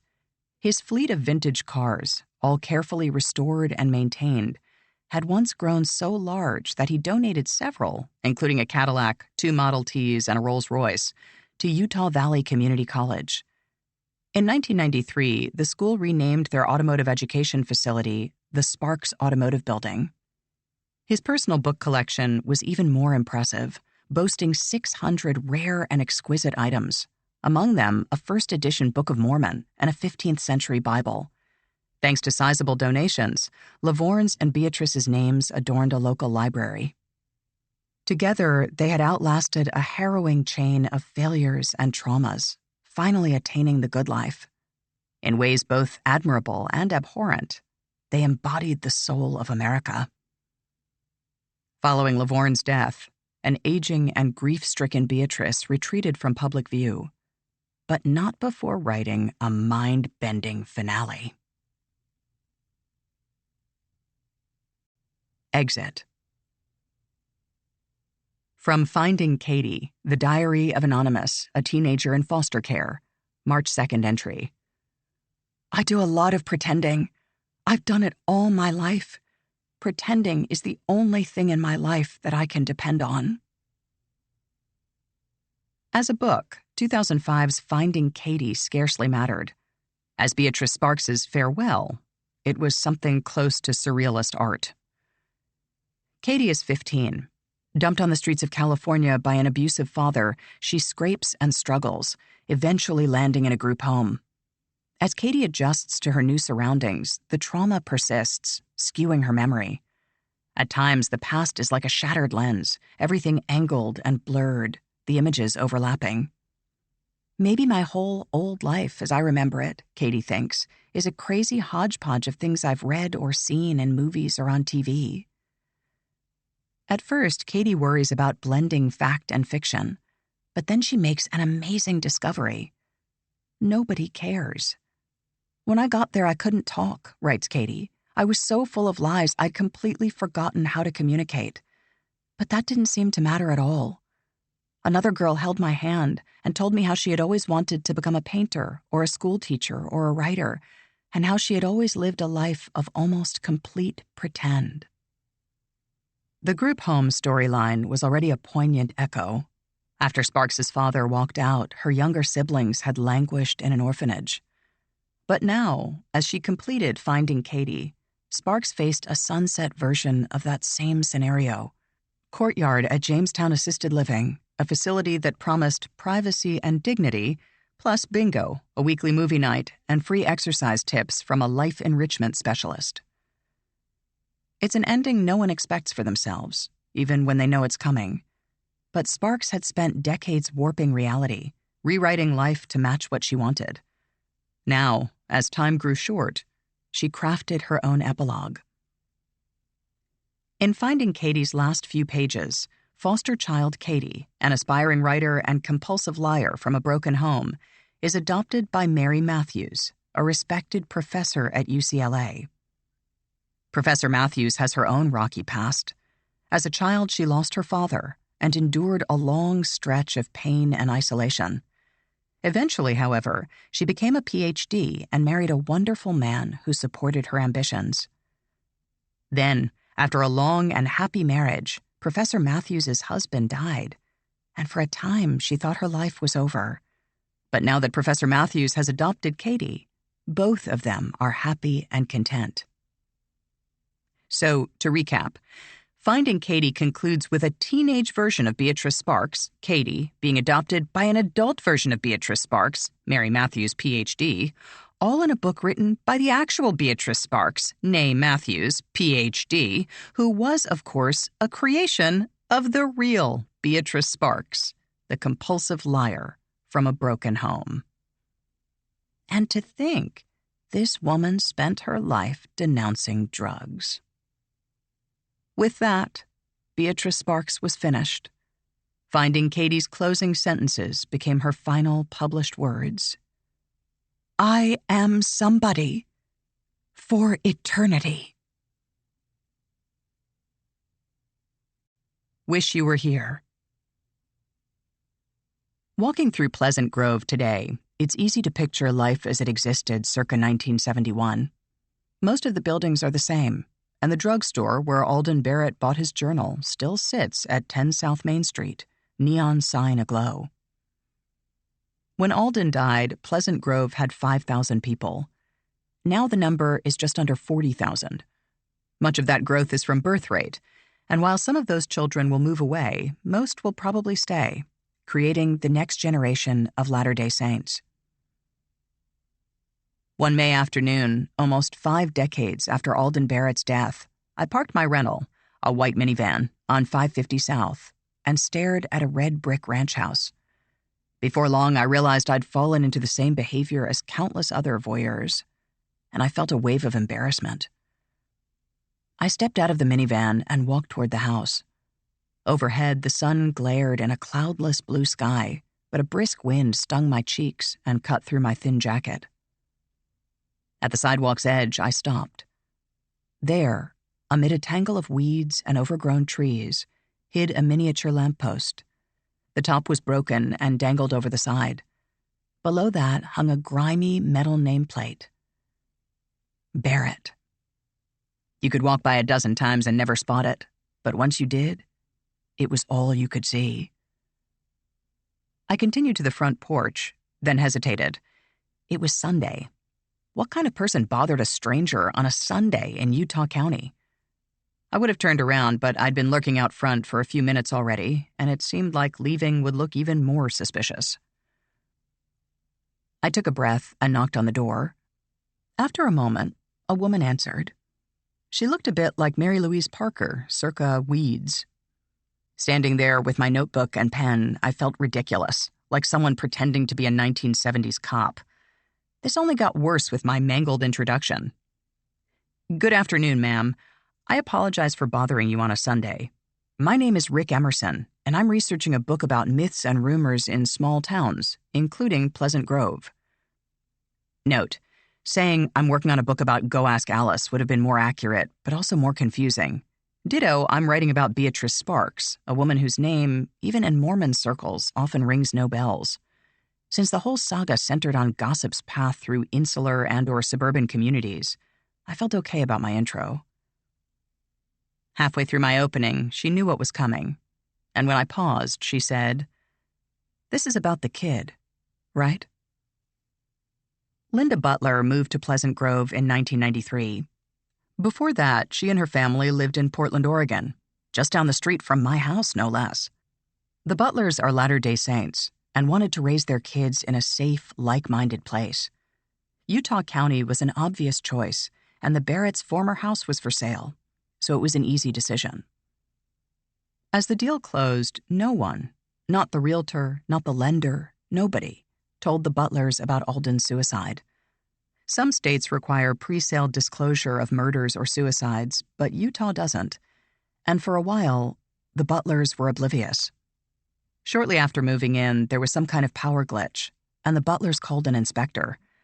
As the man checked the cables, Linda Butler asked, "Does the house have bad wiring?"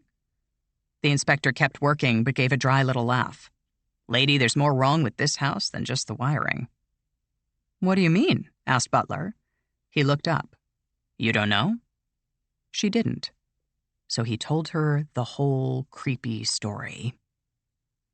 Talking about the inspector, Butler shakes her head. She doesn't believe in hauntings, or at least she doesn't believe her house is haunted. She doesn't know quite what to believe about Alden Barrett, a boy who died when Butler herself was 15. She only knows that people can't forget him. "People knock on the door. They poke around the yard," she says with less annoyance than you might expect. "We get letters sometimes sent to the Barretts." All of this makes me feel awkward, and I prepare to leave. I thank Butler for her time and give her my contact info. I ask if I can follow up at some future point. I might have a few questions about the house itself. She says yes, and then as I turn to go, she says, "You might want to come by the Pleasant Grove Library tomorrow." Before I can ask why, she says, "I work at the library with a woman who knew him, knew Alden Barrett." I say that I will. Then I thank her again and walk back to my rented minivan. I work at the library with a woman who knew Alden Barrett. This, it turns out, is something of an understatement. At the Pleasant Grove Library, where she runs a lauded literacy program, Linda Butler works with 3 librarians who knew Alden Barrett, either directly or through siblings. At first, I wonder if this is a retroactive spin, the same way everyone in Aberdeen hung out with Kurt Cobain. It isn't. I later checked the yearbooks for Pleasant Grove High School, and there they are, all 3 women, gloss-lipped and looking toward the future. But even without the yearbooks, the women ring true, telling specific, unremarkable stories about Alden and Teresa, the kind of stories that only stick around when they happen to you. "Remember that time with the choir?" begins Tamara Salisbury, at which point a coworker laughs and skips to the punchline, "And Alden fell off the stage." Their reactions are sweet and sad for all the same reasons. Alden was funny and charming, and he'll never be either again. Other stories follow, about his basement rock band and his sometimes disastrous science projects, and the time he and Teresa started kissing during church. "They were in the back row," says one of the women, arching an eyebrow and smiling. "So maybe they thought we couldn't see them, but it was hard to miss." While the women agree about Alden's intelligence and about his frustration with life in Pleasant Grove, they also agree on the utter waste of his suicide, the squandered potential and needless hurt. That he destroyed his own future is obvious, but he did the same to countless other people, especially the people who loved him most. When Alden died, his pain didn't vanish. It just found new places to live. As the women tell stories about Alden and Teresa, I notice a young volunteer eavesdropping. Paige is 16 and archetypically Mormon, with a clean-cut whiteness that's equal parts Richie Rich and Pleasantville. Paige is sorting a stack of books, and as the women talk, he slows, his head tilting toward the conversation. Eventually, he just stops working, leans against a counter, and listens. Later, Paige asks Tamara Salisbury, "What was that about?" "He was asking about our friend," she tells him, "Alden Barrett." Hearing this, Paige, who was born 20 years after Jay's journal and who isn't even from Pleasant Grove, nods his head. "The kid who's the high school ghost, right?" Recounting this exchange, Salisbury shakes her head, then puffs a little air. "It's like he's not even a person anymore," she says. "He's like a myth or a legend or something." There are no copies of Jay's journal at the Pleasant Grove Library. Even in the age of e-books, paper editions of Jay tend to vanish. "After 20 or so copies got stolen," says one librarian, "we just said enough is enough." Jay is still in the catalog, but the space on the shelf is empty. It hasn't stopped the chatter. "It's on a 5-year cycle," says Carolyn Corey, who knew Alden through her older sister. "Every 5 years or so, a new batch of kids hears about Alden, about Jay, and they start asking questions. Eventually, they find out I knew him, and they start asking me questions." Corey's own children, now grown, came to her shortly after starting at Pleasant Grove High School. They'd heard the talk and wanted the truth. Corey told them most of it, but skipped the gory details. They'd hear those eventually, she figured. No need to rush. As for Linda Butler, the electrical inspector's response was an eye-opener. She sat her kids down and explained things, including the odious rumors. Like Corey, she omitted the explicit parts, but didn't want her kids to be blindsided. The myth wasn't fading anytime soon. Interviewed separately, the 3 librarians who knew Alden Barrett gave the same basic timeline. In a town of 5,000 people, where secrets were hard to keep, no one heard an inkling of talk about Alden and witchcraft until after Jay's journal, nearly a decade removed from his suicide. Even Corey, who heard secondhand stories from her older sister, she told me about going into the girls' bathroom and seeing the trash cans dancing around. They were bouncing and sort of levitating. Discounts Jay's journal and assumes that Sparks just wanted to sell books. Later, Salisbury uses the very same phrase. "I think she just wanted to sell books." None of the women ever met, or otherwise spoke with, Beatrice Sparks. After a few hours, I pack up my notes and say my goodbyes. The women have been exceedingly gracious, answering questions from a total stranger, questions that stir old, half-buried memories. On my way out, I share a few words with Tamara Salisbury, who had the strongest reaction to the old stories, her tears and laughter sometimes merging. I thank her for talking with me. And just before I leave, she reflects on Paige, the teenage volunteer who knows the whole story. Sort of. Alden's the high school ghost, says Salisbury. For him to be remembered like that, overshadowing who he really was, Alden deserves better than that. Epilogue. After Forever. Art Linkletter continued his fight against drug addiction, pushing for medical treatment and rational strategies, an evolution that went largely unnoticed. He occasionally relapsed into fury, especially on the subject of Timothy Leary, but embraced the decriminalization of marijuana and other soft drugs, and renounced his earlier zero-tolerance approach. Almost all my assumptions about drug education were wrong, Linkletter wrote in 1973. Each time one of my interviews is shown, there is no one to say, that was 2 years ago, while I was still learning. As for Go Ask Alice, Linkletter stopped short of a public disavowal, but his endorsement vanished from the cover and never returned. The time for hating and revenge is past, said Linkletter. Once I thought it was us against them, the good people against the monsters. Now I see that unless we search for answers, we'll never find them. He died in 2010, at the age of 97. Dr. Doyle Barrett died on January 4, 2003, aged 77. He is buried next to Alden in Pleasant Grove City Cemetery. Marcella Barrett died on December 15, 2007, at the age of 83. She is buried next to her first husband, Brian Cook, who died in 1948, in Emery County, Utah. Elaine Barrett, Alden's younger sister, got married in her senior year of high school. More than 4 decades later, she and Mike are still together. They live in the Midwest. Scott Barrett eventually reconciled with his parents. In 1996, he self-published A Place in the Sun, his own account of Alden's life and death.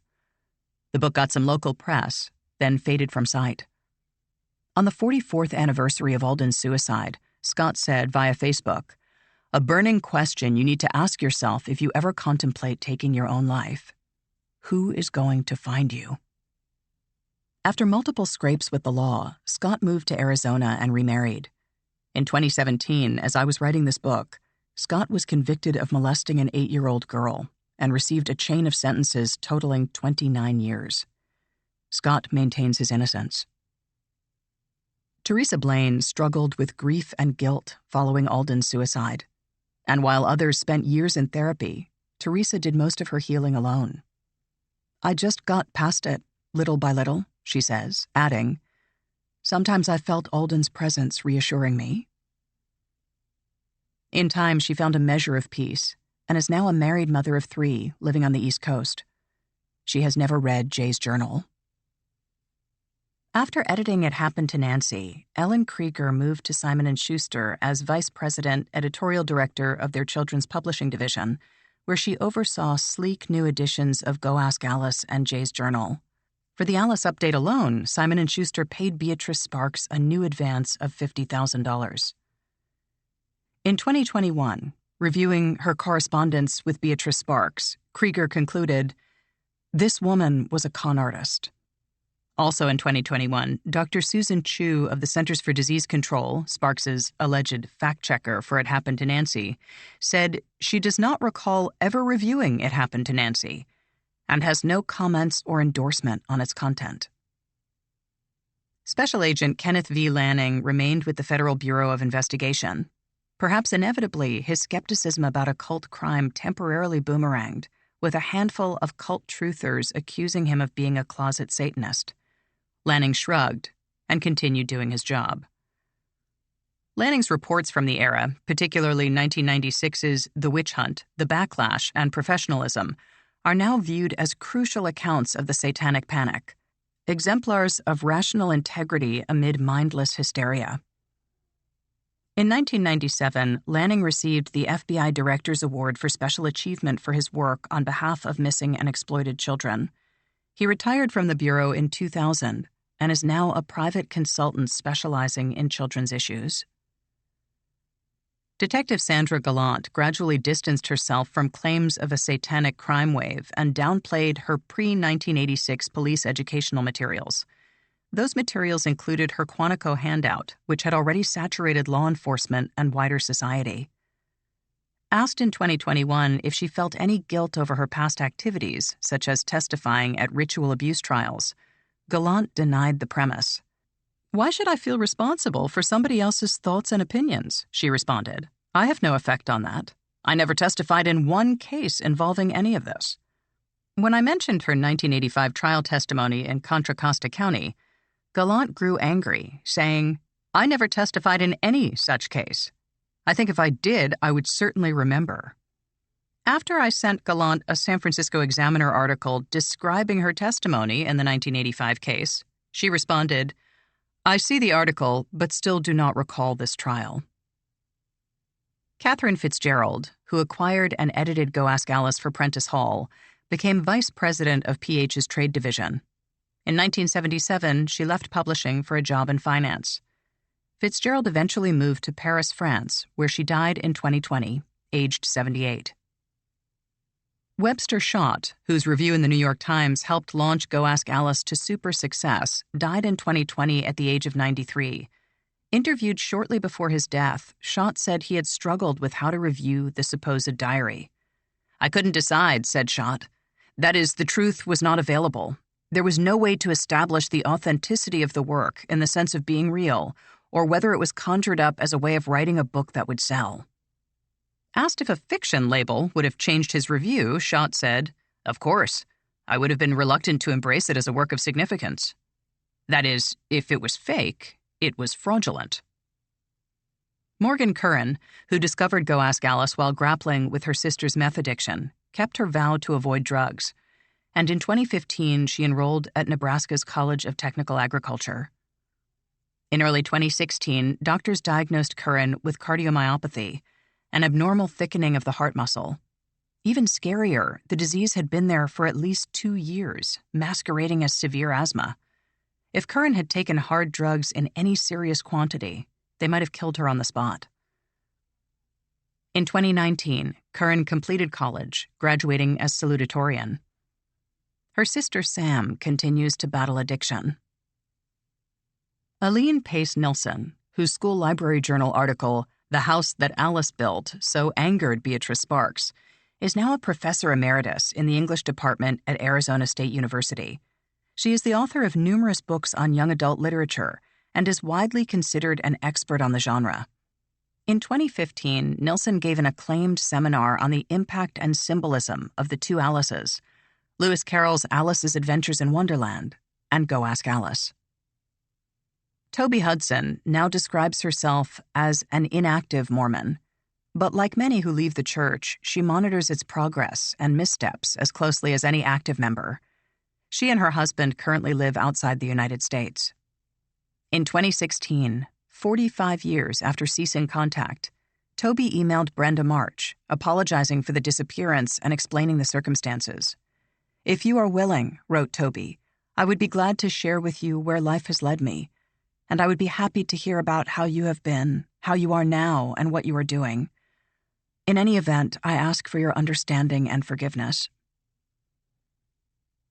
Brenda March survived a tumultuous adolescence and in later years overcame substance abuse. She excelled in college, attaining multiple degrees, and now works with at-risk communities. She is active within the Mormon Church and does frequent social outreach. In 2016, she responded to Toby Hudson's email, and they have remained in contact. Brenda has never read Go Ask Alice. Alden Barrett missed out on Star Wars, Fear and Loathing in Las Vegas, and The Book of Mormon, the musical. He never heard The Wall or Exile on Main Street, and he never glimpsed the internet. Just 10 days after Alden's death, Congress proposed a constitutional amendment lowering the voting age to 18. Despite opposition from 7 states, including Utah, the amendment became law on July 5, 1971. It was the fastest ratification in U.S. history. Had he still been alive, Alden could have voted against Nixon in 1972, then watched him resign in disgrace 2 years later. The military draft, which had haunted Alden for years, ended in June of 1973. The final batch of draftees were men born in 1952. Alden, who was born in 1954, would have been free and clear. The Vietnam War ended on April 30th, 1975. 10 years after putting Alden's headstone in storage, the family returned it to the burial plot in Pleasant Grove City Cemetery. The marker is still occasionally defaced, and Alden's porcelain photo has been largely chipped away. With no one left to maintain it, the image will eventually vanish. Jay's journal has existed for nearly 50 years, 3 times longer than Alden Barrett's entire life. In 2004, rumors circulated that Beatrice Sparks was a pen name for Marcella Barrett. The claim apparently started on Wikipedia, and despite a retraction by the user, the story persists, another part of Pleasant Grove lore. The Library of Congress currently lists Jay's journal as fiction, but the latest edition of the book itself carries no designation at all, leaving readers and booksellers to decide for themselves. In Portland, Oregon, where I live, the nearest bookstore stocks multiple copies of Jay. The price tags all say biography. Go Ask Alice has sold nearly 6 million copies and is often bundled for sale with Jay's journal. Most new copies of Jay also contain a 5-page sample of Go Ask Alice, and in 2006, Simon & Schuster produced a special slipcase version, packaging Jay and Alice in a single, elegant box. In 2012, Simon & Schuster launched Anonymous Diaries, a new line of books in the tradition of Go Ask Alice. Each book tells a cautionary tale in diary form, complete with grim, third-person epilogues.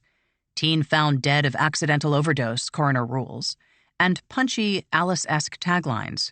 Lucy was a good girl living a good life. One night, one party, changed everything. Each cover mimics Alice's layout, with a similar font and half-shadowed face.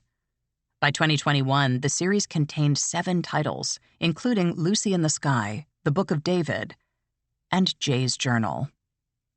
As of this writing, the Library of Congress has 4 separate entries for Go Ask Alice. No 2 are the same, and only one of the entries agrees with itself. The entry for Avon's paperback edition says both fiction and autobiography. In December 2020, Simon & Schuster released a 50th anniversary edition of Go Ask Alice. Its inside copyright page says fiction, but its Library of Congress entry says not fiction. The National Library of Medicine, which is operated by the National Institutes of Health and is the world's largest collection of medical books, specifically lists Go Ask Alice as not fiction. Beatrice Ruby Matthews Sparks died in her sleep on May 25, 2012. She was 95 years old. Sparks's grudge against Aline Pace Nilsson proved literally unkillable. Arriving at Sparks's funeral, Nilsson discovered that Sparks, whom Nilsson had not seen in 33 years, had left instructions barring her from the ceremony. Undeterred, Nilsson sent her daughter, Nicolette, who sat in the back and made copious notes. In the course of her life, Beatrice Sparks claimed to have attended at least 5 colleges. Only one, Brigham Young University, has any record of her enrollment. 5 months in 1989. The university confirms that Sparks did not graduate. Yet even in death, Sparks continues to shape her own image. Asked about the alleged PhD, a researcher at BYU replied that Sparks apparently attended UCLA. When I asked where that info came from, the researcher said, Wikipedia. Then noted, BYU wrote the Wikipedia page for her, so that information would have come from our collection of materials. Note, life is long, and anything is possible. Proof of a PhD, or master's, or BA, or whatever, may eventually surface. But a crate of diplomas wouldn't offset Sparks's gut-level cruelties or reconcile her other deceptions. If anything, it might reveal them as far more deliberate, and Sparks herself as even more villainous. Sparks left numerous unfinished projects, including Out of the Dark, which, according to its summary, would draw from audio-taped sessions with Sparks's patients, and How to Be Happy, a self-help book for adults. Though never completed, How to Be Happy already had ringing endorsements from 2 non-existent doctors. Beatrice Sparks is buried next to Lavorne in Orem City Cemetery, just a short distance from the apartment where Marcella Barrett spent her final years. Sparks's headstone reads, "Families are forever." We project our own paranoia onto the young. They are the dark and confused result of what we have failed to be. From Drugs at My Doorstep by Art Linkletter, 1973. Author's Note, Part 2. This project began in January 2015. I was having breakfast with my friend Peter Ames Carlin, a talented and gracious author who probably wrote 2 books in the time it took me to compose this sentence. Peter asked what I was working on, and I bluffed something about a book on organized crime. It sounded dull, even to me, but it still beat the truth. I was doing absolutely nothing, and not in the awesome office space sense. My wife and I had recently split, mostly my fault, and I was in a state of dangerous drift. Driving home from breakfast, I was on mental autopilot, see above statement, dangerous drift, when I had one of those ridiculous, out-of-the-blue moments. I say ridiculous because such moments usually sound fake in the retelling, and even when they don't, they're basically useless. Knowing that Paul McCartney dreamed the melody to Yesterday doesn't help anyone write better songs. It's mostly just irritating. Still, as I approached Southeast Cesar Chavez Boulevard, I saw a literal blue flash, an arc of bright azure across my field of vision. When it receded, I had the crux, the true story of Go Ask Alice, and the woman behind it. Note, I assume most people experience some version of this. The clinical term is synesthesia, and it's like augmented reality without the goggles, but mine is usually linked to music. It's almost never from an idea. 6 years, 2 agents, 1 pandemic, and countless drafts later, I finished writing this book. And now, in theory, you've finished reading it, so it's time to keep my promise and talk about research. I thought long and hard about whether to include pages and pages of citations for every last stat and statement.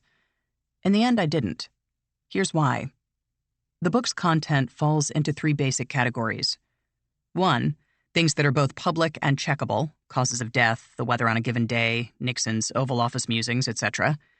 2, things that aren't public per se, but are still checkable, e.g., the layout of Quantico's underground offices circa 1983, the general format of a worthiness interview. 3, things that aren't public and, for reasons of privacy, aren't currently checkable. This mainly applies to Brenda March, Toby Hudson, and Youth Academy 1970. The first 2 categories comprise most of the book, and arguably don't need citations. In most cases, a simple web search or phone call will yield the info.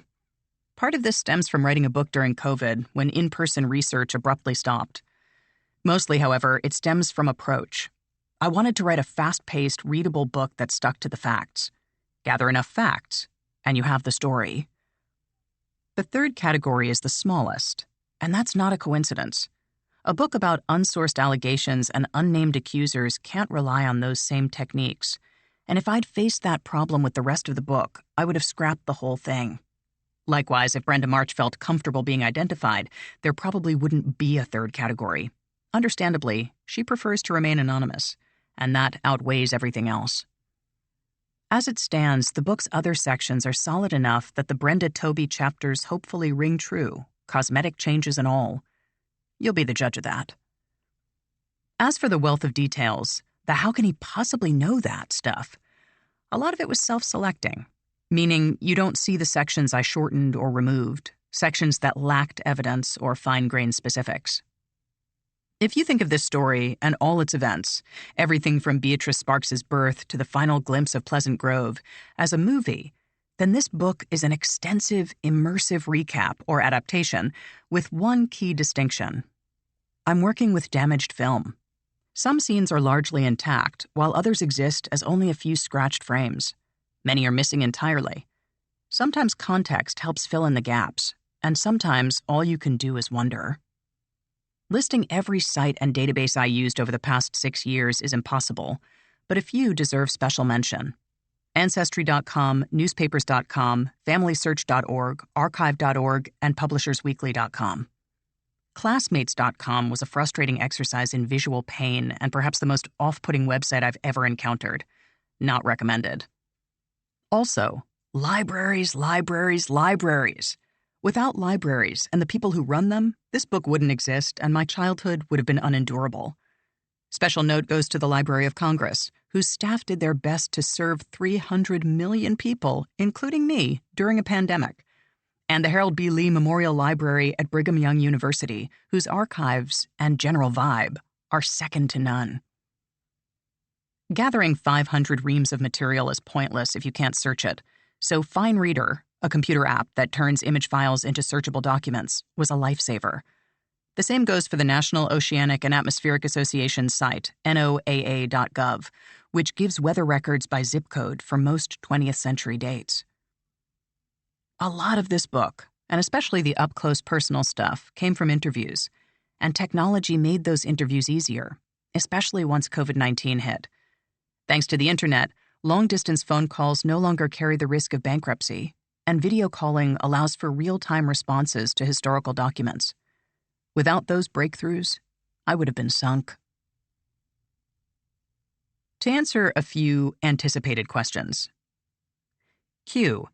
If Toby's parents made her burn Brenda's letters, how do you know what those letters said? A. 2 big helpings of luck.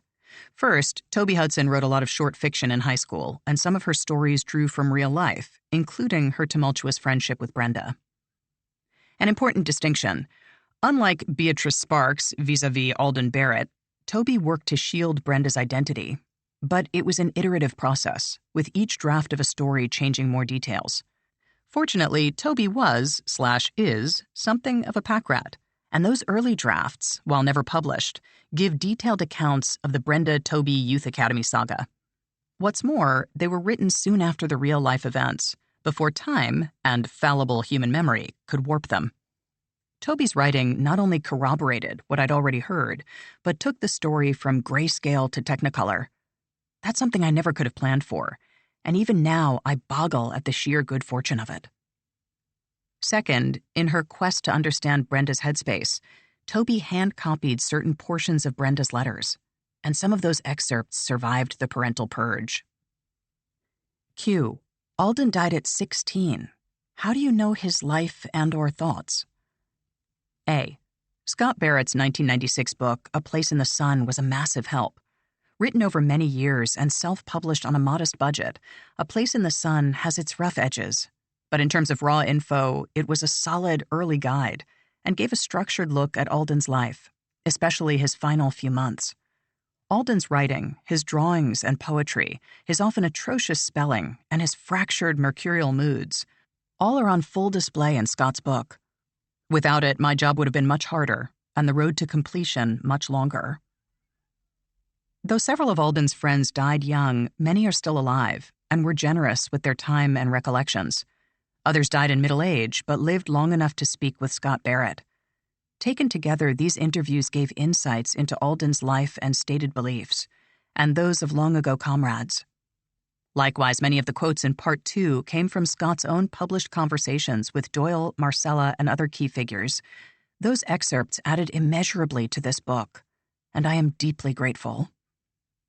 Side note, the Pleasant Grove High School yearbook for 1971, the year Alden died, shows a student named Richard Emerson. No, it's not me. Yes, it weirds me out a little. Q. How could you know Beatrice Sparks's thoughts about whatever? A. In terms of events, Beatrice Sparks was, to put it mildly, an unreliable source. When I spoke with her son, Lavorne Jr., he opened with a disclaimer. No one knows her story, including me. In terms of outlook, however, she was far more consistent. In Sparks's personal letters, in her essays and speeches, and in numerous interviews across several decades, she voiced a fairly stable set of beliefs about drugs, about religion, about her career, success, and about divisive social questions. Sparks on the school busing issue. People only get burned in a melting pot. Though intractable is too strong a word, her opinions were deep-set, and a lot of things weren't up for debate. Certain statements, especially her aphorisms, e.g., if you're not happy you're doing something wrong, change it, came from Sparks's correspondence with readers, her nonfiction writing, and her classes at Youth Academy. Other specifics came from business documents, sometimes as color commentary. Sparks occasionally put notes in the margins, a final attempt at molding the truth.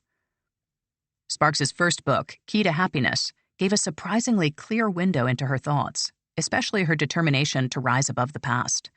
If you have any misgivings about your background or your family, wrote Sparks, don't let them stand in the way. You are not going to be judged by what your family did or are, but by what you do and are. Beatrice Sparks wasn't alone in modifying her backstory.